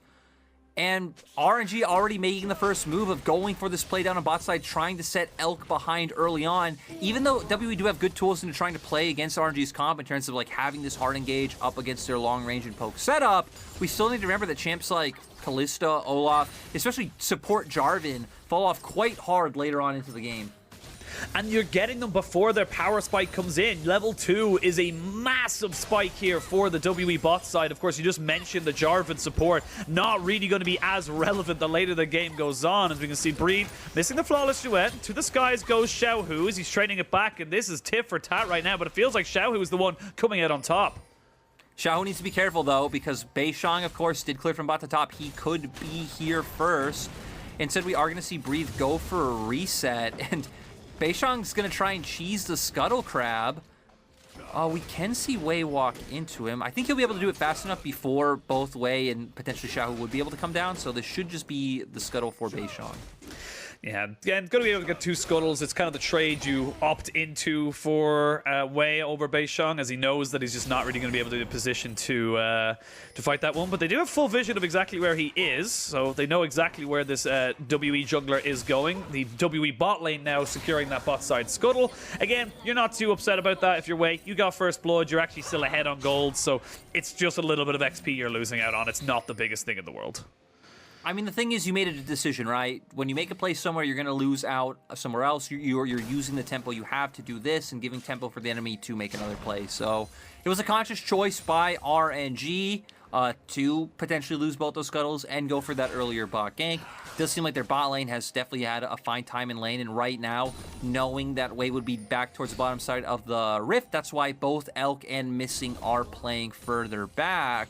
WE have been the team to keep up pressure in mid lane. Not too surprising with the fact that Ryze does get access to a decent amount of early wave clear, so doing a fine time, while Cryin is also looking for the trades. I do think WE have the better mid-jungle 2v2, right? You have both Lockdown and Burst coming in, but for WE, it is mostly playing around the spot side, where both junglers waiting in the wings. Both junglers are here, seeing if something is going to be happening. Ming going to walk forward, see if he can land the Xenoblade, but don't think it's too much to really gain from that, as we can see now. Missing probably just going to drop down the Demacian standards as they walk forward, and actually no, they're going to catch him out. He will have the flag and drag to get himself out, so nothing lost here for the WE bot side, but they need to be a little bit careful as they are losing pressure, and there's not a lot of mana on either of these bot laners. No, I'm actually surprised that RNG did wait around so much and look for this play. Remember, Graves still a carry jungler, still a jungler that wants to be farming, wants to be getting gold under his belt, making his way towards items, and being a strong force in his team fight. Not necessarily someone who wants to be falling about, what, 4 or 5 camps behind Beishang on the opposite side, though. Gold is still even, so that is not too bad, despite the CS lead that Beishang has been able to build. But now Beishang going to turn back towards bot with the fact that Elk was able to delay the recall coming out from Wei. They knew that Wei was still going to have to go for that recall. And first objective on the map going to be going over to Team WE. Yeah, first blood to RNG, first dragon to WE. So, again, tit for tat from these two teams right now. And honestly, I think just even more thinking of that first blood, it was obviously a trade back, and we see the ramifications, if you will, later on in the game as they start to get through, you know, the slower start for the Graves. But such a great adaptation there from Wei to recognize, look, there's no way in hell they're going to be expecting this. They're going to expect me to path immediately from bot to top and try and get something going for this Jace. Just a great move on his part, and this is something that we noticed from a lot of our top teams, is that they change how they play in those critical moments. They adapt very, very quickly, and they make sure that they're in a position to just get the upper hand as early or as you know, as quickly as possible. And that's what RNG have been doing, right? They've been making this adaptation, though it has led to Xiaohu falling behind in the top lane matchup. Was something we expected to happen when I really did start getting more of those angles to come out, especially if she can find those windows to queue towards minions, get behind the Jace, and look for those all in. So Xiao having to respect, especially right now, Wild Breathe is building up a big wave, as what it looks like on our top side. And Wade doesn't care about that. Seems like he's just going to keep leaving Xiaohu to his own devices and make his way towards bot once again. We need to remember, support Jarvan is pretty much completely an early game champion. You take Aerie for the lane dominance, has the ignite as well. I think last time Missing played this, he went straight for Azania's early on, getting the armor, cheap item, cooldown in there as well, and then being able to augment your all-in ability. So I would expect him to go for a similar route. Expect them to do it, but I do think, of course, that first blood does mitigate a lot of what Jarvan wants to do. It does stop him from being that lane bully that would get your Kalista 10, 12, maybe even 15 CS ahead, because of the pure pressure you have to over. The fact that Elk had to wait until his summoners came back up to be able to play aggressively has done a lot for RNG, all things said and done. And now we'll see Wei walking in right on top of a ward. It is freshly placed, as he will now realize, and he's going to be able to take that one there. Missing is here, and just trying to hover around this mid side so that there's no shenanigans here with Cryin and Ming trying to lock down this Ryze. And I like what W are doing on the opposite side. Send Beishang top, try and punish out Xiaohu while Missing just hovers to make sure no shenanigans in mid. Flash is forced, so WE doing a nice job of playing around where they're strong. Breathe has been able to keep up the consistent advantage. WE will be able to walk into River first. RNG will be able to put off some poke, but both Cryin is low on mana, and even Xiaohu only about half, so they got to be a little bit careful. Oh, Cryin is blue buff. It's fine, Cryin, yeah, he'll be fine. He'll be fine as they now start up the Rift Herald. It is a little bit separated as both AD carries now coming off on the backside of this. Elk not quite a part of this fight just yet. You can see him just taking the long route around. It's going to be down to about 3,000 HP, and that's going to be reset a little bit. You can see RNG, they don't care about the Rift Herald just yet, but there goes the gold button. They're going to try and jump onto Gala, who just dropped down the chain of corruption straight away. The Rift Herald still has not been taken. 3-man shockwave on the backside of this, though, is Missing, jumps onto Gala and takes him down. It's 2 quick kills. Make it a third here for the side of WE. They lose the Rift Herald, but they gain so much more. Yeah, and wait, what are the other members of RNG doing? Okay, No? nothing's going to happen. Seems like they were hoping to maybe catch someone out in transition and burst them out, not thinking they would be there. But I love the way that WE played that. I'm sure we're going to get a replay, so I'll hold off on that while both teams are still posturing around this mid wave. Does look like Wave's just going to transition down towards the bot side to pick up that scuttle for now, though. Yeah, and a great team fight there. And you can see WE saying, look, the Rift Herald is secondary. We want the fight. We want the kills. We want to be able to put you off the map as soon as possible. You can see Missing and Breed just comboing so nicely with Beishang to just jump onto the backline and get access to it. Well, the thing I love, right, is they used this ultimate. Missing, for some reason, didn't go through, but I actually like that Missing didn't go through for the fact that you push Gala into the side. There's actually nowhere else he can go, and then Jarvan can just wait over, cut off your exit point with the flag and drag, and then finish off the rest of those kills. We did see the Shockwave come out from Cryin, but it not able to do too much in that skirmish. We know Orianna's Shockwave early on, it just feels like it tickles, and WE able to find a massive capitalize on the positioning from RNG. Just a really nice realm warp from Shanks and good call from WE.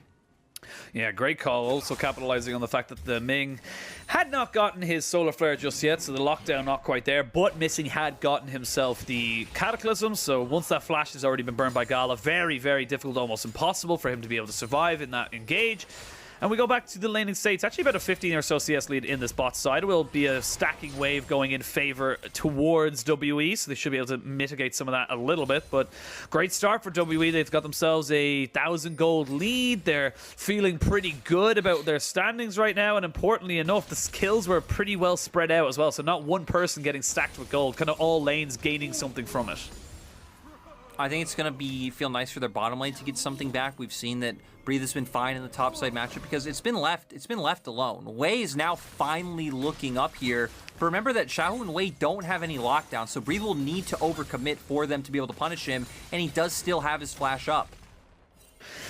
Very difficult to do the old tried and tested RNG charm of get the Rift Herald, go up top, break turret, because you just don't have pressure in this lane. And again, like I said, the last time we saw this matchup specifically for Xiaohu was against Nuguri in the 2021 spring finals, and that didn't go great for the Jace, and it is something that has always been a thorn in the side, if you will, of RNG when they tried to go for this early pick rotation. And now that they are able to get the Leona up into that top side, they should be able to get more pressure, should be able to put him off the turret, but I don't even know if they can go for a full engage anymore. I mean, the wave is already cleared, so now, okay, engage comes out. Shanks, though, going to be able to turn back onto Cry in the phase rush for both of them. The TP coming in, that's going to be the Irelia jumping in, but there's so much damage. Breathe needs to get himself out. He flashes away, but there's just nothing he can do. Great capitalization there, and WE just a little too trigger happy. RNG were starting to back off as well. They were scared of that TP, but realizing that Varus was here, they went for the play in the end. And I really like the flash coming out from Wei in that one to avoid the flawless duet coming out from Breathe. And oh, they might get another one. No wave, though. No, it's no wave, but you do have the Rift Herald now spawns. They might still look for this. You have got Xiaohu with pretty decent burst damage. They are just going to take the 2 plates, give that one over to Xiaohu. A little bit of poke there onto the booty, and then back themselves out. But RNG not out of this game just yet. Still 1,000 gold or so behind, but definitely looking to be a little bit more proactive. And WE are the team who already have 2 dragons, so can stack that up, try and make their way towards Soul, potentially look for something like an Elder. You do have Kalista on your side, so, you know, those 50-50s aren't exactly 50-50s, slightly weighted in your favor. We do have Mythics starting to come out, especially for junglers. Gale Force on the side of Wei's Graves, and the Gore Drinker coming out for Beishang's Olaf. And I mean, it's clear as day to everyone, right? WE need to make this close and scrappy. RNG need to stay at arm's length. RNG, in my mind, need to be on objectives first. RNG don't have a great time of walking into Fog of War or trying to retake Vision with how their comp does play out. If they do have Vision, it's not the end of the world not being on objectives. You can try to like poke them off as we saw in the last time around, but I feel like the Realm Warp for WE is so crucial to being able to set up engages, because not only do you have like Kalista Ultimate, you have Jarvan's EQ combo, you have Jarvan ult, you have Realm Warp to move members like Olaf as well. There's so many different ways that WE have to get on top of RNG. And that's the thing. They can make these scrappy engages work for them. They can look for those creative moves, as you said, with the Realm Orb as almost like an engage tool in its own. But if RNG can keep them away from them, if they can keep themselves safe, that's when it gets a little dicey for WE, because if you're walking into things or moving forward trying to get on top of like a Graves, a Jace, and even a Varus, if that engage doesn't fully kill off someone straight away, you are going to struggle to run away from them at that point. They have so much chase down and potential to be able to pick you off one by one, as Wei finds himself double pink warding as gets himself right into the brush. But there is Beishong waiting off into the wings. They're going to jump straight in now on top of him. TP going to be committed as well. They're going to drop down the Vanguard's edge as Breed goes in with the Gale Force. Not quite able to get the kill just yet. The Realm Warp. Tick, tick, no boom. As Cryan not able to get him. Shockwave does land on the Shanks, but they can't really move forward off of this. RNG tried to be creative, but they were answered by Shanks. But a party in the top side is what you expect when RNG are playing against W. We got a little bit of it, but oh, missing. He's being sneaky. Beishong's coming. Beishong is coming. They have the Cataclysm, but a good flash there from Cryan does get the ult and the Ignite out of him. Still a great gank or a great opportunistic move there from Team WE's support.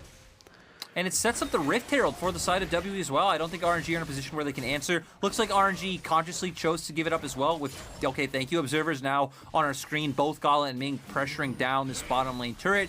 You know Wei's going to start making his way over here as well, as WE want to punish Xiaohu, but Xiaohu's fine. Yeah, nice Xiaohu is fine. Yeah, good job, man. No issues there. A flash forward, Rune Prison gets themselves the Everfrost, and now a TP coming into mid. That's going to be Xiaohu coming in right on top of Elk. I don't think he can take the damage. No, he can. Xiaohu. And that's going to be Xiaohu not in the right frame of mind going into that mid lane. There's too many members of WE around, and he gets obliterated before he can do any damage.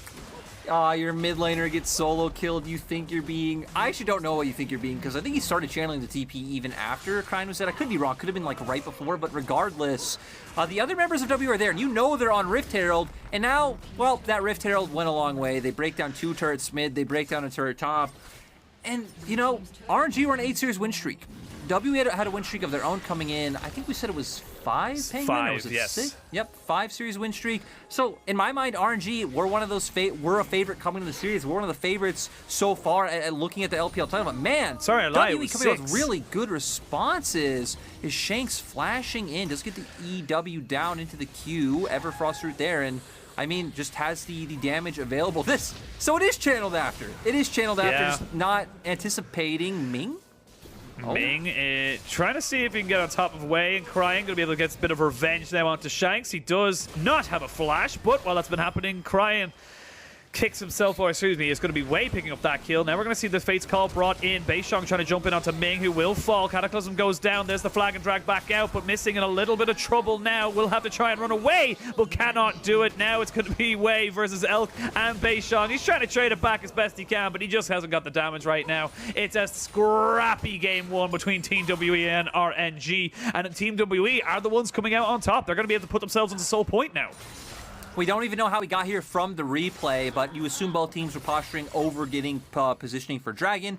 This is going to be WE's Dragon now at this point, and with the members of RNG dead, they can't even respond. Xiaohu potentially can look to try to get some more damage down to this top side, but I like it. Look at the minimap. Shanks is making his way up here as well. Has the Realm Warp, so Xiaohu actually not able to commit to that. Would go down in the end. I like that respect coming out from Xiaohu, but still, 3K gold lead for the side of Team WE. You're on Soul Point now. You have such strong members in this Olaf, who's already racking up some key items. Your Ryze not only having kills, but also having the CS advantage. Sure, your Aurelia might be 0, 1, and 3, but also sitting on a pretty nice CS advantage up in that top side. So for WE now, you can look to play out with pressure in those side lanes that we hit on coming out from draft. Both Irelia and Ryze extremely strong in those 1v1s, as we've already seen. Shanks getting a solo kill on the Cryan. Xiaohu being down in CS because he has to respect the fact that he does lose out to the Irelia. And then seeing what W can do with rotating these solo lanes around the map is, hey, an unexpected replay appears, as I still would have loved to know how he got in this position, but it just looks like Shanks pushing out a little bit too far in the bottom side. Missing now. It looks like WE are the ones who are caught out. They're technically at a numbers disadvantage, but Beishang's just so strong and being so low. Gala not able to walk in or he would die as well. So the other two members of WE are able to commit down onto the AD carry. And then Wei left in this position surrounded does go down in the end. Yeah, and this is something that we have seen from RNG historically when they do get put behind, specifically when Xiaohu gets put behind. He tends to not have, obviously, as big an impact, but he also tends to just leave his team alone. Everyone just leaves him on an island. They don't really try and teamfight with him, and it becomes a much more scrappy affair as we get later and later into the game. Now, it's still only a 3,000 gold lead. You are still in a very good position as WE, and RNG are not in a bad one per se, but they are going to have to be a little bit more creative at how they approach these fights, and they're probably going to have to approach one in about 3.5 minutes, because that's going to be a Cloud Soul at 22 minutes if they're not careful. I think RNG have been making the right choices though, right? Because you're trying to get on your core item spikes. For Xiaohu, just getting that Mura mana down. For Cryan, it's really getting any amount of items you're allowed to get before the fight you must take. That's what RNG need to do, right? So for Gala, even only sitting on a Manamune himself. So RNG, the name of the game is Turtle. Take your jungle camps, catch waves, don't fight until you need to. You honestly might even just give over Soul.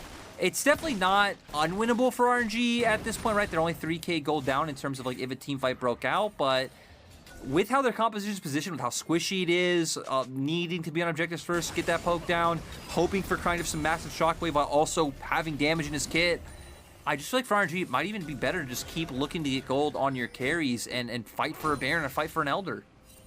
We'll see what they want to decide to do. Of course, it is farming up a little bit. Got 2 items now onto Xiaohu, so got the Muramana and the Eclipse. Almost got the Muramana fully upgraded as well, as we can see Missing clearing out vision around this Baron pit. They don't want to take Soul and then lose a Baron willy-nilly as they come out of this. So good calls here from WE as they continue to push their momentum. And this is honestly just such a huge game for them if they're able to close it out, because not only are RNG on an 8-match winning streak, they've only lost one of their last 17 matches. That is one lost game. They have nearly played an entire LEC or LCS split without losing with only losing one game. That's a nutty amount of kind of win percentage there for RNG recently, and for WE to be able to try and take them down and take a win here would be huge. Yeah, and for a lot of different reasons. We were wrong earlier. WE actually are on a 6-series win streak, so shame on us. Yes, 17 teams in the league, games every day, Penguin, but we should be on top of this. But for WE, even, let's even ignore for both these teams winning the series. Even winning a game difference is going to be one of the massive things in determining your seeding where. Because, if you don't know an LPL, game difference is more important than head-to-head.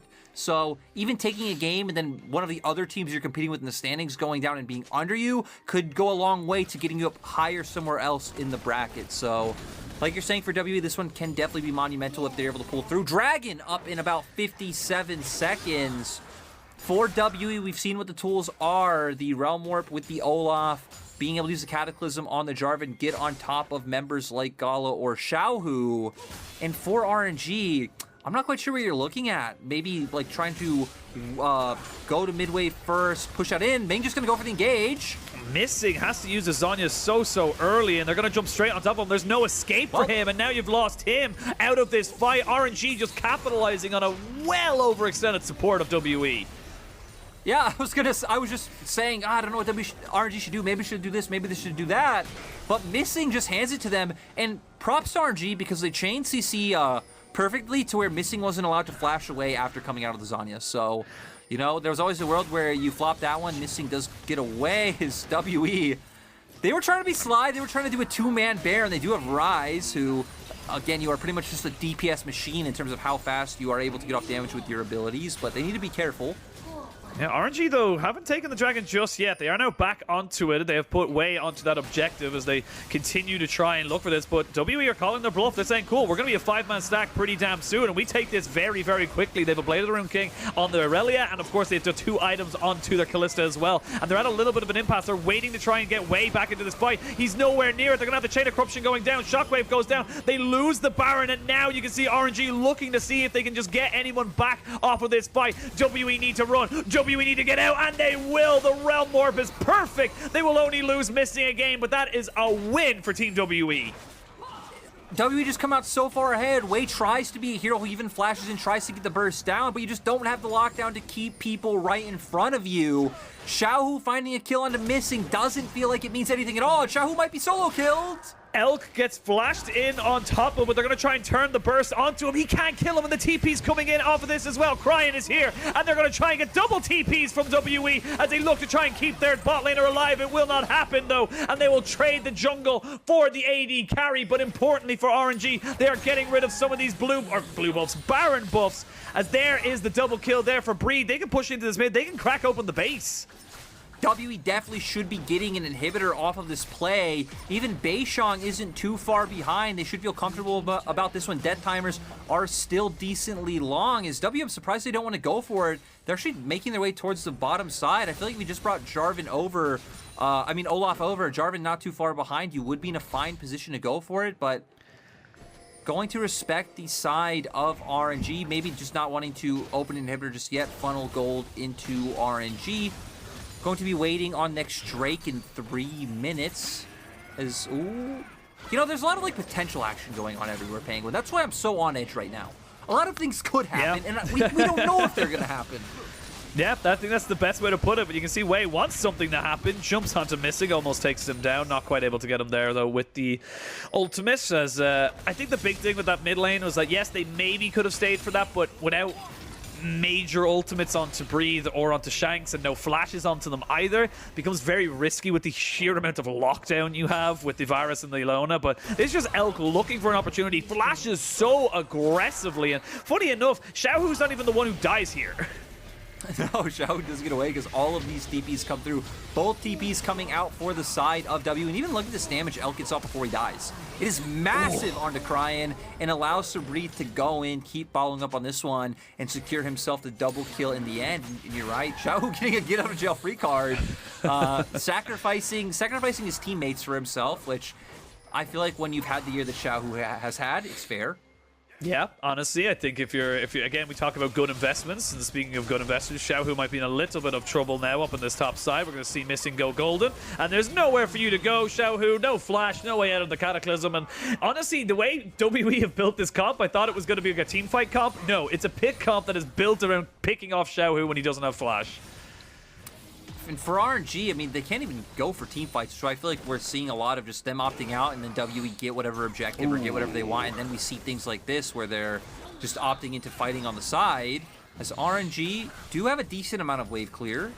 I mean, Missing needs to be a little bit careful. He's kind of isolated on his own as Beishong was up towards that bot side. And I don't actually love this from the side of WE. I feel like they're stretching themselves a little bit too thin and not gaining as much as they possibly could have, but they will pick up a tier 2 in bot side. So again, extending that gold lead is now 5,000 or 5,500 in favor of WE. They will have another opportunity for that soul in a minute or just over its time.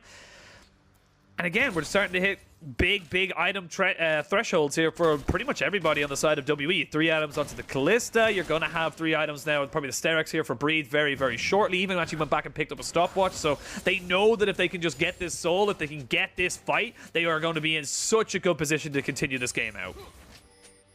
And WE still hold all the cards. RNG not in a position to walk in. We even see Cryin now with Umbrella Namicon. I mean, I think it makes sense at this point, right? You just need to finish whatever you were already building. Like, he was already sitting on the Oblivion Orb. You need items now. You need raw stats now.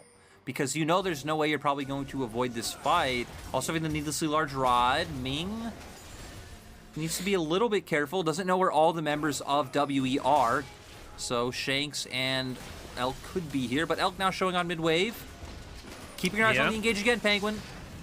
Keep an eyes on everything going. Like you said, it is very difficult for RNG to get to the objective second. They need to be there first. They need to have themselves set up and ready to go. But look at Breathe off on this bot side, just trying to be an absolute nuisance as they now look towards this Dragon Soul. You can see the poke is decent from the side of RNG. Beishang taking a lot of damage. Ming moving forward. Now we'll know where everyone else is. Breed wrapping himself around the back of the Dragon Pit. Dragon gonna reset, go back into his little bed. Doesn't want to be disturbed, but there's a lot of ruckus happening outside now as RNG and WE continue to just posture around. Important to note, though, these side waves are very much equal for WE and RNG. Top wave pushing in favor of RNG, but here we go. We're gonna go in for the fight. It's gonna be Dragon Soul picked up here by WE. Ming gets caught out, has to go golden. I think it's gonna be full retreat coming out here for the rest of RNG. They'll give up their support. Will anyone take the Realm Morph? It will be Breed. He's not that tanky right now. Wei as well also going to be taken out of this fight.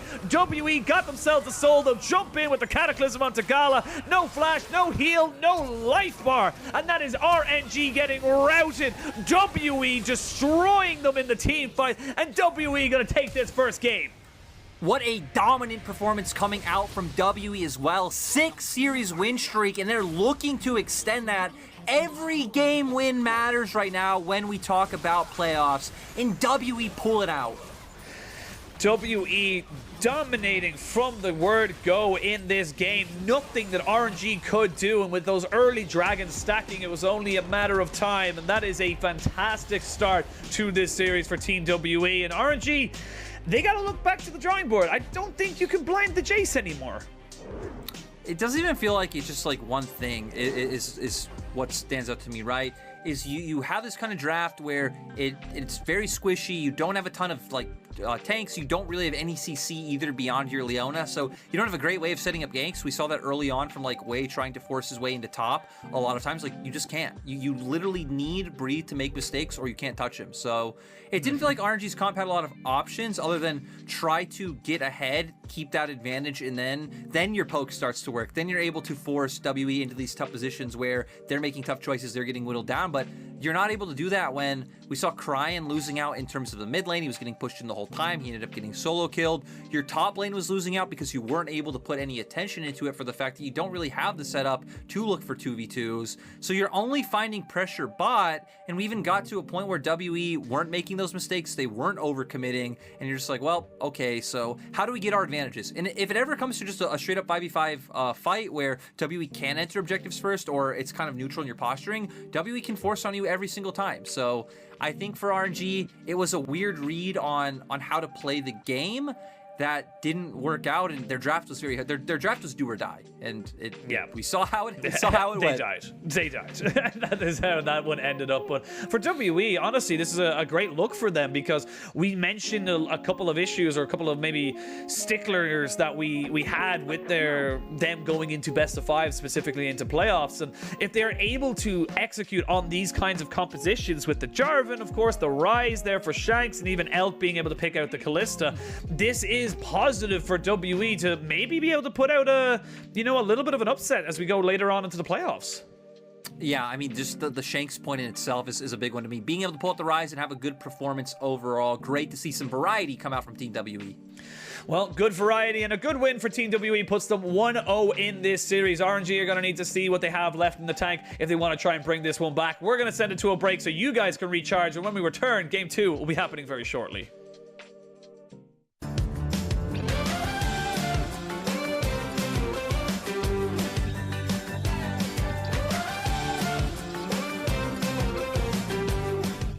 Worlds, where the international audience gets to witness the devastating power of the LPL. Drilling the sideways, Gia takes a tower shot. Royal never give up, lock in the first seed for Group C. Where WE and RNG became titans on the global League of Legends stage. Then they vanished from the spotlight. And LGD win themselves the series and move on to the quarterfinals. Disappointment and struggles left the World Championship a distant memory. RNG and WE had to break themselves apart so new faces could rekindle old desires. A golden road has started construction once more, announcing to the world that RNG have returned. Picking up the Rift Herald as Beryl goes in. Yeah, Ming taking way too much damage. Beryl's just going to grab that kill as we've got the rocket jump resets Gala. A slow start has lent itself to a rising storm. A newly focused RNG now sweeps through the LPL. Unstoppable, unconquerable, unavoidable. corruption just corrupt everyone around on JDG. They lose 1, but they gain 5. The winds of change have once again caught WE sails. New players bring a determination to see the WE banner fly proudly at the forefront of the LPL. Missing will drop first notes on his hourglass to save him or at least use, but Shanks on the backline is absolutely massive and Breathe is just not dying. Propelling WE to new heights. Trying to make this one work, the Heartbreaker is not enough to keep you alive, and WE will continue to push forward, they will continue to poke. History repeats itself once more, and those who have not learned from the past will be condemned to the same fate. Though different hands may hold the sword, this is a battle that will continue to echo through the ages.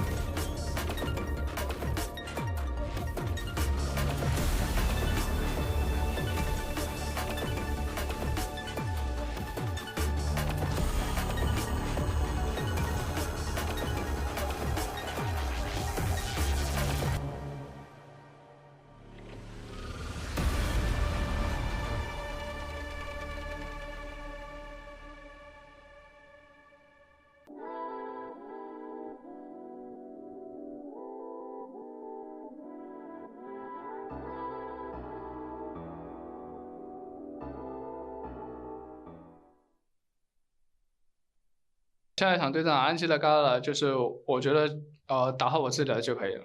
感觉队伍状态还可以吧。然后季后赛目标的话，就希望能赢下每一场吧。面对艾克选手的话，我觉得他最近打得挺好的吧。然后我觉得对战他的话，就是线上会多注意一些吧。然后我觉得最近下路也都是一些偏工具人的英雄吧。我觉得对战打 B 的话，赢下的关键还是在于团战和中期的运营。Mid-game macros and out-team fighting them there. That is the way you can beat WE. But for RNG, they did not beat them. They end up losing that game 1 to WE, just honestly executing so damn well on their composition and their strengths. I am Penguin. He is still Lyric. We are bringing you our second game of the series, potentially our last game unless RNG got themselves a trick up the sleeves. But gotta talk about our MVP from game 1, and we talked about how we wanted to talk about the top side, but no, it's all about the jungle in this game. Yeah, Beishang picking that one up. And I mean, Beishang, I think having an exceptional performance, 100%, had winning lane at topside, had a winning lane in mid, which is weird when you pick Orianna to Rise, which is a winning matchup, but Crying still lost. But hey, that's beyond the point. Beishang utilized his winning lanes, team fought exceptionally well, controlled objectives, and was able to pull it through for his team. He was always running forward into the members on the side of RNG, and you know, I will say, a bit of a weird one to highlight Beishang with this clip. Did do well, but feels like more like the Realm Warp setting it up or missing finding the angle were the crucial parts. But once again, we come to Beishang killing Leona, and Beishang was where he needed to be when he needed to be there. And it felt like Gala was right. A lot of it was about the mid-game macro and these team fights coming out. And since RNG fell behind in the early game, they weren't able to utilize like any macro of they didn't have any lanes to be able to play around in sides. They weren't able to get into river to get vision down, to try to poke the enemy down. They weren't able to pull the enemy apart because they didn't have CC to find picks. And WE had all of that. WE did have a bot lane that brought utility, and that did open them up a lot of avenues to find ways into fights. And even Shanks, I feel like, deserves a big highlight because his performance on the Rise was phenomenal. Again, gonna watch that pro view back later. Hopefully we do have Rise versus Orianna because I want to see how Shanks won it. Did quite well. His realm warps were always on point. Good team fighting, and a bit of a surprise result. Going into game 2, I really don't know what to expect. I do expect RNG to change it up in draft. That is the one thing I think we do know. Yes, I think as well, if we go in with the same bans that we did from game 1, I think more of a priority on junglers for Wei. I feel like Wei is definitely a jungler that, when just pinched so damn hard in the pool, just struggles. Like, the Graves is fine, but it's just not going to have the same level of impact as like an Olaf is, and you're not able to be that frontline tank, or even pseudo tank, if you will, going in those mid-game fights. And I feel like that was something, like we mentioned right before we went into the game, is that they were missing from RNG. They didn't really have someone to walk forward apart from Ming, and even then Ming's a support. He's on a support's budget and a support salary. He's not going to have the money to be a tank. Oh, it's depressing, the support life, the support budget, but, oh, you know, that hurts.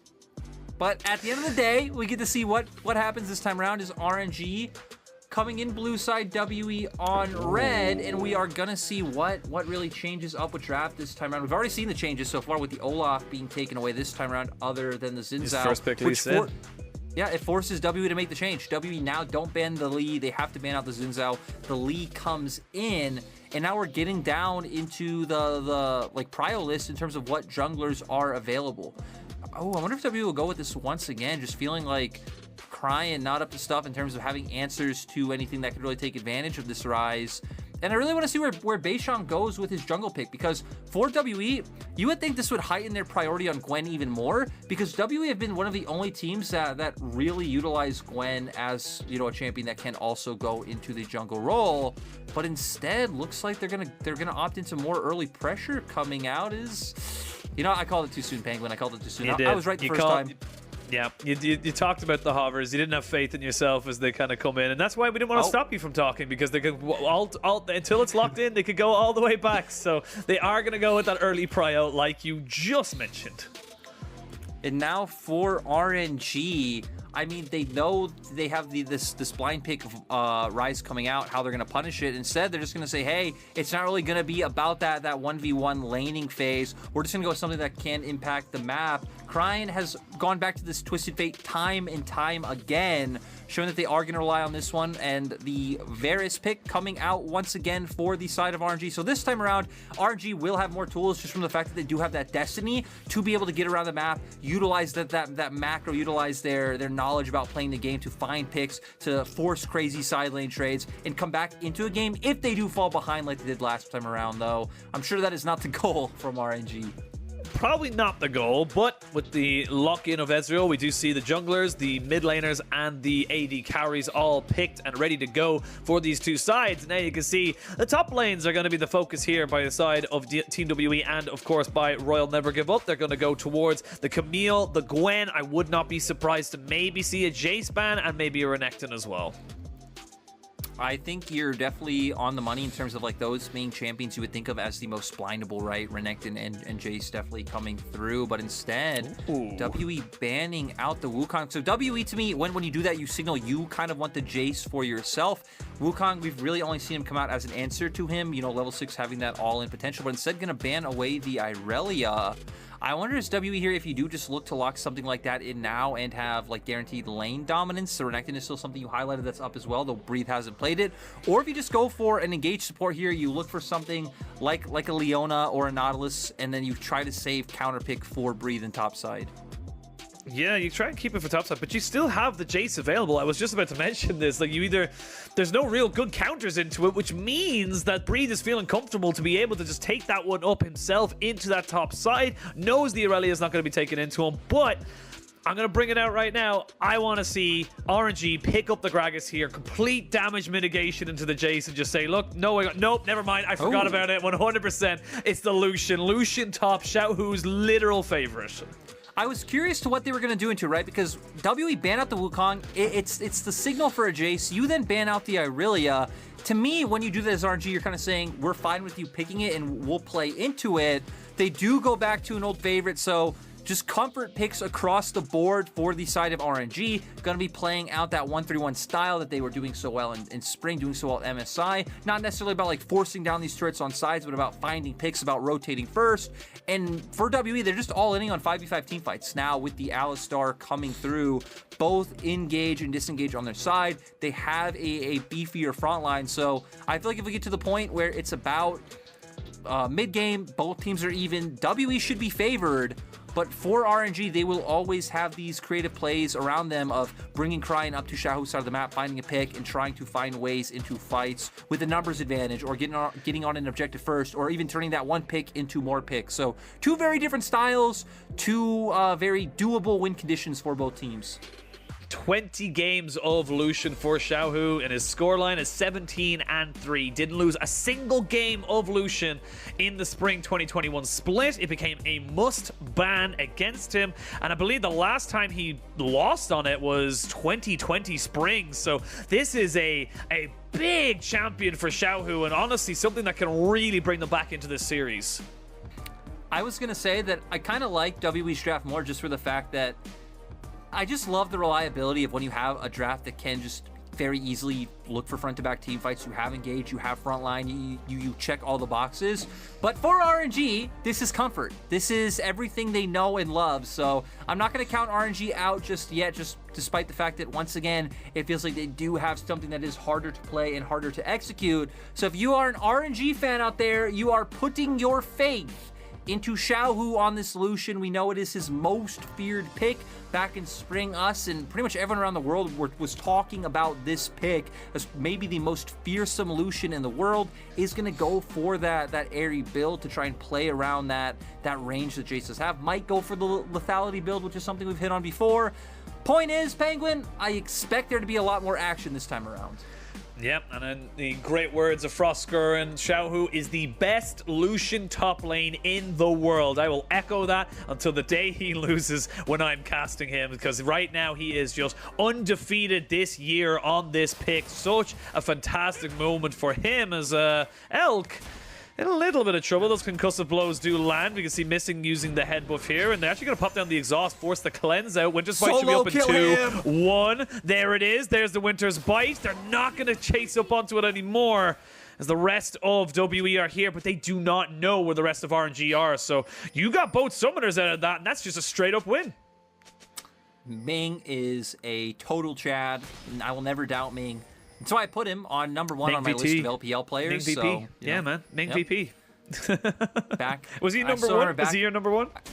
He was my #1. I remember back in the day of when he was on YM of scrimming his team when I was in the LMS, and it was him and Ning in the bottom lane.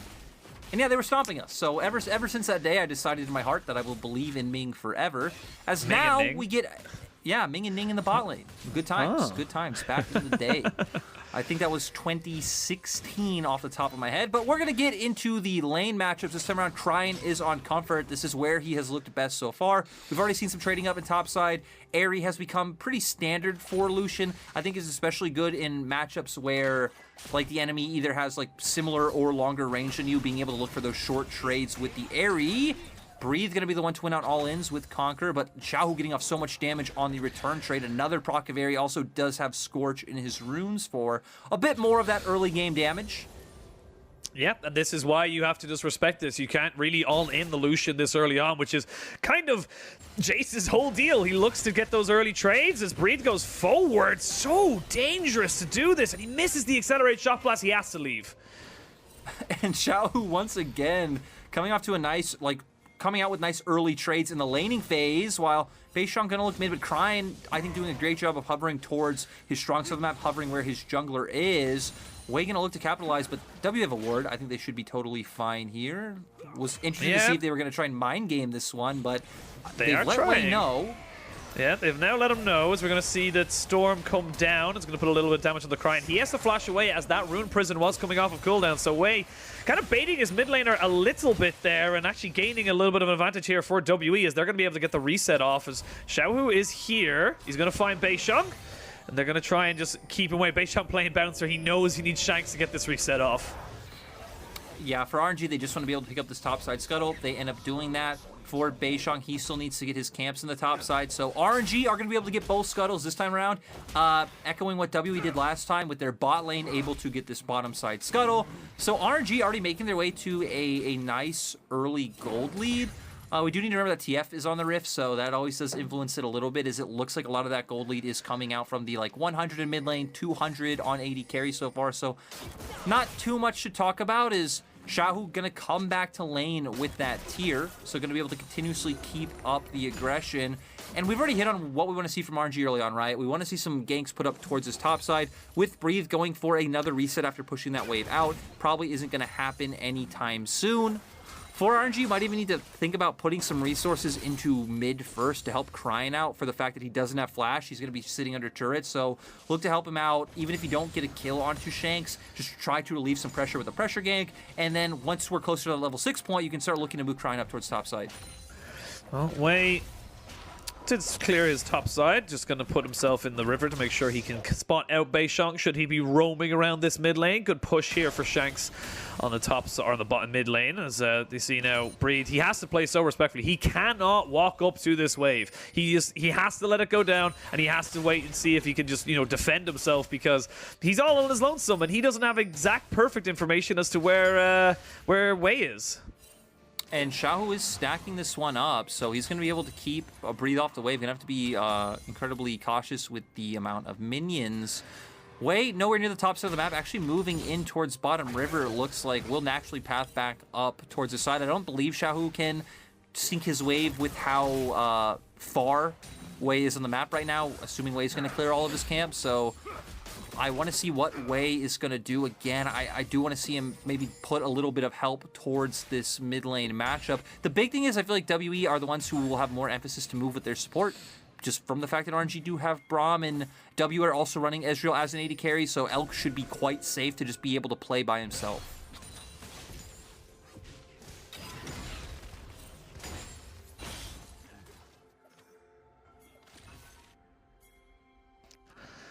Yeah, I will say that under normal circumstances, I feel like Missing would have roamed a little bit earlier than he, basically hasn't right now. Mainly because Elk hasn't had Flash or Cleanse, and only just getting those summoners back now, so needs to babysit his bot lane AD carry partner as a little bit more than he probably normally would. As you're pretty happy with this if you're on RNG. You're scaling up. You've got yourselves, good pushing waves. You're just trying to see if you can make this one work in topside. Actually, Breathe. We saw RNG trying to go this one for very, the play very nicely right in front of his turret. Coming out towards mid, and that's where not was really in a great position to be able to capitalize on that one, being able to start crash the making his way up turret. towards topside. Now, Crying does have the Destiny Gate.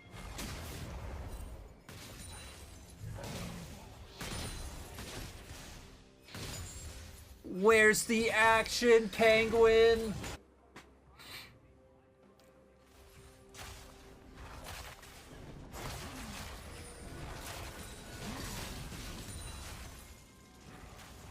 Oh, well, apparently I lost Penguin, which I didn't know, so hope.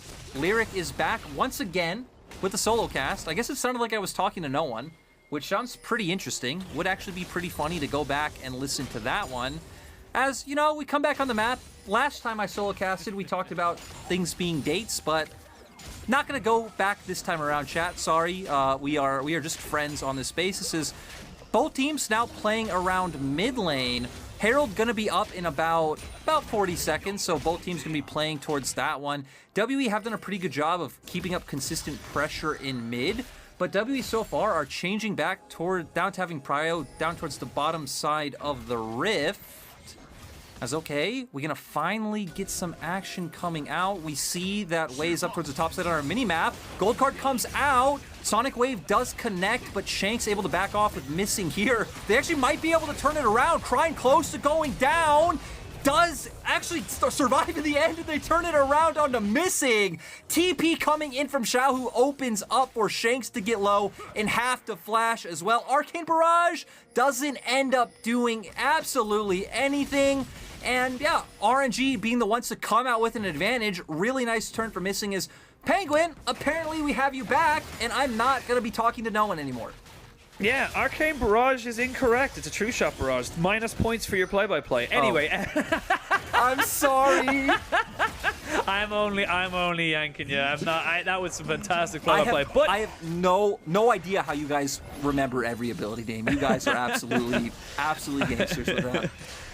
I will say that Jake is definitely the best one with those ones as you come into team fights. But yeah, it is a win for RNG. They were able to get themselves out, Crying just about keeping themselves alive. And that means, though, the WE will have the reset first onto this Rift Herald. And that means Xiao, who has to just concede, that can't really contest, as I say that way, is in the vicinity and can go in with a Q if he wants to. Will not get it, though. That will be secured by WE. But now the Glacial Fish are down, and they're going to be able to turn this fight around. Missing is already dead. Xiao, who, though, has been jumped on by Breathe and Elk, and they'll clean him up on the aftermath. Gold card lands. Shanks has no flash and nowhere to go. He's going to get taken down. Another kill for Gala as the WE have to run for the hills, and they might have to lose a little bit more on this top side.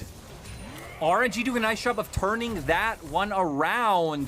WE were able to prevent Xiaohu from coming into the play, so they were able to get one off of that, and they also did get the Rift Herald, but RNG found the positioning. They cut Shanks off from being able to join, and then once he did join, he was in such an awkward position, RNG were able to keep going. So RNG, despite losing the Rift Herald, have been able to keep the gold lead that they cemented, and we're gonna see it coming here, right? The Realm Warp has to come out because Shanks couldn't enter by himself. They do find the initial engage onto Missing, but Xiaohu has been being kept at bay by Breathe. Elk able to follow up, and Shanks doesn't have flash from an earlier play, so very easy for the Q to come out from Ming to guarantee that kill for the side of RNG. So, we didn't have a lot of action in the first few minutes of the game, but it is finally coming out with neutrals on the board.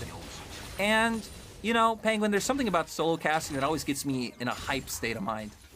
Yeah, it is fun. It is again, doing it for a few minutes, or a couple of minutes, fine. Doing it for 40 or so in an actual game, not exactly ideal, as you do need to take breaths and take drinks of water to keep your your throat nice and hydrated. And weak, Penguin, weak. Yeah, you just took a drink. I saw you. How dare you? How dare you? As we can see now on bot side. Ooh, Chain of Corruption not quite able to land. That could have been another kill there, but there was a cleanse onto Elk. Would have just burned to Summoners. But now with the pressure you have on this bot side, it is going to be WE conceding the Dragon as they wait to see where they want to put this Rift Herald. RNG playing down through their bot side pressure to walk into River. You love to see it. RNG now going to do a nice job of controlling vision. W really having no ability to turn on to Mink, so they should be totally fine here. And now we're seeing Beishong quickly try to make his way up towards top side. But Krine is the one with Prio. Ooh, nice trade from Breathe. So we could potentially see a 2v2 in River right now for this topside scuttle, but Breathe can move first. Yeah, Breathe can't move first, but I don't think he's going to have enough time. Krine will pick up a nice pick there. Gold card into Lee Sin, Sonic Wave. Love to see it there from the side of RNG. And WE now falling further and further behind. They try to go in on this bot side, but with the Unbreakable there from the Braum, there's just not really enough trade back, and you've lost a lot of HP onto your support. I just don't see them how they can take this fight. Still, WE getting a nice trade on the back end of that. RNG evening it out a little bit. I want to go back to that mid play because we were talking about how Breathe can move first. He had Prio, but I love that RNG don't even let that happen by just being able to burst out onto Shanks right away. Is Breathe. Oh, we've seen this before. Breathe in a lot of trouble. Has got the flash available to him, but the culling with the gold card and a little bit of a safeguard to get themselves out. RNG doing what RNG do best and setting up a tent on top lane. RNG finally find a window to do it. After that play coming out on mid, it did give them pressure on the top half of the map. They were able to finally get Krine to use their Destiny up there. And we hit on that these were RNG's champions, and this is where RNG thrives. 2-0-3 on Krine's Twisted Fate. Way totally popping off now that he does have one of the higher priority junglers up in the meta. And WE not able to find any answer so far. They are looking up towards topside. Xiaohu should have his E up, does also have flash available. Yep, and has a ward, so knows Beishong is here. This is just going to be the Rift Herald drop. A little bit early, though, and a little bit far away from the turret, so Beishong going to have to play a little bit of escort here. You know, always hate those escort minutes, those escort missions, as now we see Beishong in a little bit of trouble. Shanks, though, not going to be doing, actually, it's actually going to be stopped actually all together. As we can see there, Breathe did get the stop onto that TP play, but Krine gets a better trade in the mid lane. And now, W are going to keep these members around topside. Looks like they still want to try and punish Xiaohu. They can potentially try and set up a dive. They're extremely tanky. Realm Warp comes out. Realm Warp does come out, but Shanks doesn't take it to turn off the turret. Xiaohu has no support, and Shanks picks up a kill. Nice move here from WE to keep this Lucian down. But while that's been happening, they're kind of losing elsewhere on the map. You can see mid and bot wave all being pushed in by RNG, and this is similar to what we saw in our first game of the series today, where you're putting so many resources topside, you're losing out, and you might even lose even more as they come into the bot side. Elk gonna have to use his cute cleanse onto the exhaust. They do miss the Winter's Bite, and that means that Elk will not lose any more. But WE are happy enough with that trade. They're still only about 3,000 gold behind. We came into this series talking about the party up in the top side, but I feel like we've seen WE be the one to consistently stay around playing with top, to where RNG has done this in both games, right? We saw in game 1 the level 2 gank towards spot, and once again, just trying to play on their pressure, their bottom lane has been able to get in response to WE focusing so much up towards Breathe. They did try to set up for the fight, but with bringing Beishong down, they're not going to be able to find anything. They did get a sizable amount of damage onto this turret. We're able to deny a bit of CS from Elk, so right now Gala sitting on level 9 compared to Elk's level 8. Gala also up about 1,500 gold. So a lot of CS. Team RNG's gold lead is Breathe might be in trouble. He flashes over. They land the Everfrost and the calling. Oh, that was so nice. Great teamwork there. Nice thumbs up there from Xiaohu saying cheers, buddy. They didn't even have to use any of their own flashes. So nice. Smiles and laughs all around from Xiaohu right after making that play. And that's one of the great things about a TF. Is you are so easily able to play towards both sides of the map. You're able to keep playing towards your strong side with bot lane, with Wei still over there, and you're able to make this play on top to try to set Breathe behind. W are trying to make the counterplay though. If you look at the minimap, both Beishong and Missing are up there right now. Xiaohu will back up, but this should open up maybe not prio for WE to start Herald because we see the other members of RNG coming, but it should allow WE into River First to keep up the vision control that they do have for this objective. 30 seconds till Dragon. Honestly, I don't think WE really want to try and lose this, but let's have a look at the replay here, and it's just look at the edge of this Everfrost right here. Just lands it, and that just means a full culling to the back of the head. You're right, just barely hitting him there, locking him down long enough for Xiaohu to deliver all the damage. And with the fact that more members of RNG were coming out of base first, it didn't matter that WE were here. They wouldn't have been able to start the Rift Herald. Not sure if they tried to get more vision down and RNG were just able to clear it. But RNG will be the team who are able to take this objective away. WE making the correct call, already starting to move most of their members down to the bottom half of the map to start up on this Dragon. Yeah, saw Breathe up to the side there, seeing if he could maybe throw in an accelerated shock blast if they wanted to keep a smite on two-way. Would have had a lot of burst damage onto that, but not to be. And actually Eclipse being built here by Xiaohu, so going straight for the big laning, you know, sustain item rather than what we normally see, of course, with the Gale Force.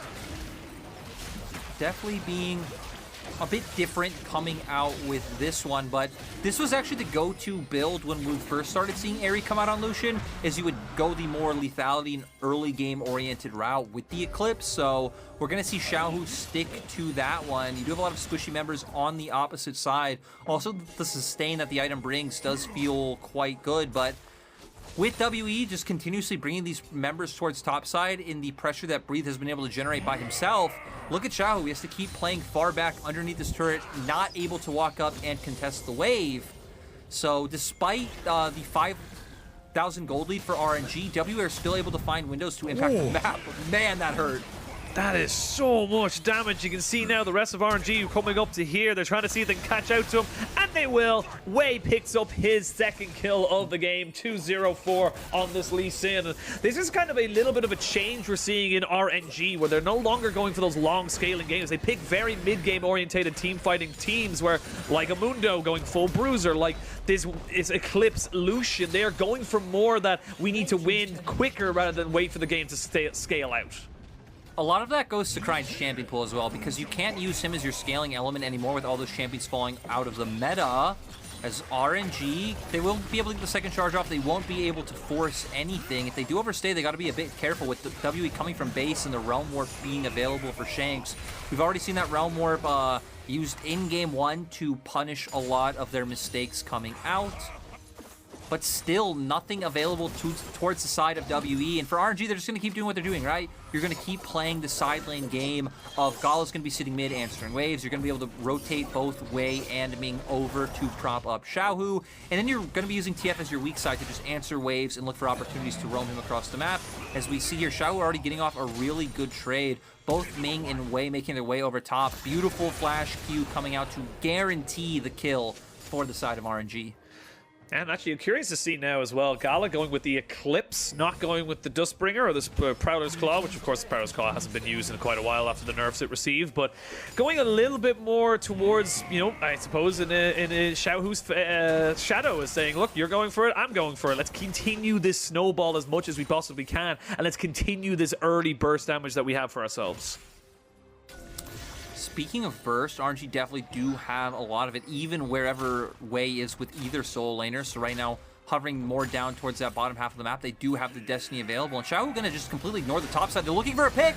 They're looking for a pick onto Ming. He pops down the Glacial Fissure, even goes golden. There's Crying with the Destiny Gate and keeps himself and his support alive in this fight. Not gonna land himself the Everfrost, but the rest of WE have to back away. There is no objective to take, but a fight is still an objective. That's a very important point. I remember once when I was talking to some of the LPL teams, I brought up this like concept that you hear a lot or see a lot of, like talked about in the West of like fighting for nothing, which is definitely true, right? That happens. Teams fight for nothing all the time. But the way he countered me was saying like, what do you mean by fighting for nothing? Like you could be fighting, you can get kills, you can get, which gives you more gold, which gives you pressure on the map to get vision. Like he said, there's a lot of downtimes where, like, sure, maybe it's not the most efficient play to look for a fight, but if you're confident you can execute or you have the setup, there is still a lot you're able to get off of it. So very interesting to hear the mindset from people within the LPL about some of these aggressive plays coming out with the fact that RNG did have the setup, but Shanks being a little bit cheeky right now. I wonder if he will be able to catch Xiaohu out, but Xiaohu actually going to be the one catching him out. Going to just keep pushing in this wave and start hovering towards mid. I think RNG are going for this play just because of how low the mid lane turret is, so they're hoping to break this one down and get a bit more gold in their pockets. They can take the tier 1 and mid, tier 2 and top is also very, very low, so if you're just able to keep Xiaohu there, he will be able to go for it. Oh, speaking of going for it, Missing might be in a little bit of trouble. He has flash and should be able to use it to get himself over the wall, but he's trying to just delay it for as long as he possibly can. He flashes in, he gets the knock up, the knockback, it was all a bait. All of them, all of the side of WE trying to keep him in and not use that flash for anything except offense. They will have to burn though Shanks' flash as the rest of RNG came in to try and capitalize. Missing, that was so clever, holding it. It looked like he was just waiting maybe to bring more members of WE over as I stopped Chains of Corruption do land. Oh, Chain of Corruption is there, but Elk still has his cleanse, as we're going to see the fight now really kind of jump into this. As there's Shanks coming in off the TP, went back, tried to get himself a reset onto this, but very difficult. And oh, nice little snipe there from Gala with the Varus, able to keep this one going in the favor of RNG, despite them losing their jungler. Gala doing so much work with this Varus pick this time around. Dragon coming up. This should be RNG's. Even bringing in Cryan's teleport to guarantee they have it. Should be even able to catch out Breathe. Does have flash though. He does have flash, but where can he go with it? That's the question. The Destiny Gate going to come in over the top of this. They're going to use the cold card, and Ming picks it up with the Winter's Bite. RNG have found themselves their second, third, fourth, and fifth gear, and they are not stopping.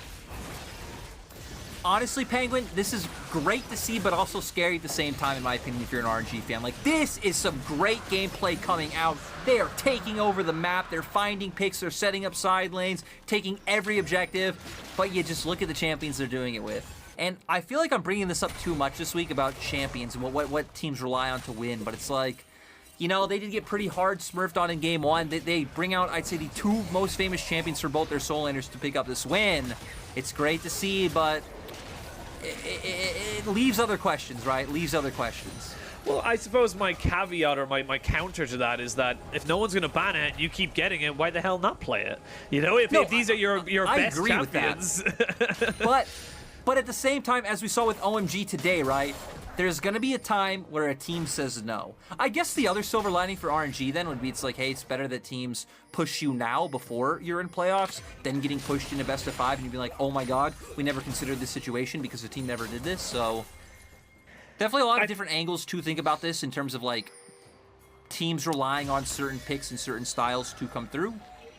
Yeah, I think that's definitely a good point to bring up, but I do say that RNG have found a lot of success with their, despite misses. I feel like if they had a Koth Beishang out there, they could have killed them with that. But I think the thing is that they have found a lot of success with this one-note style. And yes, we all love to say that these people love to do different things. We love to see different concepts and different ways of winning to come out. But if you can continue to win off of this by just doing the one style, well, I think it's the way you can keep going. Penguin, my counterpoint to that would be, well, what do you do if you don't have Twisted Fate? You know, like I guess that's what I'm scared of. We've seen Crime. Okay, we got two in the books, but Realm Warp canceled. Oh, canceled. Nice. Shanks actually got hit by the Chains of Corruption, mean they couldn't take it. And to be honest with you, I don't know if WE wanted to take that. Beishang and Missing, not the tankiest right now, as they are very heavily chunked. But with everyone taking resets, this is just a straight up Baron. You have 280 carries. Man, I love when RNG goes through plays like this. The confidence to look for these sort of plays. They're not doing this too quickly, but they're setting up more picks. Oh, Missing hasn't got a chance. You either contest the Baron or you die. Or you know what? Let's do both. As you can see, Cryan now just trying to play away from everybody else. He's got Breathe and Elk breathing down his shoulders. But they are going to get them off of the Baron. And RNG do get a kill, but they do not get the big purple worm, so they're going to have to reset, get themselves a health bar, spend some of this gold, and get themselves back on the map. RNG are completely happy with that play. I don't even know how much they were thinking that they would be able to get the Baron, but the fact that they're able to force WE, they're able to quickly turn for those picks is the big point there. Next Dragon up in about 2 minutes. That would be Soul for the side of RNG. They're going to get back on the map, not really in a position to just move back to side lanes now because WE are still pushing those out back onto RNG's side of the map. You'd expect RNG to start defaulting towards those side lanes right now to start those pushes at full force. With Dragon still a little bit away, RNG will still be playing towards his top side. Do they find anything? No. He steals it with the Q. I think he would have hoped it would have survived a little bit longer, so he could have gotten on top of Beishang, but not able to do it. And like you said, a minute or just under 2 minutes till that Dragon Soul is up. And this is a team where I look at Dragon Soul and go, my God, the Cloud Soul is going to be so big for this team. Like Varus, the Twisted Fate, the Lee Sin, hell, even the Braum, to be able to reposition after the Glacial Fissure can be hugely beneficial for RNG. RNG do have a lot of tools at dissuading the limited amount of engage coming from WE's side. WE definitely having more of, I'd say, like a poke or pick comp coming through than just being able to hard force engages onto RNG. If WE can find fights and this was even, I still think WE would be a little bit favored in terms of how the comps do play out. But, I mean, you're like 8,000 gold behind, so it feels like almost anything that breaks out, barring you overstepping or WE setting up good picks with either vision denial or brush plays, should be pretty heavily in RNG's favor. And RNG now going to go straight into the bottom quadrant of WE's jungle. They're going to be able to get their own vision wards down and start playing with this poke coming out from Varus. Already sitting on 3 items, as well as, I feel like, Cryin on his core items with both Rapid Fire Cannon and the Zanya's Hourglass in his inventory. So RNG at the strongest point of the game right now that it feels like the champions really ever will be. Yeah, and it looks like WE are just looking like they're not really going to try and contest this one. Way goes in. There is missing over the side, so RNG need to be a little bit careful. Now they know that the Alistair is there, so just making sure that there's no shenanigans. Cryin being sent to deal with the waves pushing in top side, but now can roam back towards this dragon. And honestly, WE cannot contest. They are in no way, shape, or form able to set this one up. They only have 1 TP and it's on Shank, so they can't even double TP to try and go for it. No, so WE still just going to try and scrounge together whatever scraps they can on the map for gold, hoping they were going to be able to get it with that ult coming out from Elk. Hopeful at but best. Nothing. Yeah, hopeful at best, right? I think it goes back to the point of last game where we saw the Jinx rocket for the red buff, or if that was in an earlier series, I can't remember. Just like, hey, there's nothing on the map, just go for it, you can't do anything. As RNG now going to start swapping their vision line back up towards the top half of the map. Xiaohu stealing away camps and bot side to make sure Breathe won't be able to pick up anything. And I feel like now we're going to get back to a point where RNG get back to the top side, get vision down, and then we're probably going to get to see another Baron bait come out from RNG and see if they can set up another pick in topside jungle.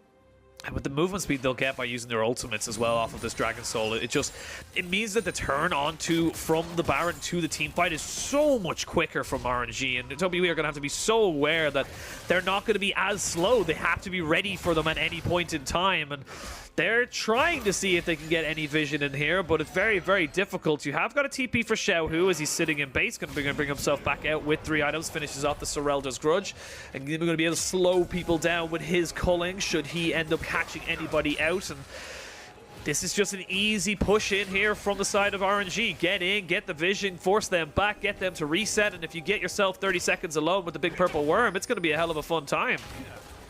With those builds that you were just talking about, I think we shouldn't underestimate the amount of bursts that can come out from both Gala and Xiaohu, right? Because, I mean, like 1 or 2 arrows from Gala with a culling from Xiaohu, and then a member of WE can just outright be dead with the amount of like penetration, lethality that they are sporting on their side. RNG right now trying to just 2-man this Baron while forcing WE out.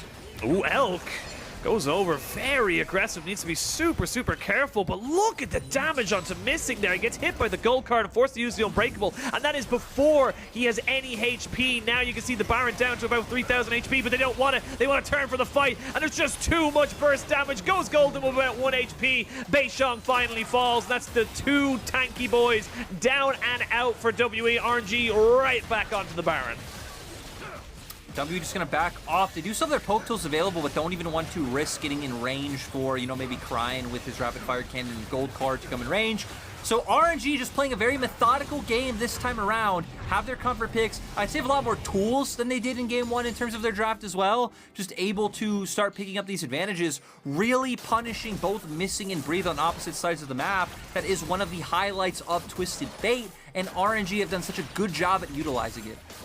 Really, really have. RNG now 11,000 gold ahead, have themselves a Dragon Soul. They've got the Baron now ticking away, and that'll bring them up to be able to try and push in a lot of these tier 2s, maybe even an inhibitor if they're really feeling it, as Gala just having a fantastic game. Honestly, 5-0-1, really looking like he's very, very comfortable on this Varus pick. And honestly, if you look at his most recent things and you look at how they won in spring, it was about finding Gala and Crying a comfort champion each. And then from there, just basically using Wei and oh, obviously the Destiny Gate just used by Crying, as Wei and Xiaohu just to be able to carry the team fights.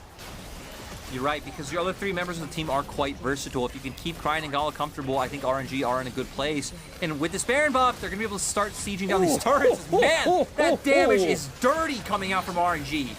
It's so nasty, and they're going to be able to break open this inhibitor turret. There is some low health bars for RNG, so they need to be a little bit more respectful, but Xiaohu is just a one-man army in this bot side. They will break open both tier 2s and the inhibitor turrets, and looking for that second inhibitor as well. It's going to be so difficult for WE to do anything.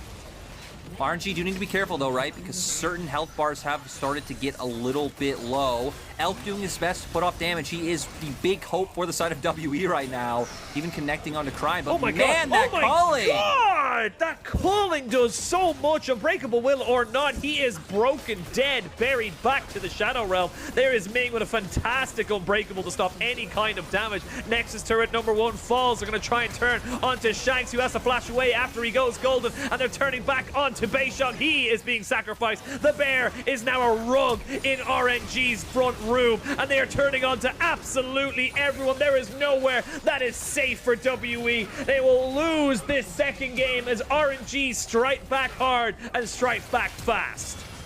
That is the 8 series win streak RNG that we were hoping to see, coming in strong, getting their hands on picks in a style they're very comfortable with, and everything looked good the whole game. They were in control. And Penguin, before the series, you asked me, hey, if we're both played in our home stadiums, who has home advantage? Guess the answer is no one, as we do go to the 1-1. And these might not be the most like bloodthirsty or crazy or chaotic games, but I definitely think we've seen 2 really good games so far. And right, this is a potential playoffs match that we're having right now. And this is the kind of series you're like, man, I would love to see a best of 5 out of a series like this. Because going into game 3, you still just don't know who is going to win. There's the damage graph, and you already highlighted Gala in game. We saw Xiaohu in the amount of pressure he was able to find with, just both their builds, you know, going the lethality routes and able to do so much. And Crying and Ming felt like a large part of that. Even Wei. I mean, when RNG are playing well, right, it really does feel like a team effort. So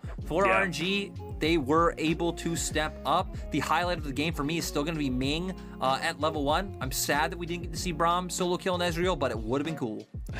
It would have been very, very cool. But even the small little thing, yes, they didn't really do anything with that advantage per se earlier on in the game, but it did, as I mentioned, meant that Missing couldn't go missing. He couldn't go roaming around with Beishang and maybe look for something on top side. And with Xiaohu getting the Lucian, fair enough, wasn't the most highlight pick of the day. Gala definitely looking a little bit better, Crying looking great on the Swiss of Fate, but it adds that pressure point. It adds a point of focus that WE felt they had to attack, because if they leave it alone, it's just going to spiral out of control. So yes, there is, you know, ways of looking at it from a point of view of like, oh, they dealt with the Lucian. It's like, but did you really? Yes, you dealt with the Lucian, but you lost the game because Gala ended up like 50, 60 CS at 20 minutes. I still feel like the biggest problem in my mind was that Twisted Fate, right? Because we saw, sure, like the early laning phase went fine, but once we got to the point where Destinies were available on the map, like Crying was everywhere. Crying was doing so much for the other lanes. He really, really was. Well, we are 1-1 in this series for the battle for top 4. We're going to go to a quick break, and when we return, the third and final game, you will not want to miss it.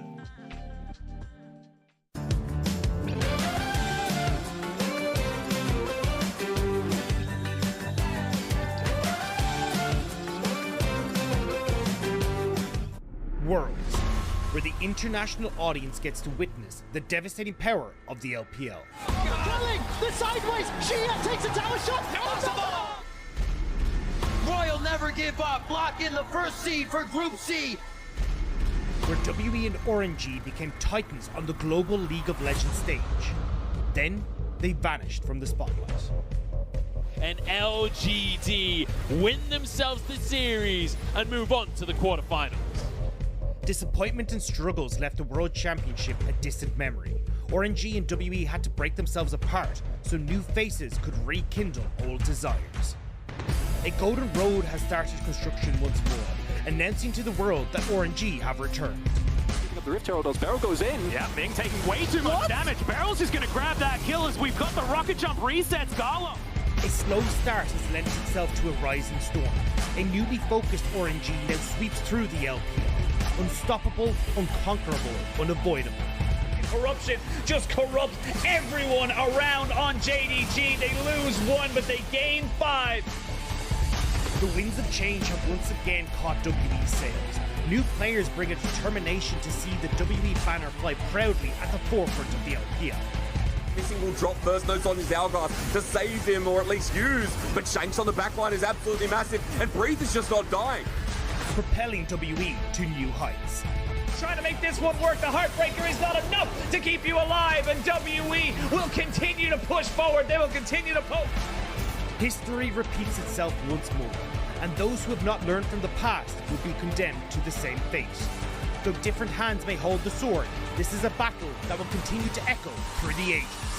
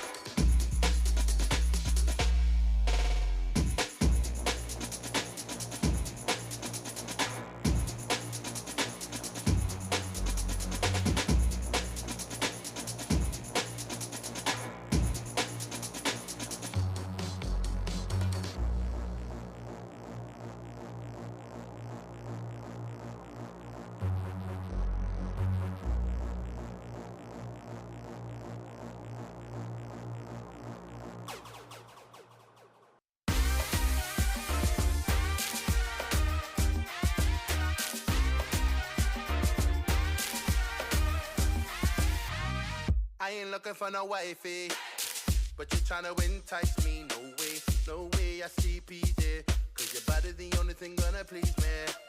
Why don't you come over? Let me call you a cab to get closer, baby. It's 2 a.m. and I'm up at 8. I don't care, am I calling late? I wanna be up all night. You're keeping me up all night. I wanna be up all. I know you don't do drama, but I can't help it. I want you right now. Giving me one more time. Giving me one more time. Giving me one more. Go slow and don't rush. I do it right, yeah, you know I make you. I can't describe the way I'm feeling you. Eh, you're amazing, but I didn't want no baby. Eh, I don't know what the hell I'm gonna do. Eh, you're amazing, but I didn't want no baby.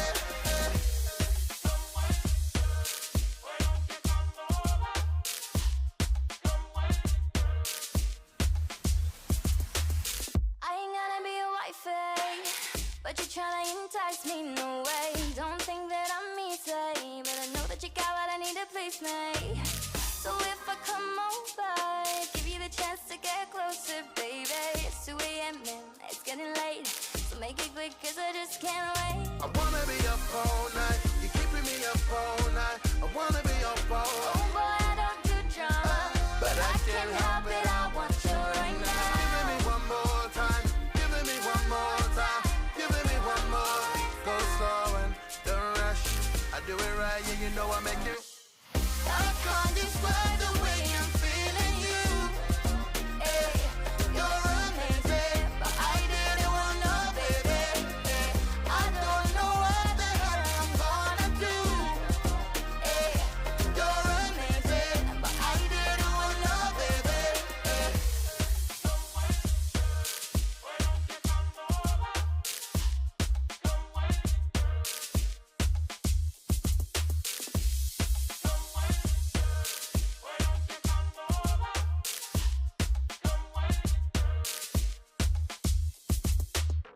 I can't describe the way I'm feeling you. Eh, you're amazing, but I didn't want no baby. Eh. I don't know what the hell I'm gonna do. Hey, you're amazing. We're back. Some beautiful nightlight over Xi'an. Only half of our teams are in there today. Of course, we've got a split setup with half our competing teams in Xi'an with the other half in Shanghai. Welcome back, one and all, to the LPL. We are into our final game of the day. Lyric is being a very tired boy. You can see it in his eyes. He's struggling to keep them open, but he'll power on. He'll get there through the end as we come into the third and final game. And your boy crying on his signature Twist of Fate, getting himself Man of the Rift. I mean, I think very likely the best Twisted Fate player in the LPL. That's something Kryna's going for him. I mean, great performance. Whenever he gets his hand on this pick, he definitely puts up MVP level performances. I can understand how maybe people like Gala could have been considered for an MVP or so on and so forth, but I definitely feel like when it came to the impact on the game, Cryan definitely stood out this time around, and it was nice to see Game 1 didn't have the best performance, losing out to Shanks' Rise. This time, just taking over the map and setting up the key members of RNG for success, right? Setting up way for picks like this, where we talked about, hey, you look at topside, WS Prio going into this river skirmish, but he helps find the picks, and he sets up people like Shahu and Gala to deal all the damage. Yeah, and again, it's something we have seen a million times before with the Wei and Cryan combination, just going into the top side and making it so easy for Shahu to get ahead, to get advantages in this lane, and no team yet has found a way of dealing with it. It just feels like it's such an easy thing to know it's going to happen, but so difficult to stop. It's also rough when RNG haven't necessarily been defaulting onto picks like the Lucian so often. Sure, they have been using Twisted Fate as a bit of a crutch, but things like the Lucian, they've gone away from. People were banning it every game earlier on the split. They've walked a bit away from it since then. Xiao was shown, oh, hey, I'd rather play meta picks, rather go to other things, but always still having this in his back pocket that he is able to pull out.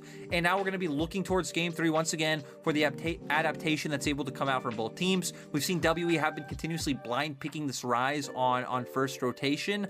Game 1 worked out splendidly. Game 2, not exactly the same. And you would expect I don't know if bans will change up too much in like the first 3, right? Because you do just have so many priority picks you need to take away. But I definitely do expect to see the picks that both teams are gravitating towards change a little bit. We still haven't seen like teams prioritize things like the Gwen, which we expected to come in such a high prio in the series when you have players like Breathe who are taking it every game, Beishang can flex it, Xiao who was playing it a lot, but these are things that we haven't seen all that much of yet. Heck, we haven't seen it at all.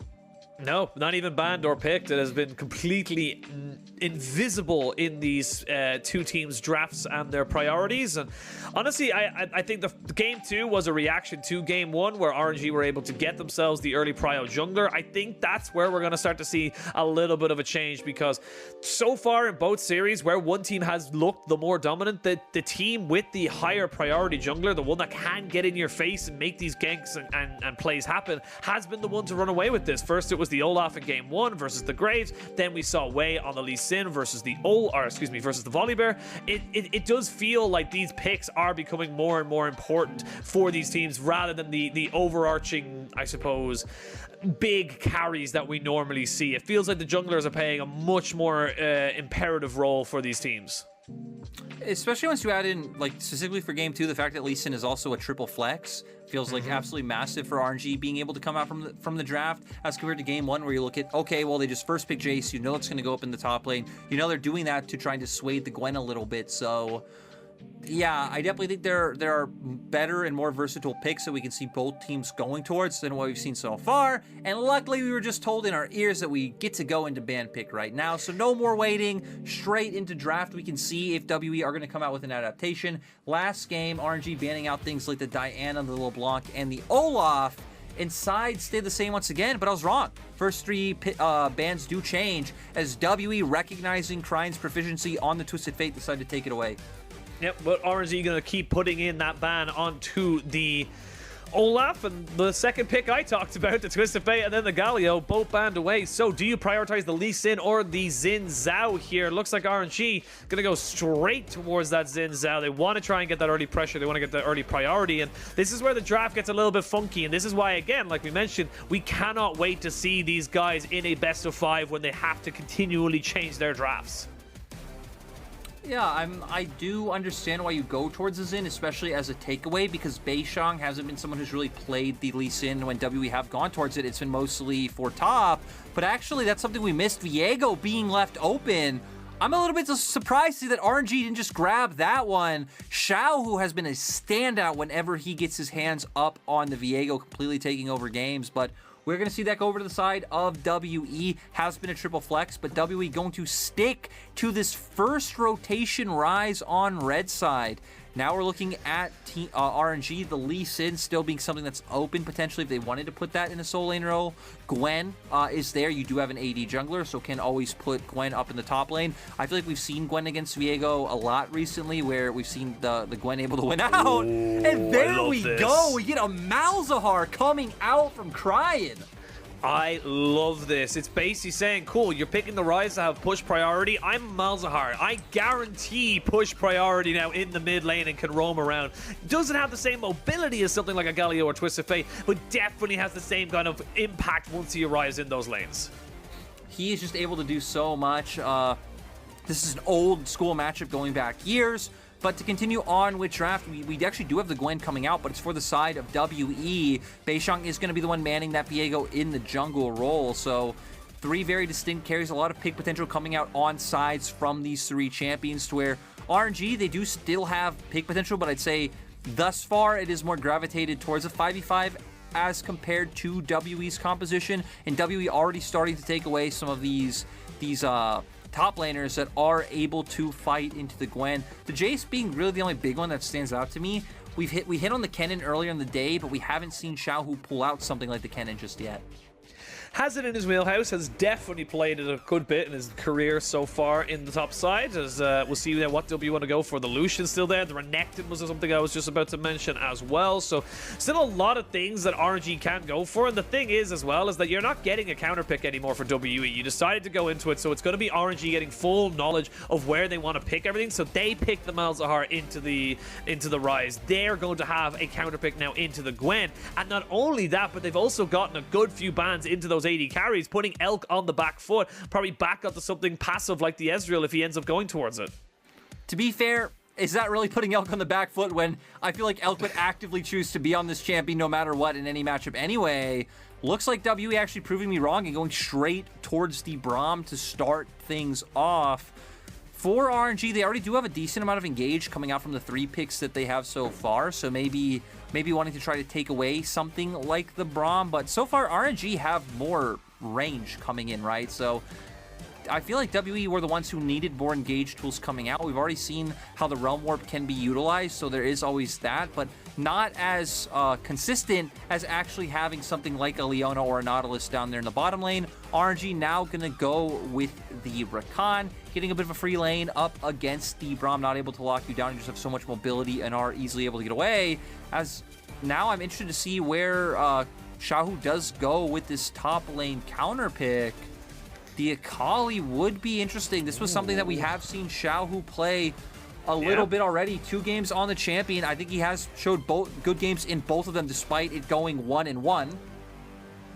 Yeah, and it's going to be locked and loaded, so we'll see now what the AD carry is for the side of WE. You're not really getting any kind of big counter here. The Kai'Sa, the Ezreal, generally the 2 picks we do see now. Maybe even the Aphelios if he's really feeling it, but the Jhin would also work out in that regard as well. So got a lot of options here for the side of Team WE. As the Akali locked and loaded there for Xiaohu in that top side. And this is a very, very different draft now from RNG coming out into Game 3. RNG bringing out the Malzahar in mid. They have pick potential there. They don't have too much like frontline, but they do have a lot of ways of starting a fight and getting on 2 members of WE, holding them in place, getting their damage down.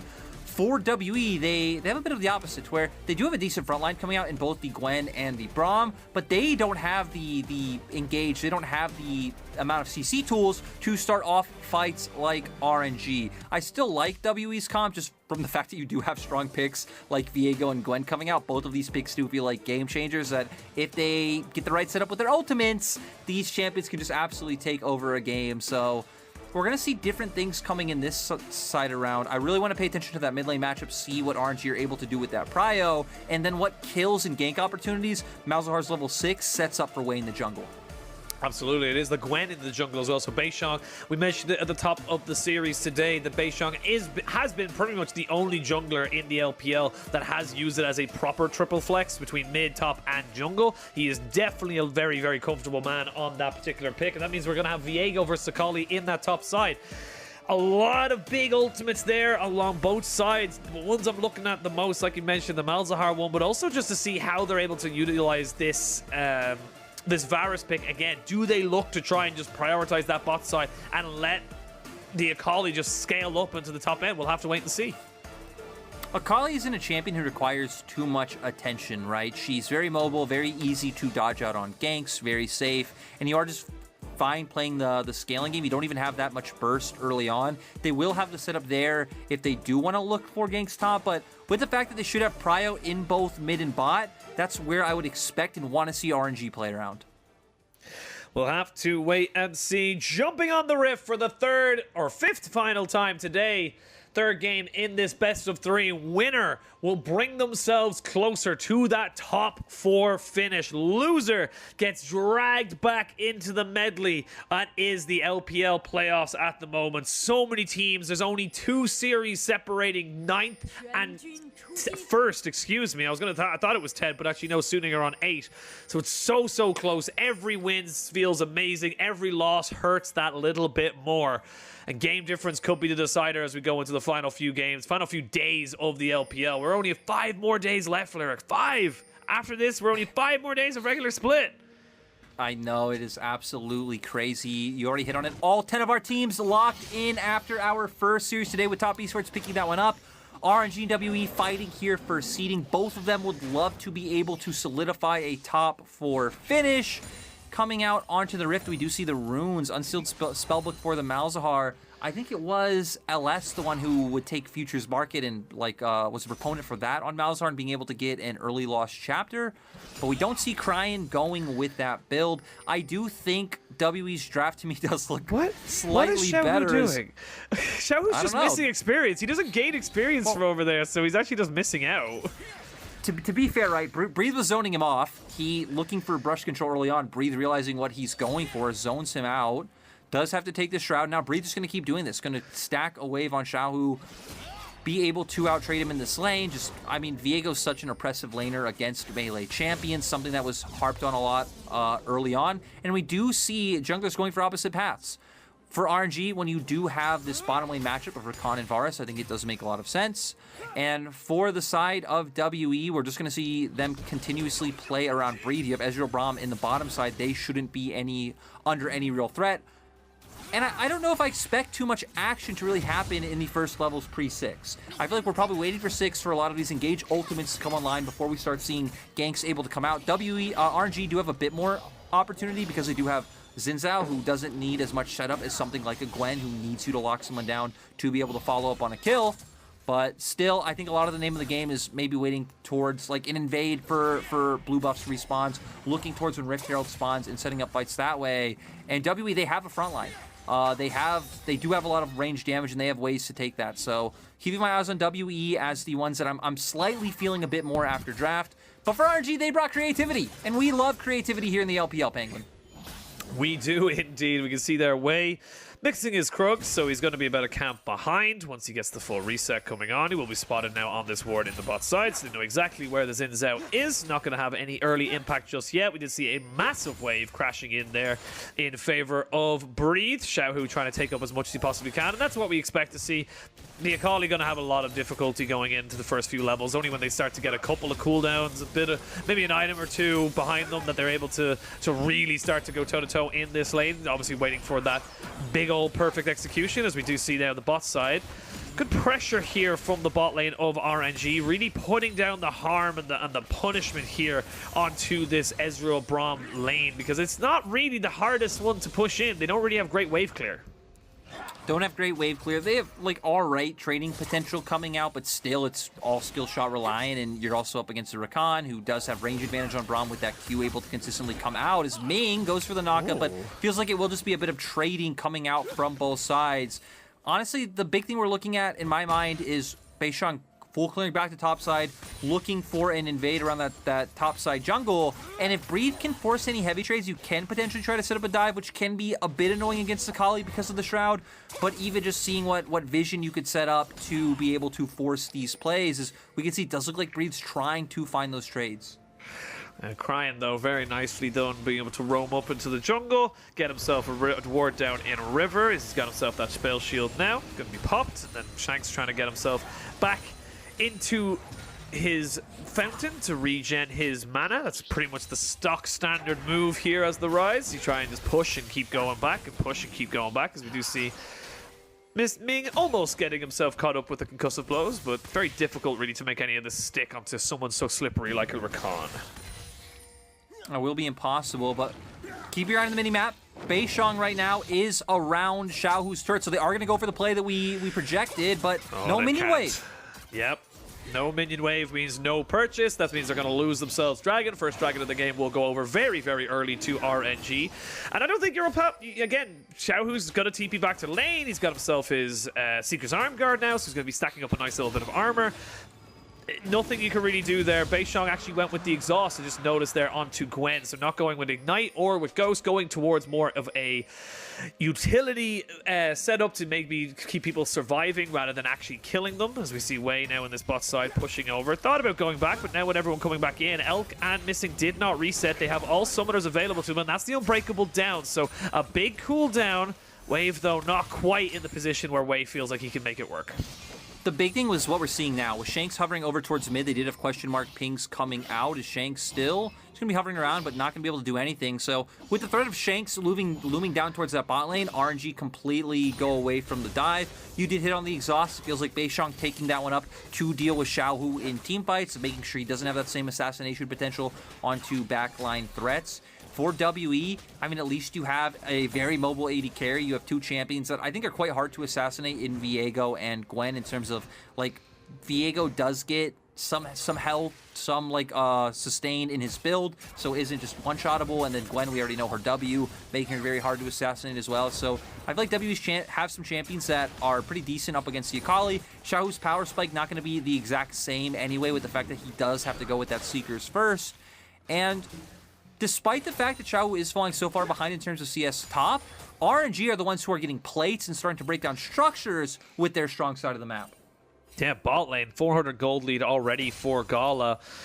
200 or 400 even as well into the bot lane supports as well. So you're kind of in a very, very good position. 3 plates by themselves already for RNG on this bot side. Very, very nicely done. Shanks has got himself a blue buff, so should be able to sustain into this lane, but needs to be a little bit careful because you get caught out. Flash forward, they jump in. There's nowhere for him to be able to go. He will, however, get himself flashed out. The Ignite not enough to take him down. Excuse me, it wasn't even a Ignite, it was a red buff. As there's Beishong with the needlework, trying to make something work for him and his team. He will take up first blood. Not quite sure why the observers decided to go topside there for a second, but it is WE who end up getting the first advantage off of RNG trying to get a play.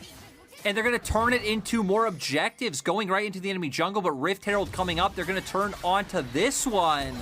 And RNG just didn't have the damage to take down Shanks. He's able to flash away, proccing the phase rush as well, finds the lockdown, and then WE are the ones who have the turn. So WE the ones finding a very nice foothold in this last game of the series against WE and RNG. And you were the one who brought up the fact that taking a win against a team you could potentially play in playoffs so soon before that could happen does feel like it can do a lot for morale going forward. So, you know, WE just a small advantage for their side, but a very nice one. Yes, very small, but very nice. They were able to pick themselves up. That, you can even see the QSS. The tax has been paid for the Malzahar now, and I feel like it was just a little bit too much. You're flashing in, everyone's using everything to try and just get on top of Rise, and I don't feel like Malzahar is someone in my head anyway that has that kind of burst to instantly kill off someone if he's not dead before the ultimate runs out. I mean, Penguin, you're absolutely right, because, yeah, Malzahar doesn't really have any burst, especially early on in the game, right? It's about that consistent damage over time that you're able to put out. We're going to get a really cool angle and see how this panned out. They do get the W down, ease in. Shanks with the flash, does get the lockdown onto the Xin Zhao and able to run away. Then Beishong following up with the needlework. Almost able to get away, but full stacks on his snip. Able to go in, get the Q down, and they secure the kill. So for WE, Gwen already getting off to a good start. Shanks has been able to keep up a pretty good advantage. Again, this is not a matchup we've really seen so far this split, not a matchup we've seen in a long time, but you do quickly get to a point as a Malzahar where you can just drop your skills on the wave and then just ignore the Rise, but Shanks so far doing a nice job at staying ahead. Keeping himself ahead. We'll need to keep doing that as missing is just taking so much punishment here. Elk is going to find himself going back to base, I imagine, as he's running out of mana. This is just going to be, again, RNG just keeping constant pressure in this bot side, and there's not really a lot that Beishong as a jungler can do. Gwen not really great at setting up things, is more, as you saw in that last little play, more a tone to just capitalizing on overextensions or someone else setting them up. They are very much not set up to give you the advantage themselves. Right, you're just another damage piece, especially when you're picked into the jungle role. You need laners to set you up, or you need to come in off counter ganks like we did see in that last play. But RNG going to be able to pick up the spot lane turret. You can see WE already making a response on the minimap, making their way up to punish Xiaohu.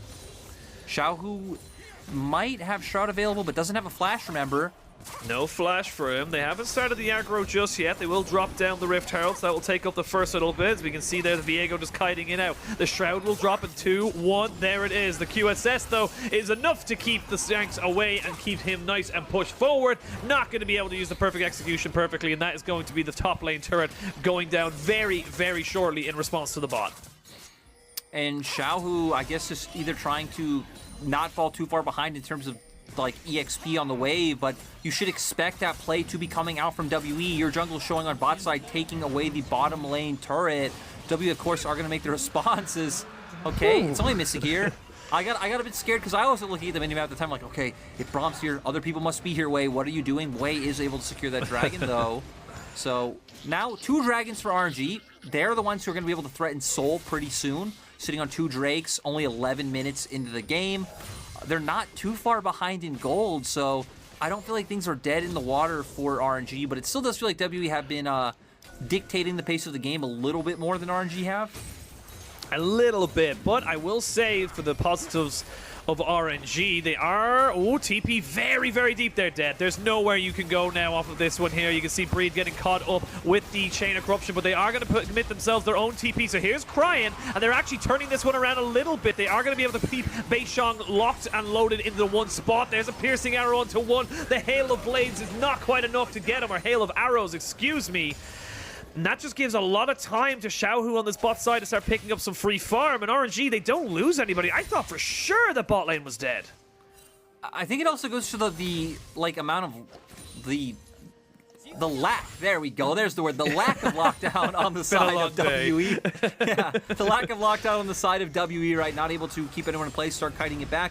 Cryin TP's in, and in the first play, I don't think Cryin used any abilities before he ulted, so that also was a big reason, the lack of damage. But this time was able to, I think, get that E off before starting the ultimate, so able to get a good deal of damage down onto the side of WE. They dissuade the engage coming out, and they're able to back off. Like you said, RNG also holding pressure in the bottom side of the map, allowing for Xiao to get a bit more CS that he was lacking because of the amount of pressure that WE did have in the laning phase, so going to be back to ping-ponging waves. No more Rift Herald up for either side. Second Rift Herald still not up towards spawning, and we're not close to a dragon, but Wei wants to punish Shanks, but Shanks should be fine.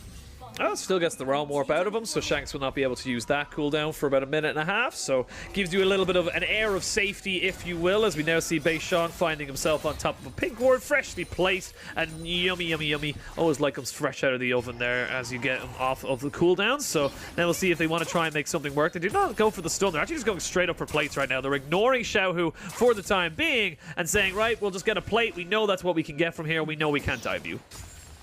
RNG's three-man core hovering towards the bottom half of the map. Don't want to overcommit and potentially give over more kills than they would net for being able to pick up Xiaohu. And now we're going to be getting into this place of side pressure, right? Where as WE, you definitely have two soul laners that are more comfortable in side lanes with the fact that RNG have Malzahar. As Cryin, you can really only aggressively push past River if Wei is hovering with you, and I feel like you don't typically be doing that if you're looking to set up a pick on the enemy soul lane, so not going to do that, just going to answer the wave that was already pushed out, going to take blue buff. But now with the Rift Herald up, we know what we're fighting for. Breathe already making his way over, so RNG going to get control of the bottom wave and potentially make WE miss out on something, but he does have teleport up. And there is a pink ward the bottom lane, if they want to try and go for something there, but no teleports available for WE. You can see Xiaohu, he's fine to keep pushing this. RNG have not been pressured just yet. They will use the grand entrance to get Ming out, and I think right now RNG are just happy to give this one up, give time to Xiaohu, let him scale back up into this game, try and get him up to his Rift Maker as quick as possible, because realistically this Rift Herald is not really going to do a hell of a lot. There's some pings onto the mid lane turret, but it's still very, very healthy for RNG. Not really a lot you can do here with this Rift Herald as of right now for WE. No, for WE, they could look to just play around it with Breathe like they were doing earlier of sending Beishong down here, and then you could either try to set up a dive with the help of a Rift Herald or even just drop that outright and use tempo to then move towards mid and then set up a play on mid turret. So definitely a lot of options available in WE's arsenal. We are starting to see some key mythics come out as Cryin just picking up that Leandri's Anguish, so he's now going to be at a point of power with, you know, that damage over time, the burn coming out, really being able to get more done in these fights. So for RNG, we're going to be looking at this next dragon. This one feels massive if you can force WE in a situation where they feel pressure because you are on soul point. RNG are the ones with vision control. I'd love to see Cryin start making his way down now. Doesn't have a TP, and I feel like Cryin is one of the big tools that if someone from WE face checks, he's the one that locks him down to secure a kill. Ooh. Oh, Elk, he has to use his flash, or not his flash, excuse me, his arcane shift on his heal. Turn back onto Beishong. There's the quickness going to be used. It's going to be the Glacial Fisher coming out. The TP going to be in. That's going to be Viego and the Akali coming in. Beishong, though, is dead and buried. That's the jungler there for WE. And Viego arrives and dies. And that's the perfect execution to put Xiaohu right onto the back line. That is RNG getting control of this Dragon Pit. Nothing WE can do. And they're going to put themselves on the soul point. And they are going to put so much pressure on the side of Team WE, picking this one up, so more damage going to come out from them. Well, you know, individual Infernal Souls don't really mean anything. That's not the point, Penguin. They're on soul point, and yeah, really, really nice play coming out from RNG in that one. This was a bit of a more creative draft, a bit of a wonkier draft coming out from them. you know, some of us were skeptical. We do see Xiao actually going towards the Rocket Belt build, so yeah, going to try and get closer onto getting on targets in the backline, but we're going to go straight into the replay of what happens. Ming going for the engage. Breathe and Xiao start channeling TP at the same time, but they're able to get Beishang down before anyone from WE is really able to join. And then by the time TPs do come out, you do see that Breathe just left in a really awkward spot with Elk not really able to join up, only putting Mystic shots out over the wall. Yeah, I was just about to mention that, is that you can see Shanks and Elk were just so afraid to walk forward because Shanks doesn't have a Mythic right now. That 1,300 gold of tax that he had to pay for that QSS is only just putting him further and further behind. And yes, it is still good active. It is still very good to keep you in the game, and it gives less targets to the Malzahar, but it does mean that he's only getting Everfrost in now. We can see Xiaohu going to be caught a little bit underneath the turret. There's the Rift Heralds. They're going to put down a little bit more damage. Shouldn't be able to take the turret just yet, as this 3-man squad from WE is answered by the 3-man squad of RNG. However, I do think that they're going to have to just give it up straight away anyway, because there's just no way they can get the rotations in on time. They don't want to have to answer for a teleport, so they're just going to back away. Also, with the fact that they didn't see Ryze up in top lane, they knew that he was potentially down waiting in the wings. Still, though, with the amount of time RNG were able to buy, and the fact that they weren't able to force on mid-wave, means that WE can't go for that typical transition of like, okay, use Rift Herald down bot, gain tempo with that, send your other soul laner to mid straight away, and then just start looking to get some pressure down onto that tower. So RNG were at least able to prevent that play from coming out, and now we're going to see RNG continue to put up pressure in mid with the amount of threat that Gala does have over Elk right now, and even Ming being here as compared to Missing, who was bot, so Missing going for a reset before he's coming back to lane. Yeah, I'm actually just looking at Elk's build. Went with the Essence Reaver first, so not even close to his Mythic right now. Probably going for the newer builds as such. You go Essence Reaver, then you finish your Mana Mune, and then you pick up a Dustbringer sometime, later as such. Does mean that when you pick up that first Mana Mune into the Eclipse here for the Varus, Gala is in such a strong position to be able to burst people down. Is of course 25 or so CS up on his counterpart, and this is where the game gets a little bit funky, because now we got ourselves an Infernal Soul in 2.5 minutes. People are very close in terms of their gold, and first items are being picked up. Those second items could be crucial for either team if they want to try and come out with a win. You expect both teams to even just start playing for that for the next 2 minutes, right? Because you're gonna hit it. You're hitting an objective that you know you can't go for a cross map play for. You're both gonna be looking to take this one right away. So for RNG especially, you don't want to add any volatility into the game before that point. There's just no reason to. So just farm up, keep catching waves. We're just gonna see Wei keep cycling through his jungle. Get resets out is RNG's gonna be able to pick up this turret is quite nice for them. So Big. Gold about equalized, not too far up, and a minute and a half away. You'd want to start seeing resets coming out soon and seeing who can get on first. Last time around we were talking about how it would be nice to see Cryin being able to get there earlier. He does have Unsealed Spellbook, so this time around does have the teleport. Last time did have the heal when he was when we were around that time, and WE instead going to be getting vision down towards the top half of the map with Shanks' push.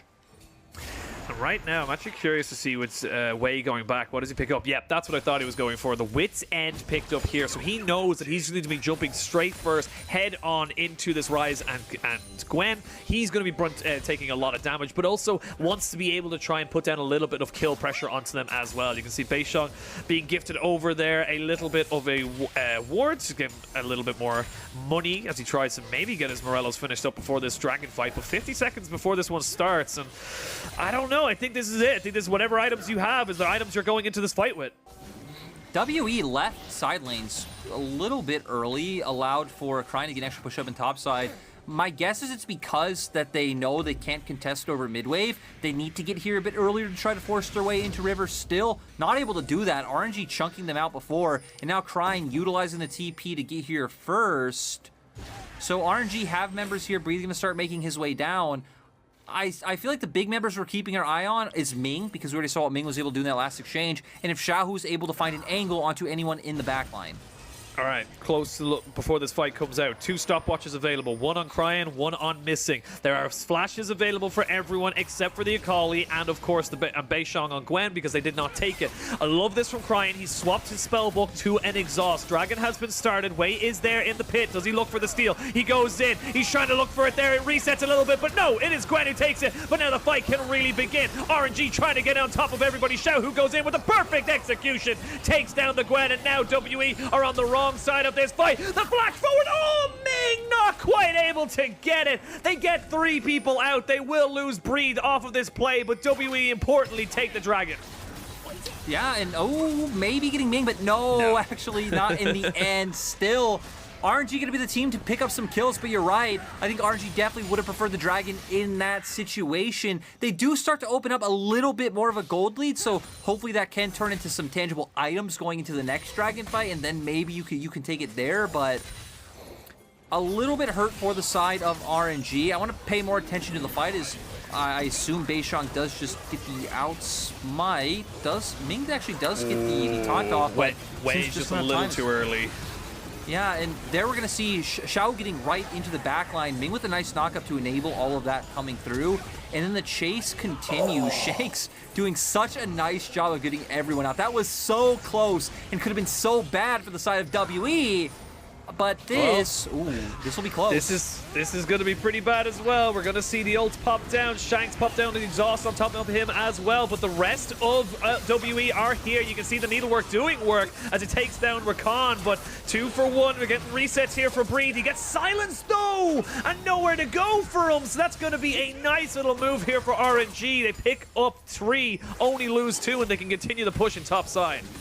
RNG are still just barely edging them out, though. No massive advantages to come through. Elk needs to be careful. Oh, they land the Shuriken flip, and that is where most of that damage is now front-loaded, as we can see the piercing arrow maybe just going to go into Elk, and yep, straight through his heart, and you're to blame. As RNG pick themselves up a bit more gold, and they're starting to pick up the pace a little bit. We had a very, very tempered early game, no one really going too crazy, couple of skirmishes here and there, but now we're seeing RNG back to back to back, looking for skirmishes after picking up their second items on their AP carries. And we're going to get to see a replay here. Wei making his way over.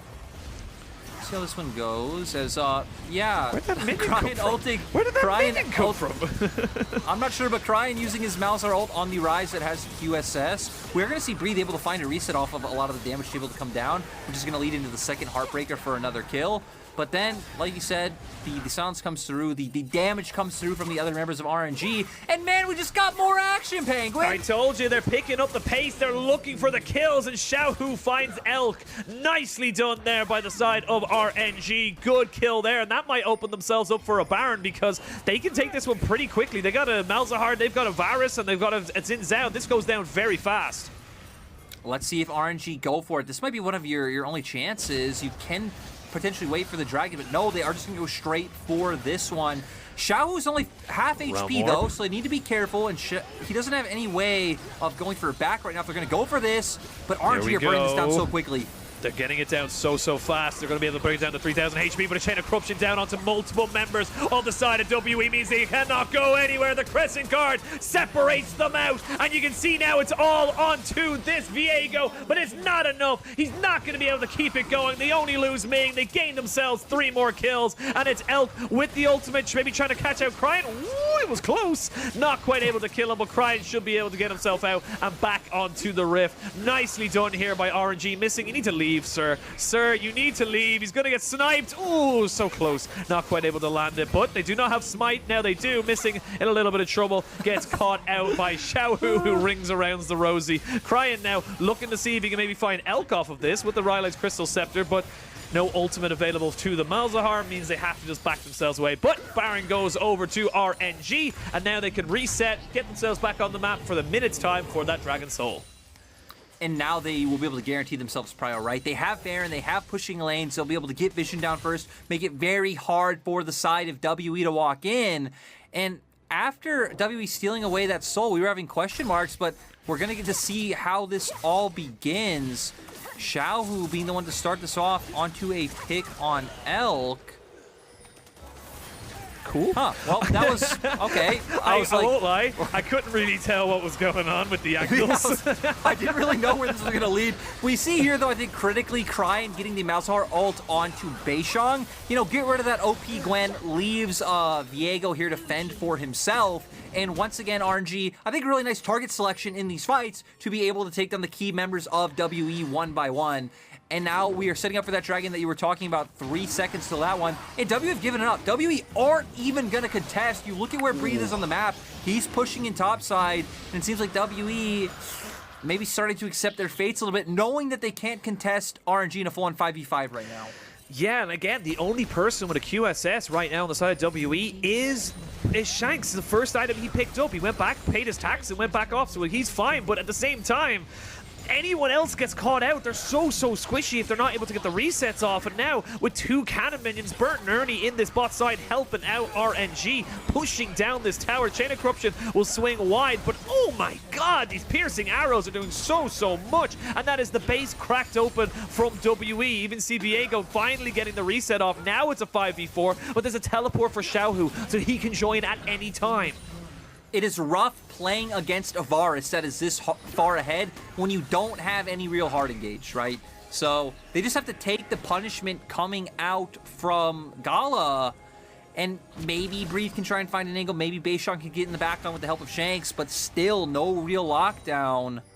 And RNG just going to keep up this pressure, even now starting to sink in that top wave with Xiaohu pushing that in. RNG should be able to guarantee this mid lane turret quite easily as the punishment just keeps coming out. For WE, they're going to have to all in one side of the map. It looks like they're already making their way up towards top.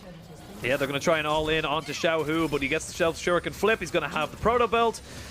And it's just nothing you can do. Now you've left your entire base open. That's going to be another inhibitor going down, and WE are falling apart, Lyric. They don't know what to do. Yeah, RNG, they got ahead, and they've just restricted the options so much from WE. They're playing out with an advantage so well. TP comes in. WE has to make a stand.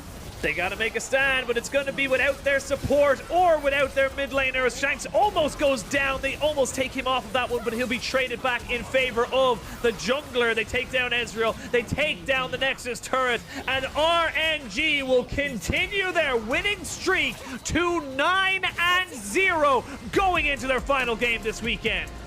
The RNG hype train gets to continue, picking up this win over WE. Showing solid macro. Big apologies to Shanks. Cryin, I'm sorry. As, you know, the TF pick opened up questions like, what's going on? But brings out the Malzahar. They make it work. And when RNG get a lead, this team is just so oppressive. And one last time, this might not have been like the most bloody, chaotic, LPL-esque series, but this was close. This was one that I'm excited to see again if we do get the opportunity of this in playoffs, because, like, man, these two teams were neck and neck for a lot of this. For RNG, I mean, good things keep going forward. For WE, I don't think this spells too much negativity in towards of what you are able to do going forward. So very curious to see both teams going forward and what they can do in playoffs, and now RNG getting slightly closer to being able to lock in that top 4 spot. Yeah, and again, WE can hold their heads up high. They played very, very well. Like you said, so excited to see what these teams can do in a best of 5. Do they change it up a little bit? Do they just try to maybe ban out the Varus? That seemed like a comfort pit. There's so many different things that can come into it, of course, into a game 4 and beyond. But RNG will continue their win streak, and not only that, they will take off WE's win streak from 6 wins in a row. They now go to a loss. WE a little bit, I'd say, you're going to be a little bit disappointed about that, but RNG are just so clean right now. Yeah, I mean, like we said, right? When RNG get ahead, RNG are scary. They just know how to play the map so well. They know how to pull you around the rift and just pick you apart piece by piece. I feels like the right way of saying it. Gala's damage this time just didn't allow for the members of WE to do something. When you don't have the hard engage available to you this time around, when you start falling behind, you just have no way of getting on top of that Varus. And we saw that in spades. I also think Ming, low-key MVP in my book. I wouldn't be surprised if Gala is the one who picks it up, but I think both of them, extraordinary performances. Xiaohu, I think, played well for the amount he got set behind, but still, like, he did get set quite far behind, so definitely different members of RNG doing different things. I still feel like we see Cryin and Wei being more of like those supportive elements to where Xiaohu and Ming kind of being your stars. Then you have games like this coming out from Gala where Gala reminds you, hey, at any time Gala can step up to be that other big carrying big name on this roster. And honestly, looking back to RNG, 18-2 in their last 20 games. That is absurd amount. They literally played enough of an LEC split in their and they lost 2 games. Like, it's just such an incredible run for them right now. And the way they're winning, like you said, yes, Xiaohu got put behind. That was obviously a conscious effort from Team WE, but Gala and Cryin and hell, even Ming as well, all stepping up. And this is exactly what we saw from RNG last split, where, yes, a little shaky at the start. You had questions over Cryin and Gala, and maybe we're like, oh, I don't know if they can win this again. But when it becomes... when push comes to shove and when everything is needed for this team, they just come together. And honestly, I do think Cryin had a great series. Maybe game 1 was a little bit rusty on the Orianna, didn't quite maybe play the matchup against the Rise as well, but played 3 different champions into the Rise and honestly just looked like it went from strength to strength to strength with it. I think we've seen in the series that his laning is still a little bit underwhelming for sure. Even in game 3, right, was like struggling a little bit early on. But when it comes to like influencing the map and playing with the team, he just fits the other members of RNG so well. He knows what he needs to do for the team to get ahead. And it seems like, he like falls in line. He's another soldier in like that RNG army. So it works. It works. And if it works, it feels like there's really nothing to question. So for Cryin, good things to come. I think we're still going to look at if he's able to bring more exciting picks like this. We talked about how Ming potentially could be an MVP, but we knew it was going to be Penguin. Who is it? Yeah, it's going to be Gala. Gala picking himself up the MVP for this game. Honestly, on this Varus, it's exactly like I said. It's similar to Kai'Sa in Spring. He's found a pick. He's very comfortable on it. And because there's just so much other things you have to be wary of, you kind of just have to let it go through the cracks. And RNG will always try and get it early on. Of course, right? Gala just keeps finding these picks that he's able to deliver these S-tier performances on, coming out this time around incredibly strong, able to be that big artillery piece that RNG play around and can rely on. And yeah, RNG, I don't know. I just don't know where the streak ends, where the hype train ends. Yeah. I mean, we're all just anticipating seeing them against FPX. I feel like it's the big one, right? We want to see how this team stacks up against Fun plus Phoenix, and hopefully we get the chance to do that. So, it would be disappointing if we didn't, Penguin. That's all I'm saying. It would be a little bit disappointing. I will say, if my maths is correct, I do believe this win does guarantee RNG a top 4 finish in the split. I am just doing the maths very, very quickly in my head. That is not 100% confirmed, but I'm pretty sure with the people who can actually catch them, the only person who could catch them onto game scores would be Rare Adam or Team WE, but we'll talk about that. I'll keep doing the maths. What we'll do is instead, we'll send you over to Wendy, who's talking to Ming after the win. Hello everyone, welcome to the interview, and I'm standing by with Ming from RNG. So congratulations on today's win, and now RNG is on 9 winning streak, and after today's game, you were able to just rise to the 3rd place position on the standings. So are you satisfied with the team's current performance and also the team's form? 那首先恭喜你们今天获得本场比赛的胜利。那赢下今天的比赛之后，你们也是来到了9连胜，同时也是能成为排行榜的第3位。所以说，可能小明对最近整个队伍的一个状态啊，包括表现还比较满意嘛？ 因为我们拿下一个9连胜嘛，就是我们赛季初的时候开始有点不利嘛，然后拿下一个9连胜的话，会对我们的后面的路程会有点很大的帮助吧，就可能可以多训练一点，空间都会比较多一点，还是蛮开心的。 Because we didn't have a very smooth start from this split, so now we were able to have 9 winning streaks. So I'm very happy about that, and because of this, it can really help us a lot because we can have a very even higher positions on the standings, and also we can have more rooms to do our own practice. So I'm really happy about this part, and definitely we feels like RNG, you guys really unstoppable currently. And let's talk a bit more about today's game. So in game 2, Crayon's Twisted Fate really plays a very huge role, but his early game roaming is always accompanied by your support. So I'm very curious about how did you guys manage to have very good opportunities to make those early game roamings together with Crayon as in game 2. 那其实说到第2局的话，我们感觉 Crayon 的卡牌是表现得很亮眼，但是他的一些前期的游走也有很多我们小明的帮助。然后所以说你们可能是在前期的时候一起和 Crayon， 你们2个人是怎么样找到一些很好的机会，然后来进行一些游走啊，包括 gank， 然后帮助队伍打开局面的呢？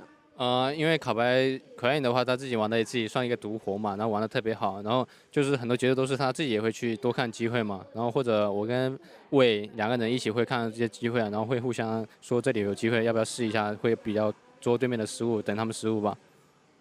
So I think for Twisted Fate, Crying really mastery with these champions. So he got his own understanding towards it, and he can also seek his own opportunities to open the whole situation in game 2. And also sometimes together with Wei, the two of us can also help Crying. And because if we can catch some informations or if we can catch the opponent's mistakes, we can just make some very effective roamings to open the whole situation for the whole team. And in game 3, we feels like both teams played quite meticulously in the early game, but after 20 minutes, you guys really fastened the tempo, and after some very crucial neutral objective fights, you were able to just end up the game. So tell us more about the tactics from RNG in game 3, especially in the early to mid game. 那其实说到第3局的话，我们感觉你们双方队伍好像在前20分钟都是打得比较的谨慎稳健的，但是呢，之后在20分钟左右以后的资源团之中，特别比如像龙魂团、大龙团，你们都是很快的加快了节奏，最后一波拿下了比赛的胜利。所以你们可能整体，比如前中期的一些思路啊，包括说你们后面是怎么样的，就为整个队伍来打开一些局面的。因为两边前中期的话，就可能节奏找的。